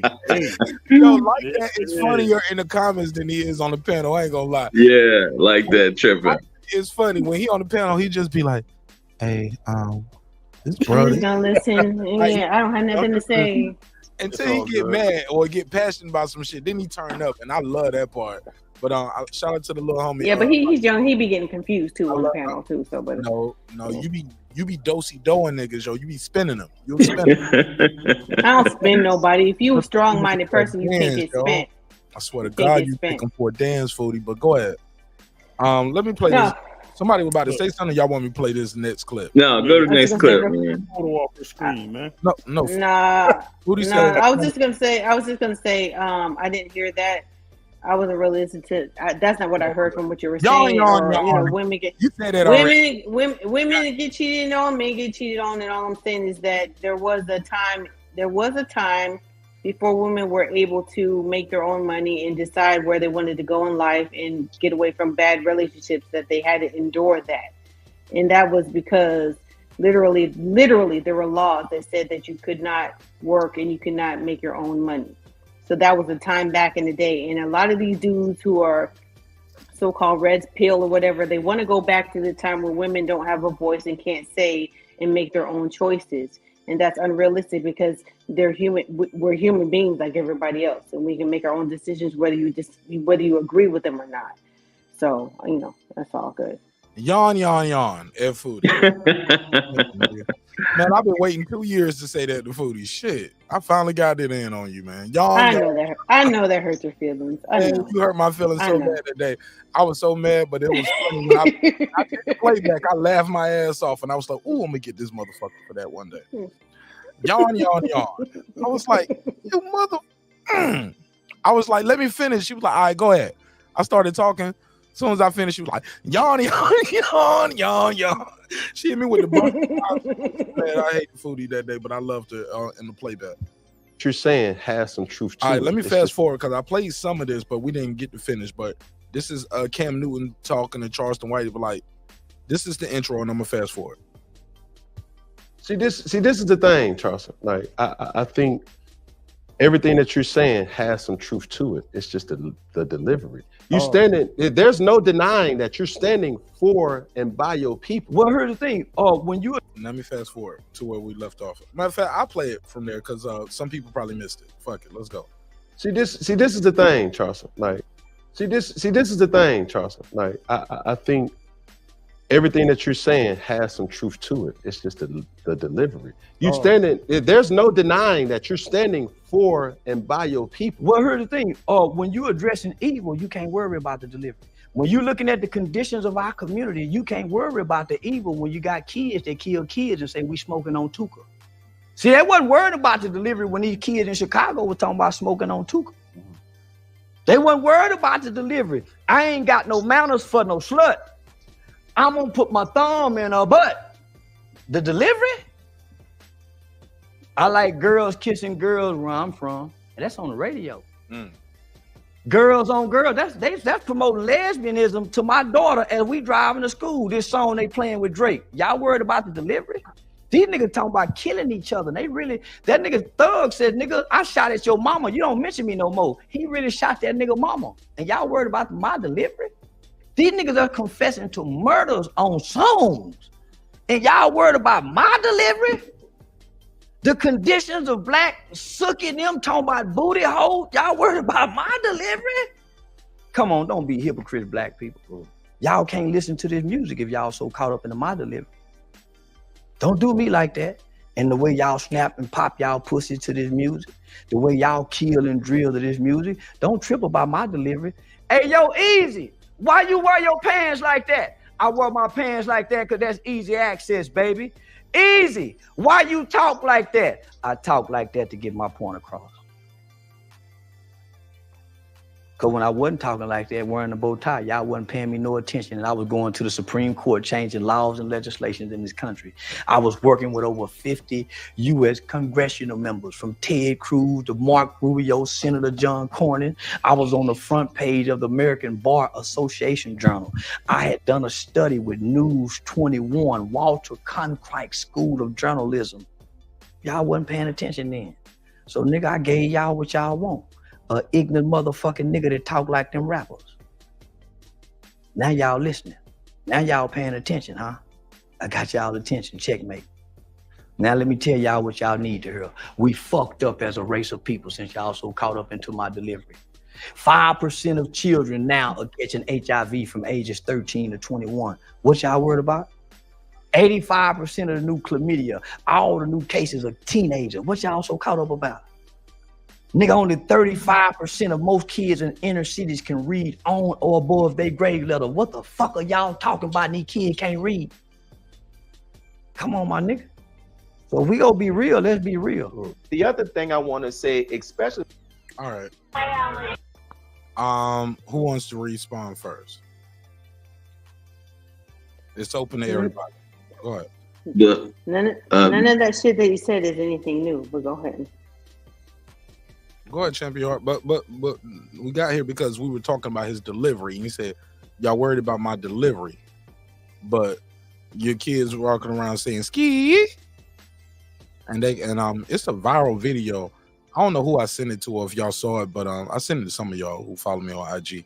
It's a preschool or daycare teacher, and she got the kids going up to her, and she just recording them. Basically, they don't really know their ABCs, but they know some of these nasty songs. And then the kid stopped. At one part, it was funny because the kid she was like, ain't down. She stopped on that, my coochie pink, booty hole brown. She stopped and she was like, that's all you know? She was like, but that part was kind of funny because she knew that other part real good. And it was kids just knowing rap songs, but they don't know they don't know that other information. I digress. Yeah, but did she ask those kids what else they knew? Like she was just asking them about that one song. Fair enough. That's fair enough. It was edited. To be fair, it was edited. But also, I would challenge her and your teaching skills. Also, shit, if that was my kid, I'd be like, did you have my permission to film my child for this shit? Yeah, right. I know. First of all, would you have my permission to talk about this subject with my children? Mrs. Nash might slap your ass up like, bitch, you ain't put my child on your Instagram. And I know that it's not available. Yeah. I know that it's not available to all parents, but I am a hard line proponent of homeschooling. So go ahead. Shout out to Devin Haney. Go ahead. Well, there's another video, viral video where there's she's a teacher, dance teacher, and she's trying to teach these little girls ballet, and these girls, they want to listen, they want to hear Sexy Red, and they're reciting her song, and she takes it up with one of the parents, and she's trying to explain to the parent that her daughter's not listening, that she's trying to get her to do the ballet, and the parent basically is like, well, why you keep telling her to do that when if she ain't gonna do it, leave her alone, this type of stuff.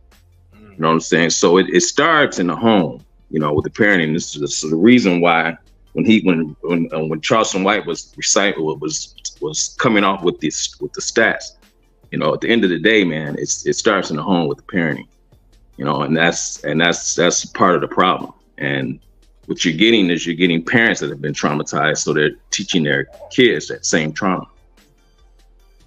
Right. And like I said, this is nothing new. This has been going on for a long time. You had kids who were, getting in trouble in school when I was in school, and the parents would go up there and they would defend their child. And even I had friends who were those type of, difficult kids, and they knew that their parents were going to go up there and start wrecking. Guess what happened? The kids would just drop out of school and they wouldn't get an education at all because their parents weren't going to pick up where they left off in the educational system, so that ain't nothing new. But what's the solution is the whole point. You're not talking, I don't hear him talking about any solutions. He's only talking about the problems.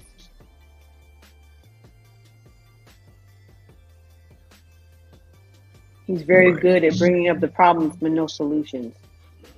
What we need is leaders who bring up solutions, because I cannot, like as a nurse, I cannot tell you what the problem is without telling you what possibly is going to be the solution, or backing up the doctor with what is the solution. Huh? But Foodie, sometimes in these short clips we don't get the solutions because those aren't the headlines. What's headline is Will Smith gay, Jada Pinkett fucker, Sexy Red dog. Like those get the headlines, Right, but people. It is a video out there of him going to Congress.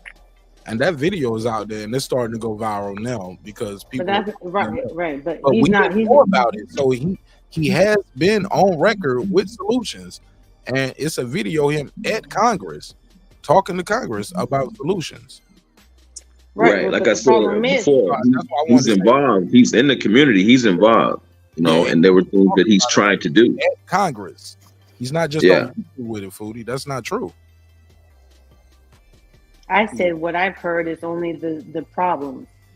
what I've heard is only the problem he presents. And that could not be a the lack solution. of information on your part. And that's Right, because I don't follow Just be him and I unaware. don't really Right. care to listen to him. Yeah. Yeah, fair enough. And I didn't know about this neither. Like I said, it's just starting to go viral, and it's attached to these other clips because people are saying, well, you're saying like, where's the solutions? Where's him talking to Congress and all? I'm talking about it. I want to play this clip because somebody put this clip out and they said Charleston White is an agent, but I thought this clip was dope to hear because it's a very real clip, and this is a former black FBI agent. And he was like, the guy put this up and he put it in the context of Charleston White was an agent, but I think this guy is speaking in a way of knowing what he knows, like knowing what we know now in 2024, what he's saying is true. But back then, people was like, this some National Enquirer type shit. You got a black guy up here talking about he used to be in the FBI, and he's saying everything is set up and they trying to get in, like it's not back then. It was conspiracy theory. Knowing what we know now in 2024, COINTELPRO is a real thing, and was a real thing to this day. Let's play this though. I'm talking about it. In Russia, they call it kompromat, like shit to get you compromised. But basically, we get your secrets, we spy on you. Kompromat. That's the Russian term for it. Right, CIA. Go ahead. Yeah, but like knowing what we know what that word is, like compromise, conspiracy, like it all makes sense what those words mean, even in another language. But basically, I got dirt on you. Let's play this clip. Damn. I'm talking about a thing called PD, better known as Black Death. Black Death was set up for a simple thing of infiltrating black organizations and black groups, whatever. The function of the Black Death was to monitor activity, social unrest, revolutionary groups, cultural groups, and such in the black community. And feed it into the central desk. The Bureau and other intelligence agencies are very good at conspiracies. They're very good at setting people up to be killed. They are very good at making innuendo so the person will be killed. To understand the people, you have to understand the culture. They have a file on every type of magazine that blacks read. They have a file on the music, dance, theater, actors, comedians, you name it, man. Did he have a weakness for blondes? Did he have a weakness for money? Did he snort cocaine? They have files and files on different blacks, not only celebrities, but a lot of others, sexual activity. Well, that's used as a weakness. Everyone should become aware of what your so-called law enforcement agencies do to so-called enforce the law. Because I've seen more felons in law enforcement than I have in prison. I'm talking about a thing called BD, better known as Black Death. All right, there you have it. Who wants to Damn, read? Reggie Miller was with the FBI? Why you say that? That nigga sound like Reggie Miller. All right. Yeah, that's something that's been going on for a minute. I mean, conspiracy or now, how they want to look at it, but that's not just amongst black people anymore. It's multiple cultures that are getting the same treatment. And infiltration is what it is. I mean, they've been doing it for years, man. They've been doing. How you think Martin Luther King got shot? How you think Malcolm X got shot? Because of all these situations been happening for years. I'm gonna drop though. I'm done. No, like you said, trait following is nothing new. All you have to do is sit back, listen. If I were sitting on a park bench somewhere for 30 days in a row, I could sit there and I could follow certain person's traits. And what does that make me? It makes me a predator if I'm going after a certain goal or whatever. You know what I'm saying? You know, child molesters do it. Everybody does it. That's just predatorial. And that's just getting the advantage and looking at where someone else's weakness are. I can make that my strength. So that's not just black people. That's everybody. Well, yeah, I agree with what Ray was saying. The FBI, you know, they have. I think we've been targeted more than anyone else. You know, I would say that. There was an FBI agent who actually made a statement on his deathbed that he killed Bob Marley because people were beginning to listen to him through his music, and he was considered dangerous. He gave him cancer.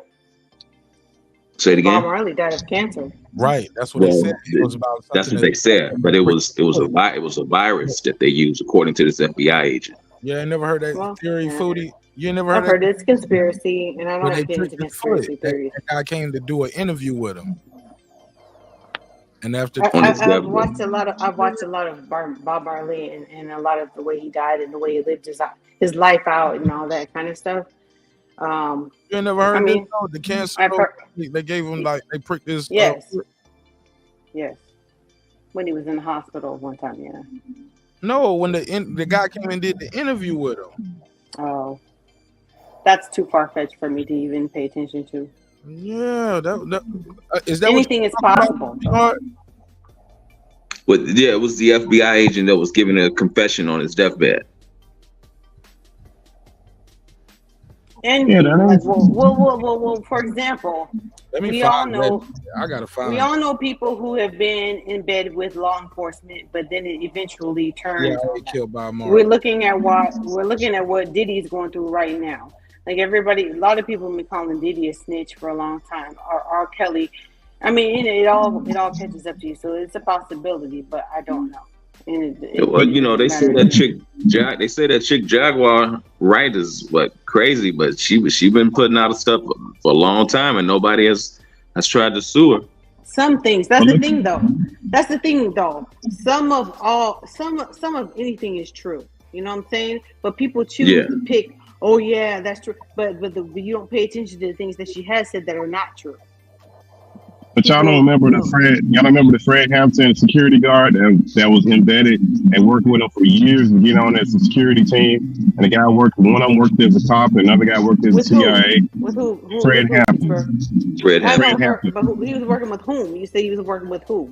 The Black Panther. The Black Panther. Fred Hampton was the Black Panther. He on the security detail. He had one guy that was part of the head of the security team.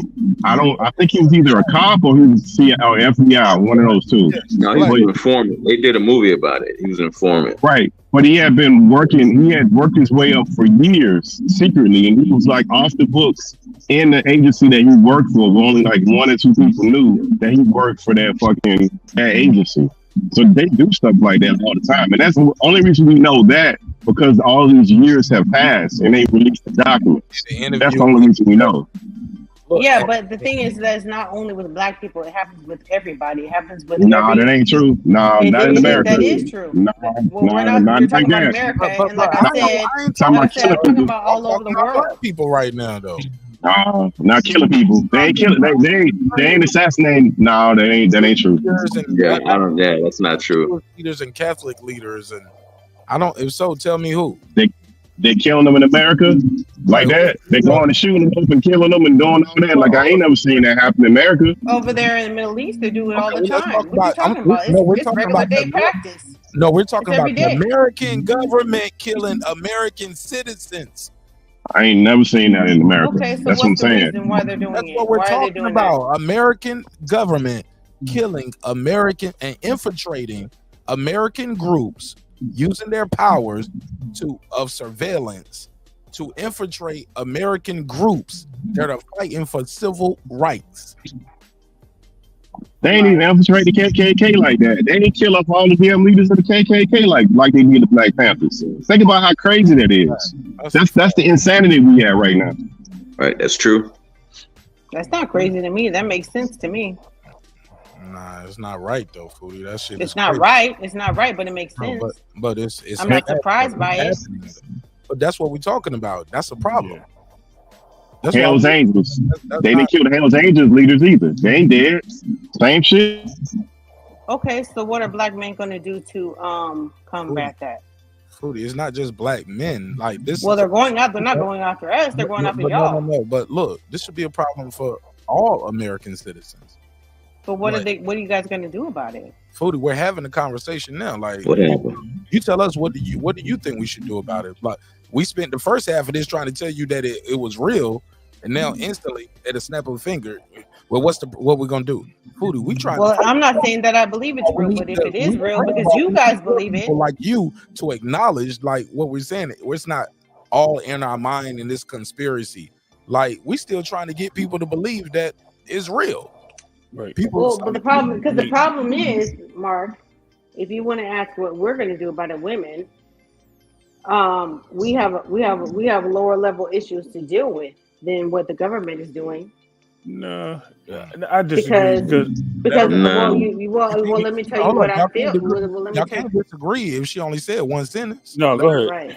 Well, yeah, obviously they can. That's how I get dogpiled on here. But I'm not afraid of you niggas, just like, Bernie Mac. I'm not afraid of you motherfuckers. I ain't afraid of you motherfuckers. I expect it. I come on these panels and I expect it. And I'm ready. Okay? It's all good. All you niggas in the comments, all you niggas on the panel.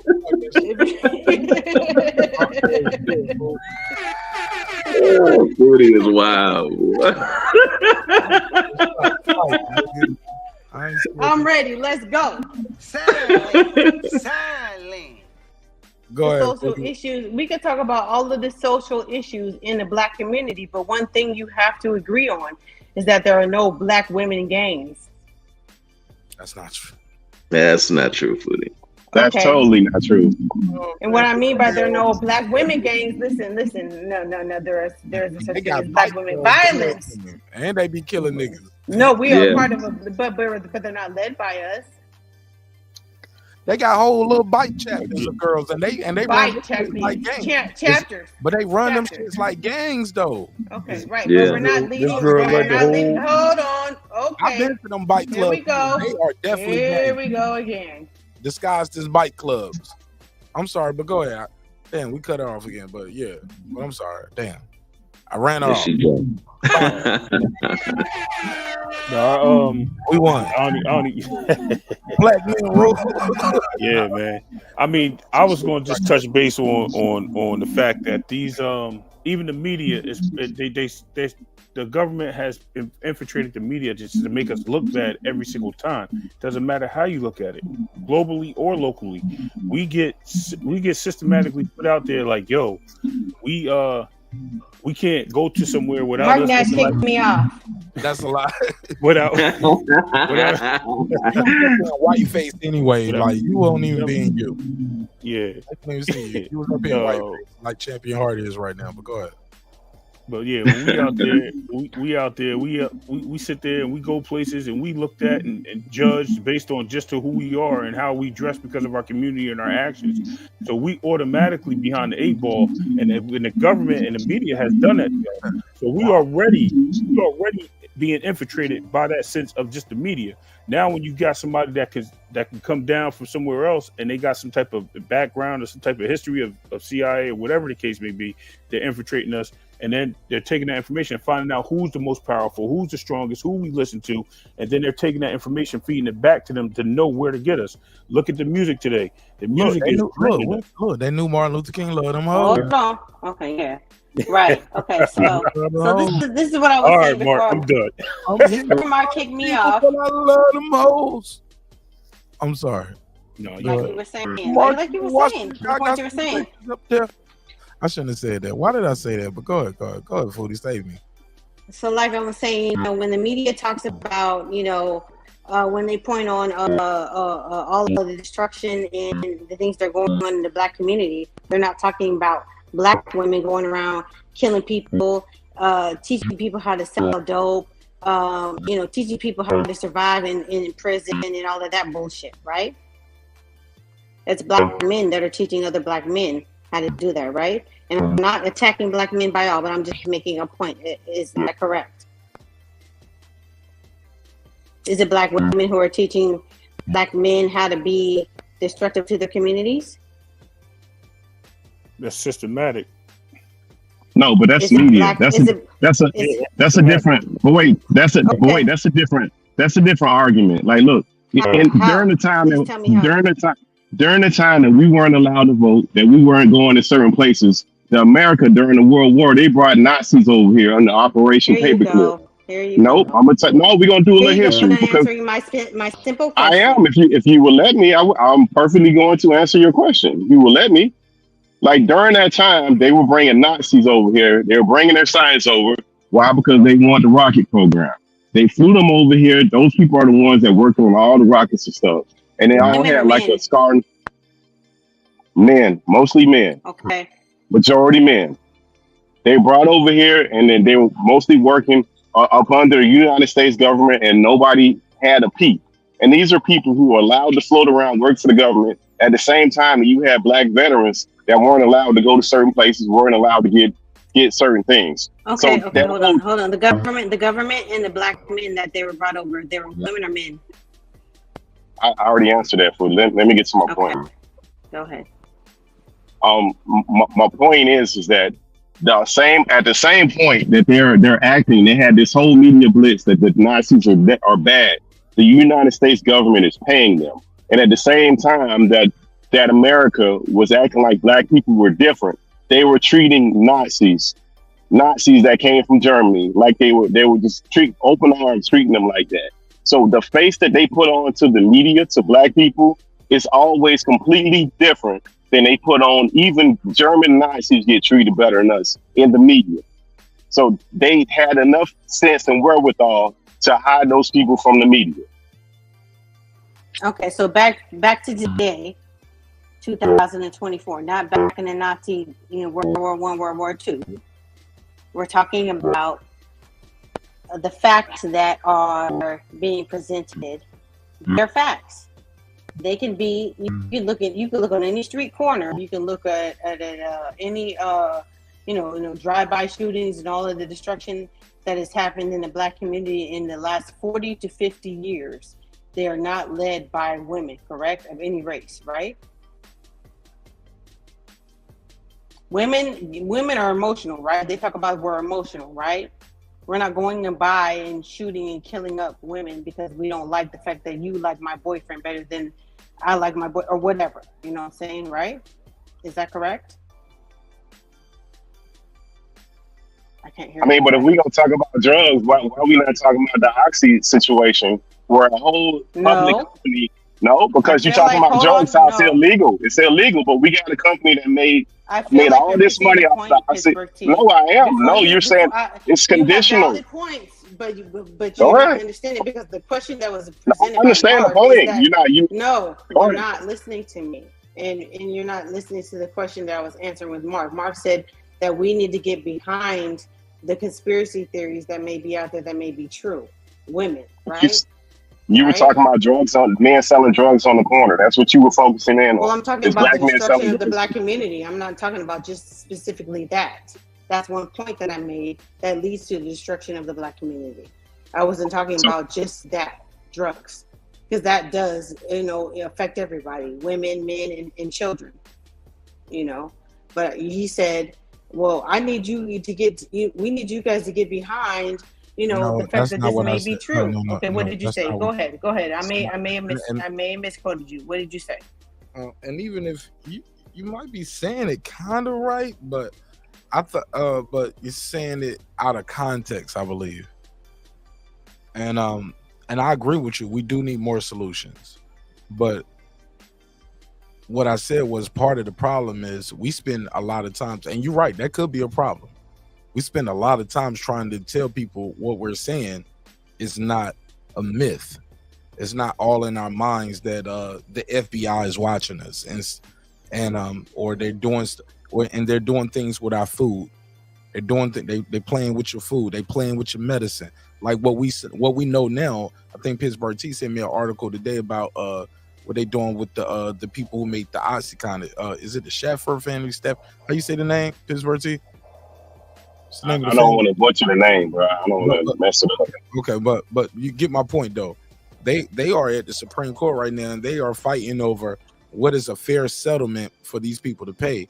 And one version of it alleviates them for any kind of civil and criminal liability type shit. And the other one is like you just pay some money and it go away. Okay.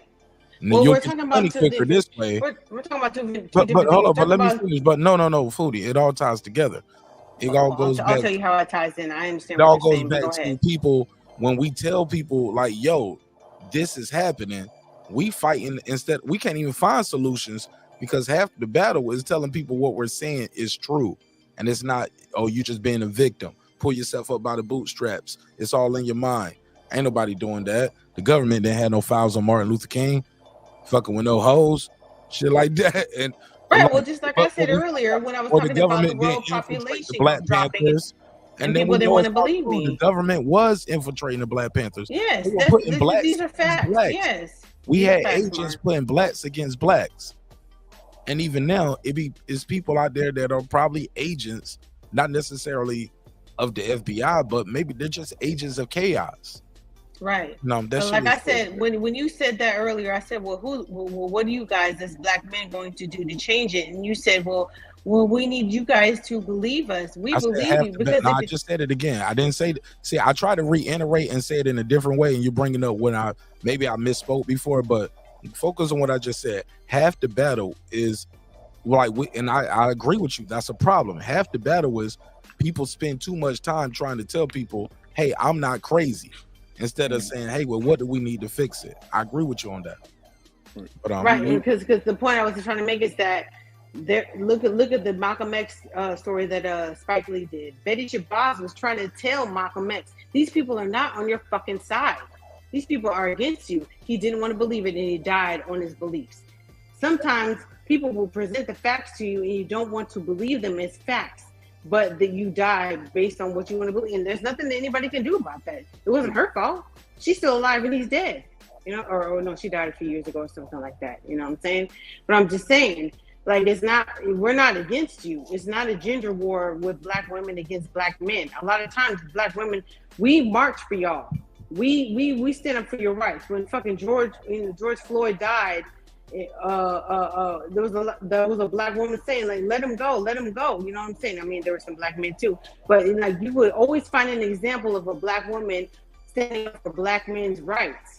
But you can't always find a black man who's standing up for black women's rights. Not to say that there's all, you know, I'm not talking about you men on the panel, but if you listen to black music or rap over the last 40 years, you will hear a whole lot of misogyny. Now you do hear women who are going along with that, but those are the pick-me's. You know what I'm saying? Those are women who are just trying to get up any way that they can. It isn't right. I don't follow along with, you know, popping your pussy for some dollars and all that bullshit. But that's what the fuck is going on, because those are the only avenues that they see, because that's what the record companies are signing. They don't want to hear a fucking Bahamadia. They don't want to hear a fucking, you know, too much Erykah Badu's and all that kind of shit. They don't want to hear nobody speaking up for, you know, what's right. They, just like Charleston White was saying. I do understand what he's saying as far as when you try to do things the right way, you don't get a lot of support. But at the same time, you are jumping back and forth. So it makes it hard for people who really do believe in the cause to follow what you're saying. And I'm gonna say, to answer his question, the situation is black wealth, and I'm not talking money. I'm talking unity, because as black people, our stick together is our strongest motions in this country and probably worldwide. But we don't do that enough, and we need to start standing on that. We need to start believing in each other and start welcoming each other. Stop everybody's trying to be the leader, or everybody's trying to be one step ahead, instead of just being like, yo, listen, let's finish this together.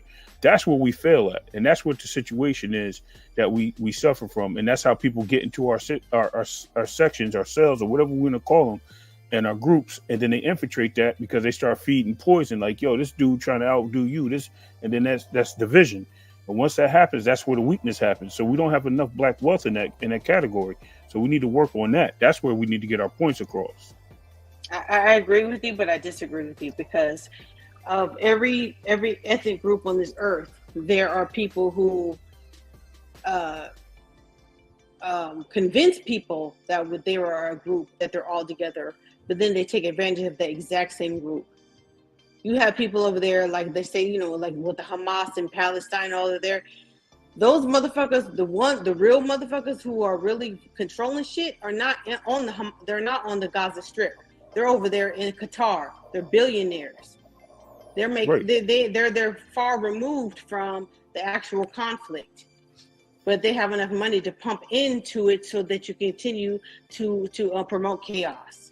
And that's exactly what happens in every fucking ethnic group. Is that what I just said? Like they do that. They split us up. They find ways. They send people in. They know how to move us.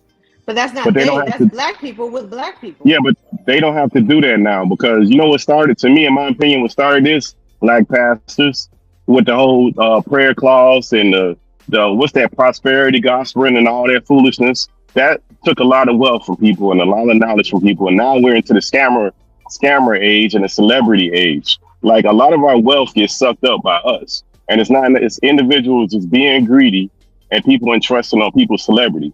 The celebrity in the 90s, early 2000s was the pastors. That's where all these mega churches came from. Now it's the internet with the scammers and the cars and the everybody's a doggone credit repair guy and ain't repairing nobody credit. Like that kind of foolishness is going on now. So it's us with different scams that we're going on now. I think that they got the machine running, and then anything as far as this media goes, that's Facebook, that's YouTube, that's Instagram, even regular TV, all of these platforms are not run by black people at all.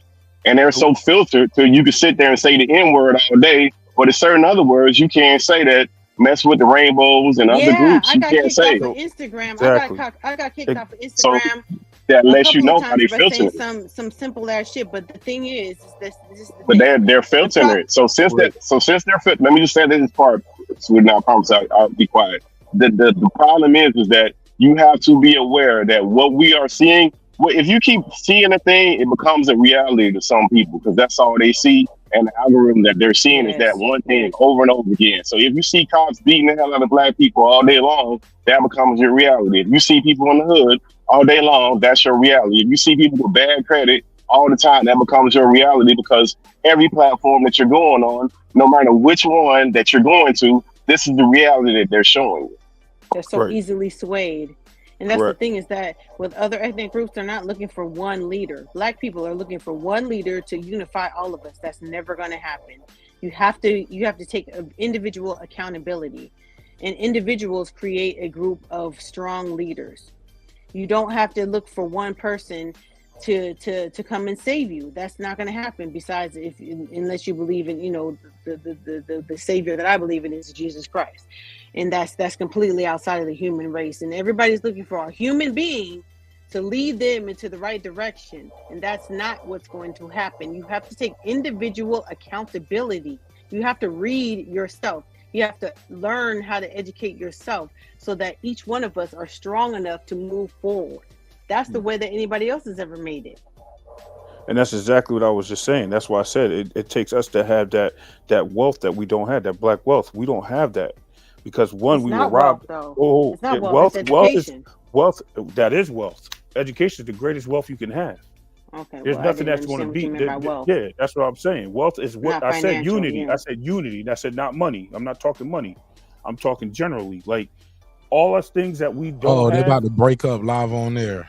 Go.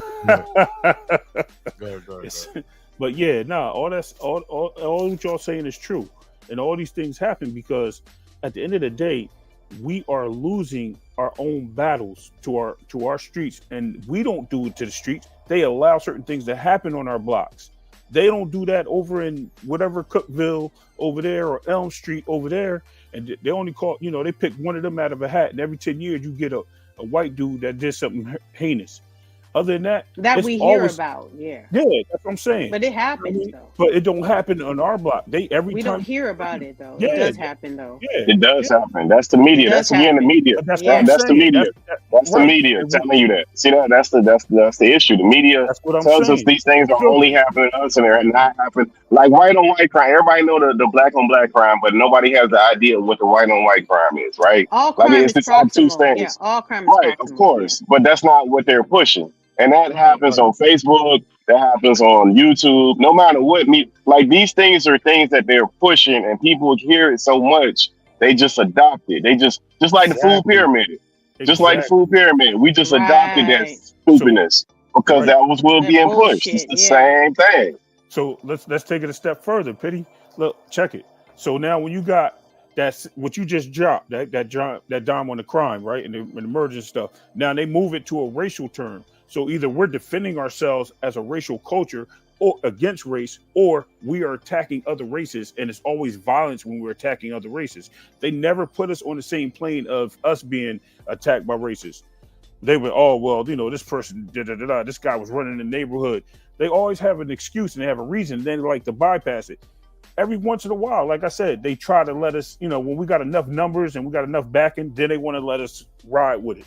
And that's always the case. That's why I said the unity is there, but we just fail to keep up with it. We always stop.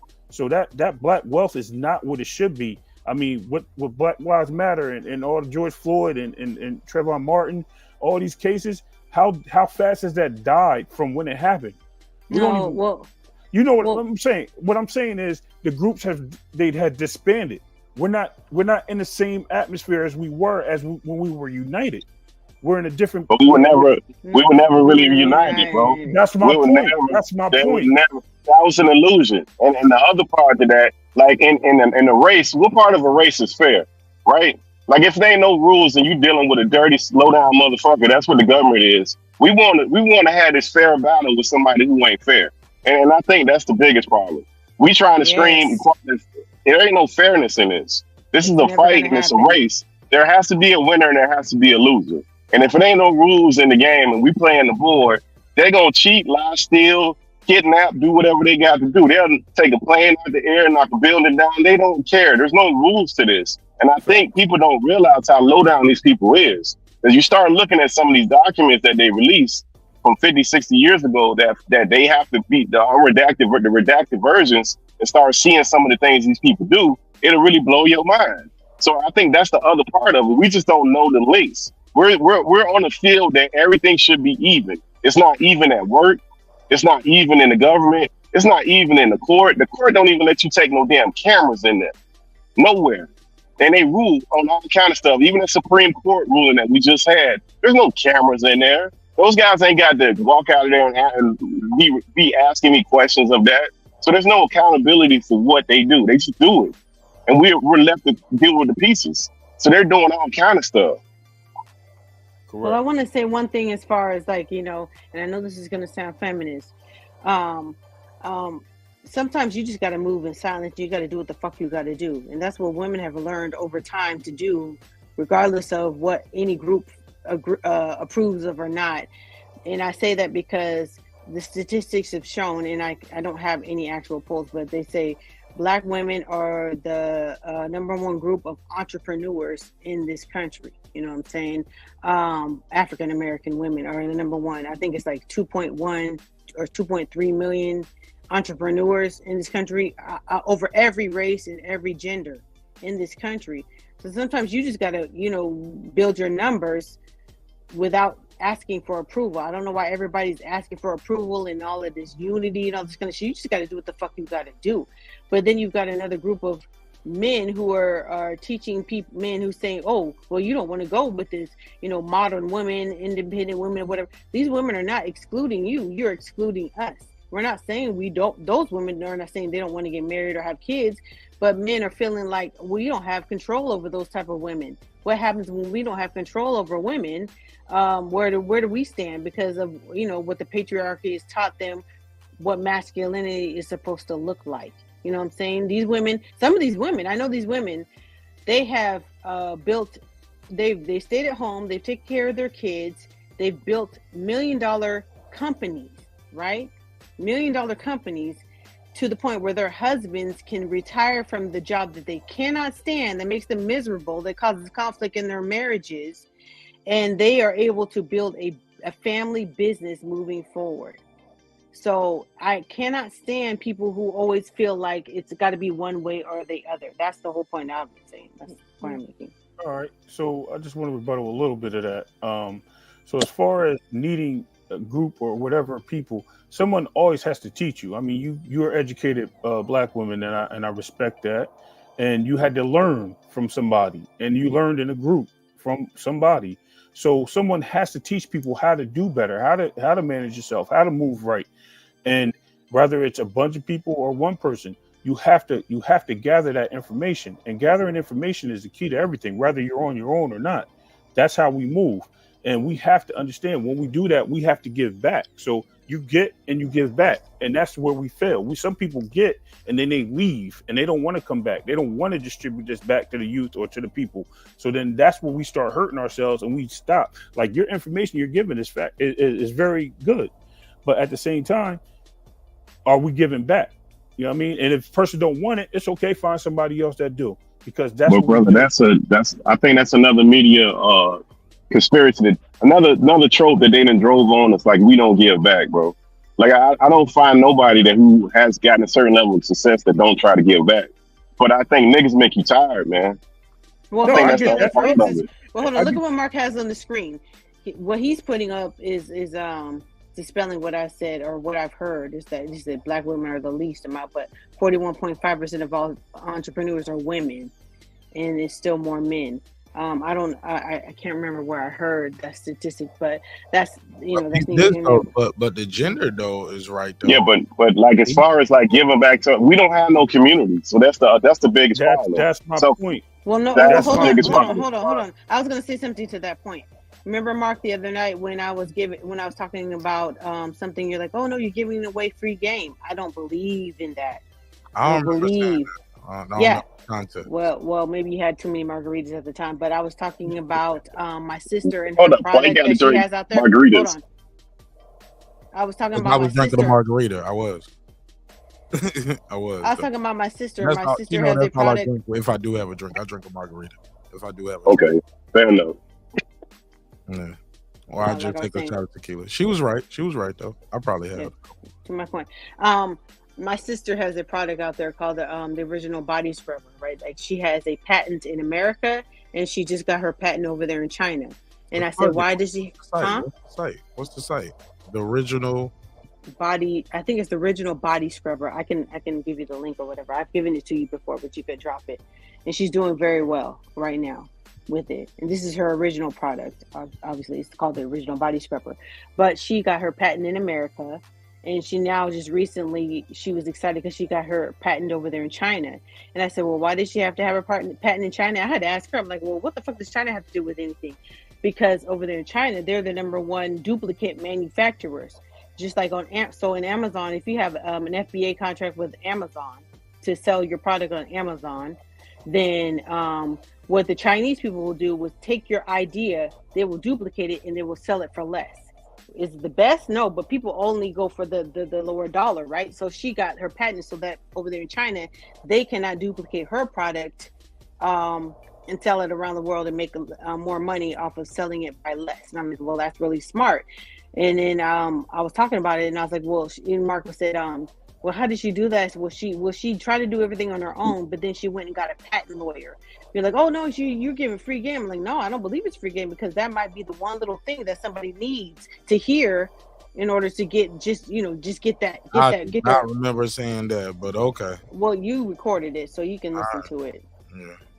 I said, and I believe that you should. Legal advice for the record: get a lawyer. I definitely advocate for lawyers. Yeah, well, that's what I'm saying. Then we'll get a patent lawyer. Get a whole bunch if you're of in entertainment, get an entertainment lawyer. You know what I'm saying? And I'm sure you do. But that's what you were saying at the time. So we do share information is my whole point to that. And my sister, and I got that for free. And I give any information I get for free, and that's how information moves. I was able to buy my first house from her, just helping me, giving me free game and being my mortgage broker, and she's helped so many people in our family by doing that, versus being, a renter and paying these ridiculous renters, right. All for this life. bullshit, right. With no So, equity, no collateral. Right. Anytime. And my mother taught me that a long time ago, but she couldn't tell me how to get there. So my sister got out there and grinded, and she figured out how to get there. And her husband have owned multiple, properties, and she's been able to raise her daughter, in a situation that's very well, even though she doesn't appreciate it as much as she should. But I'm just saying, we move forward. Even right. Kids are spoiled now. That's They're kids. spoiled as fuck. Yeah, they're spoiled as fuck. And I listen to him cry and all this kind of stuff. Like, oh, cry me some fucking tattoo tears. Like, I'm just gonna send you some money and go away because you are being ridiculous. But you know, she's mature, she's maturing and she's learning. She's only 20 years old. But you don't get it. And you know, her parents have been married for 26 years, and my sister, that's her one child, you know. But like you know, we do teach our own. I've taught, and same with my kids, even though I haven't been in the same situation. My kids, they be a little bit spoiled too, but now one of my sons is out there and we have the best, you know, relationship ever because he had to, you know, mature and you got to figure it out. Sometimes you don't know until you know. Look, I get it. And it's just what I'm getting at is, and if you want to use the family structure as where you're going, I can use that too. So my son, I'm trying to make him better than me. I don't want him to be me. I don't want him to be like me. I'm not trying to live through him. I'm trying to get him to a point where he's successful and he understands that I love him enough to push him to a next level and give him the tools that he needs to get there. So that's what I mean by building and giving back. And I get where you're coming from. So it's going to happen to my other son. I have 2 kids. And then after that, hopefully they can do the same. And that helps us as a community and as people, because then they're going to give it and it shares and it grows. And that's what we want. I mean, we have to plant the seed somewhere, bottom line. And that's what it is. I'm going to get up out of here, by the way, because it's 4 o'clock in the morning over here in the East. And I got to go. Yeah, but I appreciate oh, absolutely, man. Listen, I love chopping it up. And I respect everybody on this panel. Y'all opinions and y'all facts are very cool and great information and great informational tools. So I appreciate it, and it gives us different feedbacks and different things to look into. So thank you for having me. I appreciate it. I am subscribed, so I'll be checking in. How did you find the show tonight? You know what's fun? You know what's funny? I guess because Rollo was on another channel with me, it just popped up, and I was like, oh, let me jump on here. And I jumped on, and I was like, you know what? I like what I'm hearing. So you know, and I'm always with that, man. I keep it 100%. Like when I like helping. I gotta ask. Fuck it. What other channel were you on? I was on my man Deem channel. Deem? Yeah, Deem by all means. I don't know Deem by all means. No, yeah, I haven't heard of that one. Yeah, he kind of does boxing. He out of Philadelphia, so you know. But we rock, huh? DEAM. DEEM. How many E's I give you? 3, 2 E's. Yeah, Deem by all means. I'm gonna check him out. Yeah, he's a good cat, man. We do a lot of boxing talk over there, and sometimes he gets into the situations of the world as well. So you know, his shorts. So he gives it back, you know, and that's what we all about. We all about helping each other out. Like I said, at the end of the day, the more we can gather and learn from each other, the broader the band is, and that's what we want to do. We want to keep our movement alive, for real. All right. I appreciated your conversation, so thank you. I really appreciated Ray. Ray added some new blood to the flow, right, Foodie? New perspective. Yeah, I like it. Yeah, a little simping. Please come back. I will. I'm here. Peace. All right. Later. Had some world thought. All right. Peace.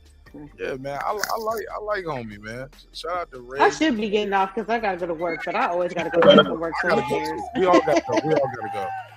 No, it's all good. We having a good conversation. So fuck. Yeah, man. We always. Hey, Foodie, did you see the Oxy situation with the Supreme Court thing? Did you see that? Let y'all know. What did you say, Mark? So letting y'all know that's the countdown. I love y'all. It's countdown. It's required effort. Y'all do your final thoughts, but I see y'all on the next one. Shemaine Marqnash. Peace. Straight up. Did he get off? Oh no, he back. No, I was asking you. Did you see the shit? Huh? Yeah, we could get off. We get off. Did you see the Supreme Court thing about the Oxycontin ruling? Did you see what they trying to do? Like one of the settlements, they haven't actually ruled on it yet. You no, gotta but read I up do on know that. I do know that Rite Aid is bankrupt off of an Oxycontin situation. Yeah. You know, But Rite that's a Aid, different. They just they're had going out of business. Period. Yeah, but they just had a bad business. The company that made it started with an S. I want to say it's Sagler or Saxier or some shit. I done heard it pronounced like 2-3 different ways. But that particular company, they know that they was doing the shit, and they know it's having damaging effects. And they made all these billions of dollars off of it. So they came up with some kind of agreement with the Justice Department through bankruptcy where they paid like $6 billion.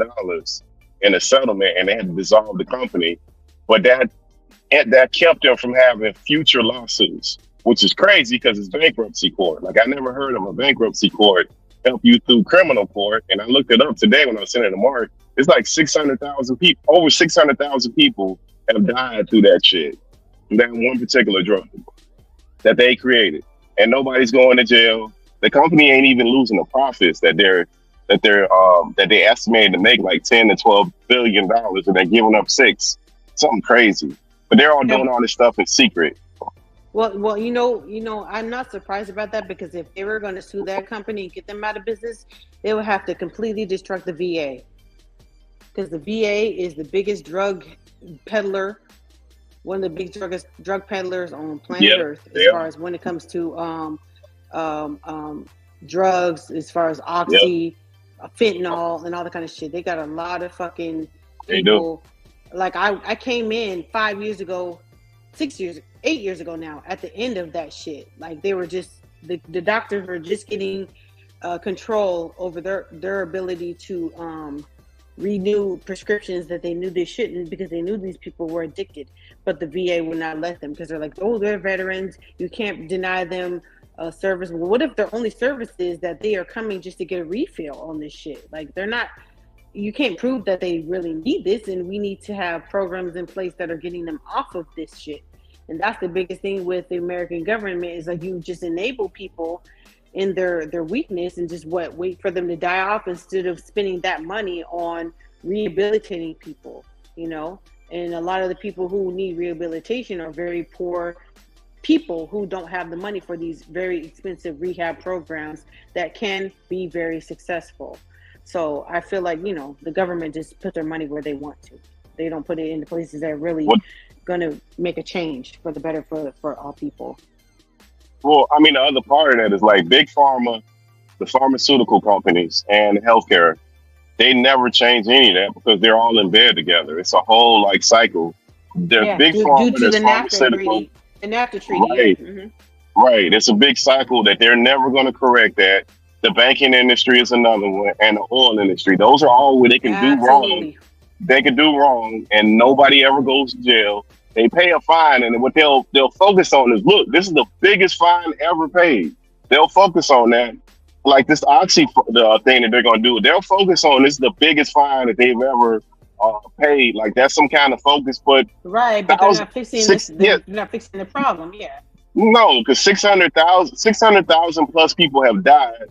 Countless of people are still hooked on it, and a lot of those people, when you watch those documentaries, Hulu had one, Netflix had one. They got so many documentaries on that oxy stuff till it's insane, and that stuff just went crazy all off of capitalism, and nobody checks them. At some point, like, come on, man, like they knew what was going on, but they had no incentive to check anybody. Yeah, it's crazy. Business. Yeah, like you said with banking, the banking system, with the whole the subprime mortgages and all that shit that crashed the economy back in 2008. They just, you know, some of them are not in business because of whatever, but we bailed out so many of these companies. Yep. The same companies that created our downfall as a people, and they used our tax money to fucking bail them out. And they say, because so many people will lose their jobs and yada yada yada. No, it's because the people, the politicians that are in business with these people will lose their spot, and therefore they would not be able to manipulate the public like they do.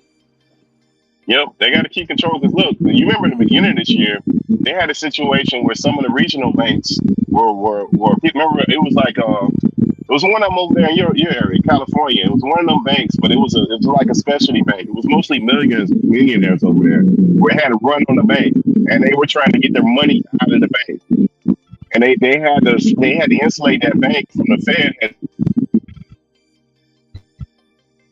Broke up. Thanks. This beginning of this year that they had to do. What? You broke up. Can't hear you. Oh, can you hear me now? Yeah, but it's a lot of wind or something in the back. Yeah, he's in the back. There. I heard you, but you faded out a little bit. Champion Heart. Yeah, you broke it. We can't hear you. That area. Can y'all hear me now? Yeah, I can hear you now. Yeah. But they had a similar situation beginning year, long story short. And the banks, they had a small program where they bailed the banks out again. And they insulated them. And then what they'll do is they'll give them money to prop them up. And then they'll find a bigger bank to buy out their assets. They just prop them up big long enough for the bigger bank to buy them at a discount. So think about how crazy it is. We give them money to patch them up. And then we let a bigger bank buy them for, instead of dollar for dollar, they're buying them for 60 cents on the dollar. So the bigger bank is winning off the muscle. The same way what they did with the subprime lending thing. And I don't think, it doesn't matter to me what the president is, because we do the same thing no matter what. Same thing with the war machine. Like, it doesn't matter. We just do it. Like, it's crazy how we move. It's and we don't take care of our funding the veterans. presidents. Like I say, I don't give a fuck who becomes president next. I want to know who got them into the presidency, because that's who the fuck we need to go after. The people who are funding that presidency. Those are the people that president is going to be loyal to, not us, them, because they've got an agenda, a specific agenda that they want to be pushed. And that's the only thing that we will see in that 4-year presidency is what agenda they want to be pushed. They don't give a fuck about us. Like Michael Jackson said. And Kanye. They was right, because we're getting less and less every 4 years. We're getting less and less. Like, the bar is so low now, so it's not even funny. Like, I don't even know what we're getting anymore. It's crazy because we ain't got nothing. That's in like, general. That's a general term. You know what I'm saying? Yeah, it the is. bar just keeps getting lower and It's lower. getting lower and lower. I just revert back to my faith and what the Bible said. You know what I'm saying? Like, it was all written. It's all in Revelations, whether you believe or not. This is the truth. This is what is happening. People's expectations are getting lower and lower, and that's why I say, like I taught my kids, like, you have to have a standard to stand on. You have to have a square to stand on, and don't let nobody budge you from it. That's the only hope that we have. And that's when I say, oh, it's about unity and Black people unity. It's not about unity. It starts with each individual. Like what Franklin said, he said, I built this shit brick by brick, and I'll be damned if you tear this shit down because you don't like the way another nigga talk. You have to start from the very bottom, unfortunately. And we have to wait for, as far as politics goes, we got to wait for some of these old ass people to fucking die off in order to get some new ideas in there. And I've always said, like, I don't like the fact that in the government, I don't support the government simply because there's nobody that looks like any of us, not just me. There's nobody who looks like any of the people who are having these conversations in government. You know what I'm saying? None of the young kids, none of the older people of our generation, nobody who looks like us. It's just old white men and women with old ass ideas that are just sitting on their square and waiting to die because there's no term limits. Just going on. So, it makes it hard for me to pay attention because you're gonna just hear this a lot of the same over and over. Well, it's a trick bag because they got us chasing capitalism, which never works out in our favor because we're too far behind. And by the time you even get your foot in the race, it's over for you because you're starting with nothing. And these people are like, you run a 50-mile dash and they on the 40 already, and you trying to catch them, and they changing all the rules as you run it. So that's the problem. We chasing capitalism, and we think that we're going to be the one to bust the system. So we like the system because we like to carry it at lotto because I might win. My dollar might make me win. So don't get rid of the lotto. That's where we at with this stuff. So we don't want nobody to stop it. Well, that's what I say when I sit back and I listen to different viewpoints. With the whole red pill society or the pink pill society, you're all basing it on capitalism and not the character of the person, not what anybody has to offer, not the values or anything that, really, the content of a character of a person. It's all about who makes the most money wins, and that's capitalism, ye who has the most toys. So if you make enough money, you can be with women and disrespect them and yada, yada, yada. But you make enough money, so she's gonna have to shut up. But then you say, oh, women need to be with men who make enough money so that your family and your future is solidified. But at the same time, you do that, then you're a gold digger. Like which one is it? You know what I'm saying? It's That's just from such a to your double point. talk. I don't think you just attached up to money. Because if you look at the billionaires, you got Steve Ballmer. He was over Microsoft for a couple years. Had to be one of the worst managers as a CEO that they ever had at Microsoft. But what he got, his compensation package was these crazy amount of shares with Microsoft. And what did he do when he left? He had all this money and he went and bought the Clippers. He's billionaire, right? Had a terrible job. Like think about that. But again, he's in the old, to your point, the old white guy club that they all circle, because once those guys get in either political office or they get in as CEOs of companies, they just bounce around from place to place because they rub shoulders with each other. It's like when somebody leaves, they know who the next person is because they're all friends. They all go to those little wild parties. You think puffy parties is wild, man? Please. Some people they do. That's what I was saying please. about like Diddy and even please. What's his name? R. Kelly. I said once R. Kelly gets knocked up, because we've known R. Kelly and what he's been doing for at least 30 years. There's more coming out. You know what I'm saying? Because whoever he was fucking with, whoever was keeping his secrets, they're gonna get told on. And then that next person, and the next person, and the next person. You know, whether you believe in the age of Aquarius and all of that horoscope shit now, but What's the age of Aquarius? What's the age of Aquarius? The age of Aquarius is basically like the unknown will be known. That's from what I understand. Like the unknown will be known. Is that from the what's that from? Astrology. Oh, astrology. Okay. Yeah. And there, and I believe in God and all that kind of stuff. But there's certain things that like I've watched and I'm like, that's silly. But I'm like, oh wow, that shit is really fucking true. Like I'm really like, 'cause I do follow a little bit of astrology or whatever. Like that shit really does connect the dots in certain ways. Like that's just one aspect of the age of Aquarius. I'm not too into astrology it's really complicated to break it all the way down. But it's true, and like so many things are becoming unraveled, and it's because we're moving into a new age as a human beings. Like some things that were acceptable before, people are tired of accepting it, and they're not going to allow it. So we will definitely see, like I said, with the whole birthright thing. I mean, the birth rate thing and whatever. Like you don't have to believe me what I'm saying now, but eventually it will be obvious that this is the truth.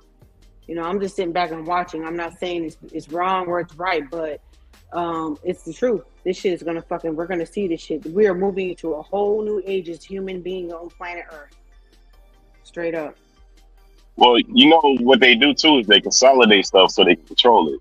Like when new stuff come on the market, as far as capitalism goes, and they can't control it, they'll move people out the way. You see how they got that guy from FTX with a Bitcoin that had FTX, which was like, I think it was the second or the number one largest broker that people was buying this Bitcoin. What the dude was like Alameda, or I think it's Alameda, or yeah. So FTX was the main company. Alameda was a sister company. So it's two companies run by this one guy, really, essentially, and he ran the main company, and I think his girlfriend ran the other company, right? The issue was like, minus the conspiracy of it actually happened, which is a whole nother issue. They arrested that guy, right? They dismantled that company. He's facing a lot of years, they dismantled that company. He's probably gonna go to jail. He's going to jail. So then they got Binance, which is a Chinese company that you buy Bitcoin on. They blocked that company, they blocked that company from being able to sell in the United States unless you got like a VPN. It's a whole bunch of stuff you gotta do. So now what they did is they narrowed the competition all the way down to, if you want to buy most coins, which most people do, they use Coinbase. So that's the major broker that everybody uses. Now, what happens with that is, you know, and I know, if it's one person, like if we only had Apple phones, then you know the government is in Apple's building because that's what they want. They want a place where they can go in there and check it. So all this anonymity, and you can't, you know, they can't figure out what you're going, and you know, they got control over all of this stuff. Just, you might get a little run rate where you got a couple months or maybe a year or two where they don't figure it out. But the tax man always coming, and he come hard to get his money back. In the first couple of years that Coinbase and all that Bitcoin stuff, people weren't filing, they weren't getting none of that money. So, you know, the tax man, he got to get his money out of everything. And that's really what it boiled down to. The government got to get their hand in everything. And if they get enough money, they let some ride. They don't really care, and especially if they control it, they really don't care because it's the same people that control every entity. It's the same exact people, and you got to think, how are these same people controlling all of these stuff? Like, look at BlackRock. That's the largest ETF in the world. How do they control all these different entities? Like, how's that possible? It's the same fucking people. It never changes. It's probably never going to change as we move because forward. those people are making deals with the government. And the thing is, like you said, the government has to get their money off of everything. That's the only reason why all drugs are not legal. It's because they cannot figure out how they're going to make money off of this free enterprise, period. They don't give a fuck about people dying, obviously. The people are still dying off of illegal drugs. So if they could figure out how they're going to make their money off of marijuana, cocaine, all this other kind of shit, how they can get their cut, it'll be legal. Trust me. It's not about morals. Just to address a couple of the comments that I've seen over this little show that we've had. Who's his name? Giovanni, whatever, like he said women will always play the victim because they know that men will always be their protectors. That's bullshit, because more women die to domestic violence in all over the world than just about anything. So how are you protecting women that you are willing to kill? Like, it's legal to kill women just because you don't agree with their choices all over the world. Who is it? Champion Heart or somebody said birth rates are dropping. It's Champion Heart, brother. Make a good job. Salute to you, Champion Heart, brother. Have a good night, man. It was good talking to you. No, it's Cooking with the Champ. I think he said birth rates are Cooking with the dying. Champ. I'm sorry. Who was this? Whoever said it, birth rates are dying over certain demographics or certain races, but not all. But just wait and see. Just wait and see. Because, as far as like black women, we're a little slow to shit in the way that the world is moving. But just wait and see. If things don't change between the relationships between men and women, you'll see a lot more birth rates dropping in the black community, if that's what you're talking about. So. I mean, I think we just got to be aware of our surroundings, what's going on, and control what you control. Because, like, we figure out a lot of times these people that are getting put up in front of stuff, they ain't who you think they is, for the most part. And we see that in large numbers. It ain't got nothing to do with none of the stuff that these people are being propped up. Because when the algorithms start pushing these people, like, trust me, they got folders on everybody. They know what these people doing. They say that's what Nancy Pelosi had. She had a folder in that briefcase that she told around with some on all them people up there in the Senate. And that's why ain't nobody up for her. Nobody. And so that, that's just part of the game that they do, because they have all this stuff that they do outside, like that Epstein Island stuff. Like, they knew about that stuff for a long time. Yeah, that's what I said about, R. Kelly and Diddy. There's more shit that's gonna come out. And I wouldn't be surprised if Diddy, the way things are going, he's brought from criminal charges. So that's my final thoughts about it. But and Giovanni, who said that I'm able to say what I want to say because of men. I mean, you're able to say what you want to say because of men. At the same token, the reason why you're able to comment on these comment sections is because of men. Everything that we're able to do in America is due to the patriarchy, due to men. So it ain't just me, it's you too. Hey, well, Martin put the final thoughts on here, so let me get my final thoughts. You can close it out. As far as this subject with Charleston White, I think he's good for the most lion's share. I don't think nobody believes the domestic violence part. There's nobody who's going to advocate for that foolishness. But for everything else he's saying, I rock with it. I like the fact that he's not, as far as apparently we can see, being controlled by these people who are like in the music industry and entertainers, because they are mostly puppets that are scared to say anything about anything that will cause them to lose any dollar amount, no matter how minuscule. They ain't saying nothing. Trudy, appreciate you. Not only are they puppets, thank you. I appreciate that, and I appreciate you as well. But not only are they puppets, but they are also contributors to it too. They are. They are. To it too, so. And they make it a club where you can't get in unless if one of them get mad with you, like we seen with T.I. and Boozy. They was running around trying to keep people from letting this guy on their platforms and trying to block him from getting interviews. Like, that's what they do, and that's the sad part. So we need more people like him. We don't have to agree with people like that, but we need more thought that people don't have to agree. That you get actually progress. Because if we just keep getting the same nonsense over and over again at the same filter thought, we ain't gonna never get anywhere in any of this stuff. Everybody have a great night. Appreciate you, Marq, man. As always, my G, appreciate you, man. You guys have a great night. Right.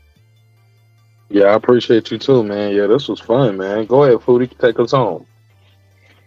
Yeah. We all have our opinions about everything, and just as far as people think I'm bashing men. I mean, I can understand how you feel about that, and I feel like sometimes women are bashed as well. But the same thing with what I'm saying is that we just have to improve our communication between each other, because all we got is each other. There's only men and women on this planet, and we need each other. And I really appreciate you allowing me to speak my thoughts on everything, Marq. Man, get out of here with that soft shit, Leonard. Shut that soft shit up, Leonard. Hey, no, but seriously, Foodie, like, nah, man, you brave as fuck, man. I fuck with you. Hey, look, but I think you get a bum rap sometimes. People think you don't like black men. I think they forget you raised two of them. I love black men. I love black men. I love people think you hate men. I was like, last time I checked, you ain't had no daughters. All you got is boys. I ain't got no daughters. All I got is two sons, and they are two strong men, and I love them. And they're men of their own thoughts and opinions. We don't always agree, my sons, and I appreciate that. I love that.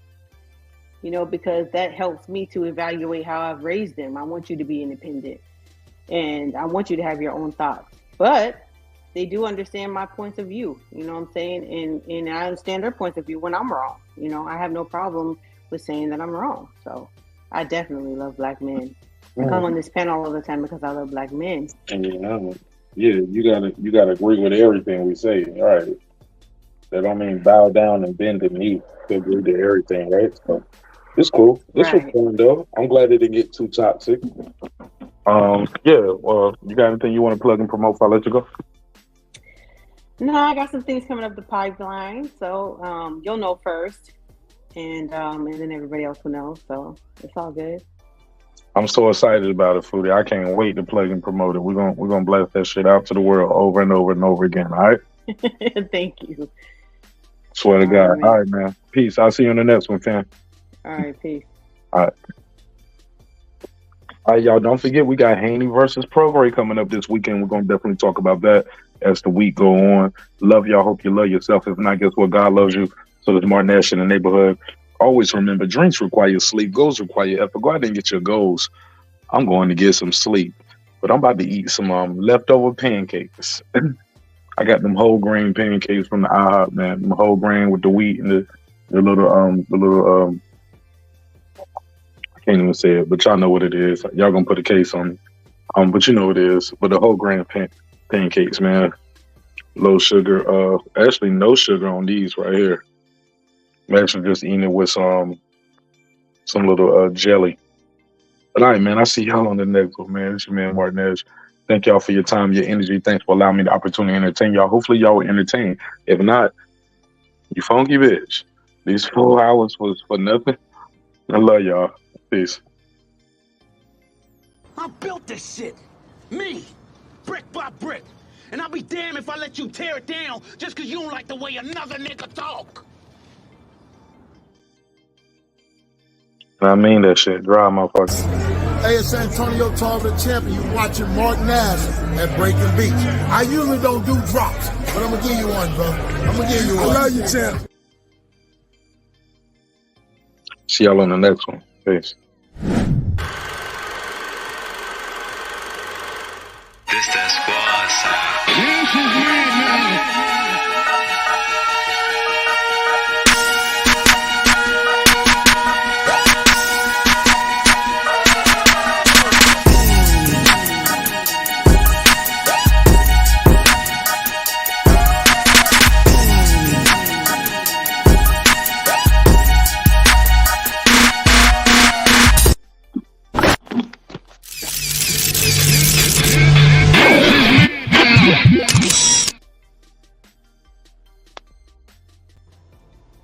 Subscribe. I don't care how many subscribers he has. Support him. So he made all this possible. He made this possible. Nah, Dr. Mark, God made this possible, and so did viewers like you. See y'all on the next one. Peace.